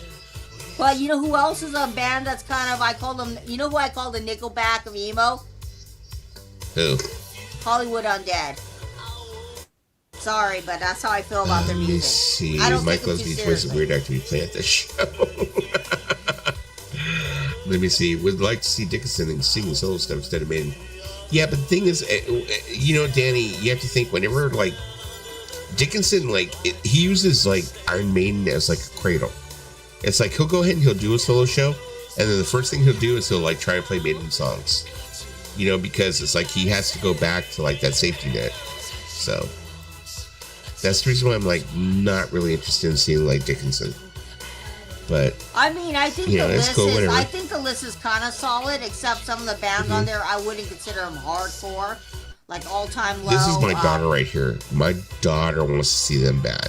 I'm Black not Veil a Black Veil Brides? Brides fan, but whatever. Me either. Not a fan. Not Carrie a fan. King, that could be interesting. Mom Oh, Jeans, I've seen Alkaline it before. Trio. Alkaline Trio.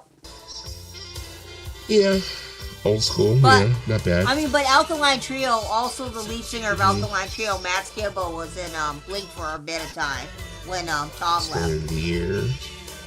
I mean, This is crazy to see. I mean, I haven't seen them for a while. Hoobastank? okay, who the fuck says that Bowling for Soup is hardcore? Because Bowling for Soup is I'm sorry, but 1985 is like the most annoying song ever written. Maiden plays. Yeah, they played. Yeah, they did. I don't know. I'm just like whatever with some of these bands. Oh, State Champs. They're like new on the.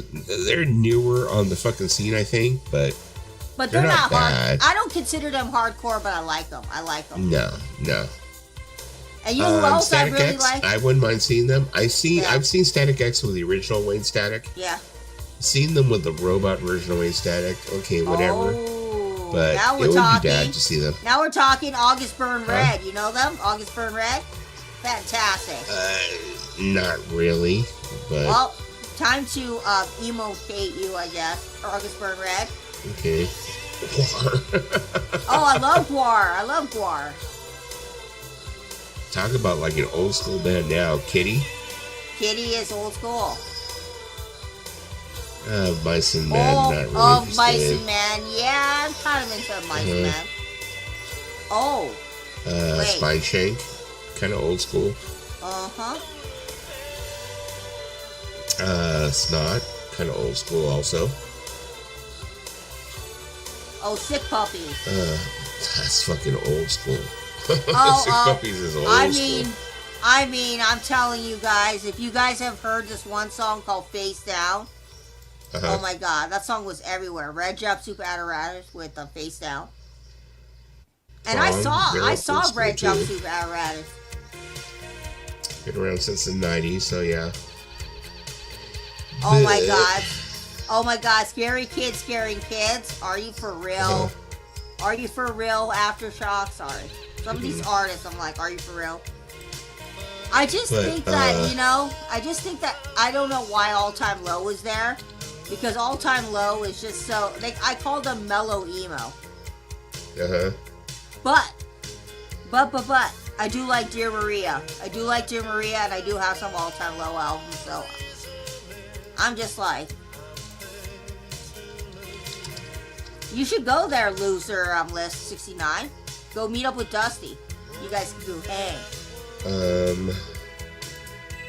Here was the other one I was telling you about, which is actually going to be in July that I was telling you about here. Well, man, if they have like more than 10 groups that I love, I'm gonna be like, oh shit, my butt's gonna tingle. This is the one that I was definitely. This one Where I is think this? I'm definitely Where is this going at? to. Where is this at? Tickets are cheap. Well, where is it at? Like what city? This is going to be Elmwood Park. No, I think it's gonna be closer. I think one of them is gonna be at like YouTube Theater. Ooh. But this one. Oh. Ooh, Big Country. Let me see calendar show dates. Wait, didn't Big Country lose their lead singer? Or could have been. Yeah, lead singer's passed away, so that's kind of like stupid, but whatever. But I'm talking about some of the other people that are on this bill. I mean, you got a Flock of Seagulls. Flock of Seagulls. You got the Vapor. I usually call them Flock of Theos, but whatever. Ooh, General Public. Big Country. Oh look, they got a band for. They got a reason for. Funky. They got a reason for me to go. Look, what the name of that band is. They got a reason for me to go. China Crisis. China Crisis for a... Yeah, so you have Flock Seagulls, Big Country, General Public, The Vapors. But you know what the two cool. bands China Crisis, Escorts. I would like to see General Public. I think they would be cool. Vapors. The would be Louis cool. He kind of like had one song on the soundtrack to Pretty in Pink. I guess he had maybe a couple of songs during the 80s, but I'm not really going for him, so whatever. Josie Cotton, we know who she is. Richard Blade. You know, don't put Johnny, are you queer boy, etc. Yeah. Polecats, that'd be interesting. Peter Godwin.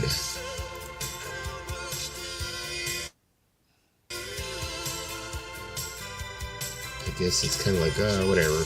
Peter Godwin. Let me see. Polecats. They're the ones that got me my first strike, remember? Yep. Polecats. I mean, I think it's Blade, worth it. Everywhere, I think it's worth it to see Richard Blade because you know he's done his time and he's A Flock of Seagulls. I love that song, Space Jade's love song. I love that song and I love I Ran So Far Away. I used to play that for my sister's ex because I was like, oh, you ran so far away. Great. Ooh. Okay, here it is. August 24th. That's what I was talking about. Okay. Oh. I don't know if I want to pay for all that. I'm just going to go ahead and go to the show, but whatever. You know, let me tell you, but, all my years that's not bad. of 215. All you of my get to years meet of every single one of the members of the bands and shit, but whatever. I mean, of all my years that I've gone to a show, I've never paid for any meet and greet because I'm like, I just go there to enjoy the show. And I'll admit that I've met a lot of bands after the show because I have stayed and I waited for them. Would I at 42? Would I at 42 go wait for the buses for bands nowadays? No, but for 2 people I would.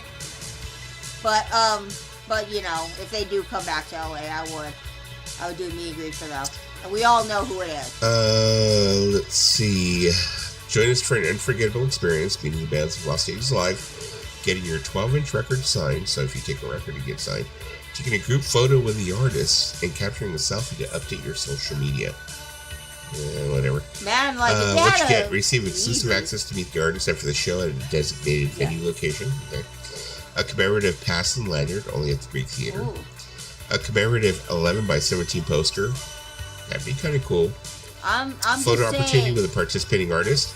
Autograph opportunity with a participating artist. Free Lost 80s Life merchandise giveaways while supplies last.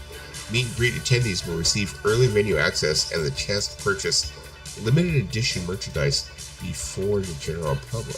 I mean, I think it'd be cool if, you know, because the lineup at that other one, the one that you're talking about with OMD and all those people. Now, if I got to meet OMD and I got to meet Madness and New Order, I'd probably shit my pants if I met New Order. People, just listen to me, people. If I got to meet New Order, I would shit my pants, literally. You'd sit there and you'd see me be like, oh my God, I've loved you guys since high school. And they'd be like, oh, get this fucking girl off the stage. She's embarrassing us. And I'll be like, Michael Kilmer told me you guys were cool. But yeah. If I met New Order, I think that No, like that because New Order and Devo are gonna be at And Michael Kilmer knows Devo at Cool. Yeah, I already put the my first payment in for this.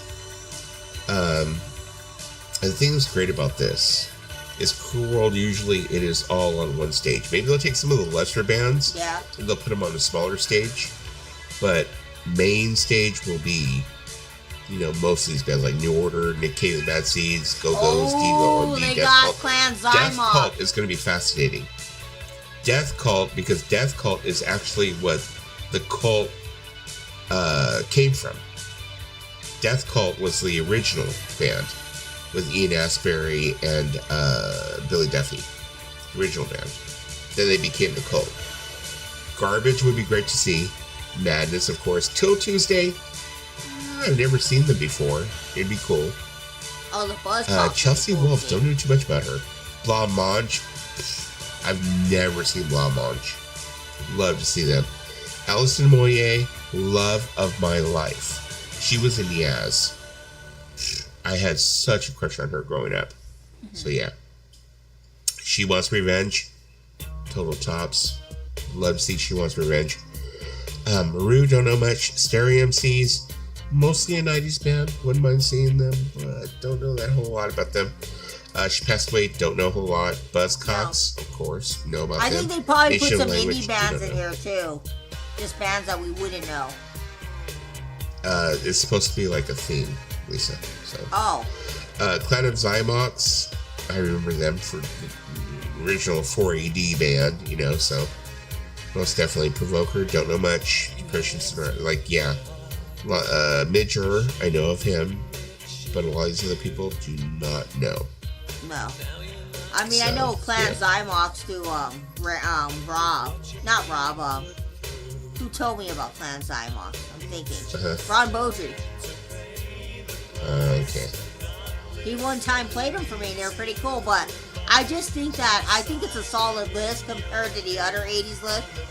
I think that's a pretty solid lineup because you got a lot of good 80s bands there. Yeah. I mean, the good thing about from where I live, Pasadena is like a hop, skip, and a jump for me. It's not even that far. It's like 20 minutes. And I've been there. Yeah. I've been there. I was just in Pasadena today, guys. I was just in Pasadena. I mean, you're a stone's throw from like the Rose Bowl, where it's at, so. Yep. Because I used to live in your neighborhood, like I said, I used to live off Fair Oaks.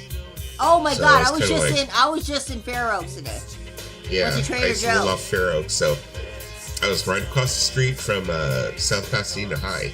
Oh, you might have ran into me. I know where you're at. You're like stone's throw from the Rose Bowl. So. Well, because you might have ran into me. You might have ran into me in Machete Girl, because we used to always go to Pasadena every week. Good night, Paulina. Good night, Paulina. Yeah, most definitely. But actually, with that, I think what I'm going to do is I'm going to go ahead and wrap it up. We've been here for like 4 hours. Yeah, I think it's good to wrap it up. Way more than I expected this to be, so. Well, all right, then. Well, I will talk to everybody later. It was great being here. We had a good stream. Blah. So, good night, Paulina, Danny Wallace, Loser List. Good night, Tim. Good night, Pinky, if you're still out there. I mean, we have 17 people here, so probably more than likely there's a lot of people here. Yeah. Good night, Danny. Good night, everybody. Good night, all you 17 people. Good night. Bye. Good night, everybody. Blah.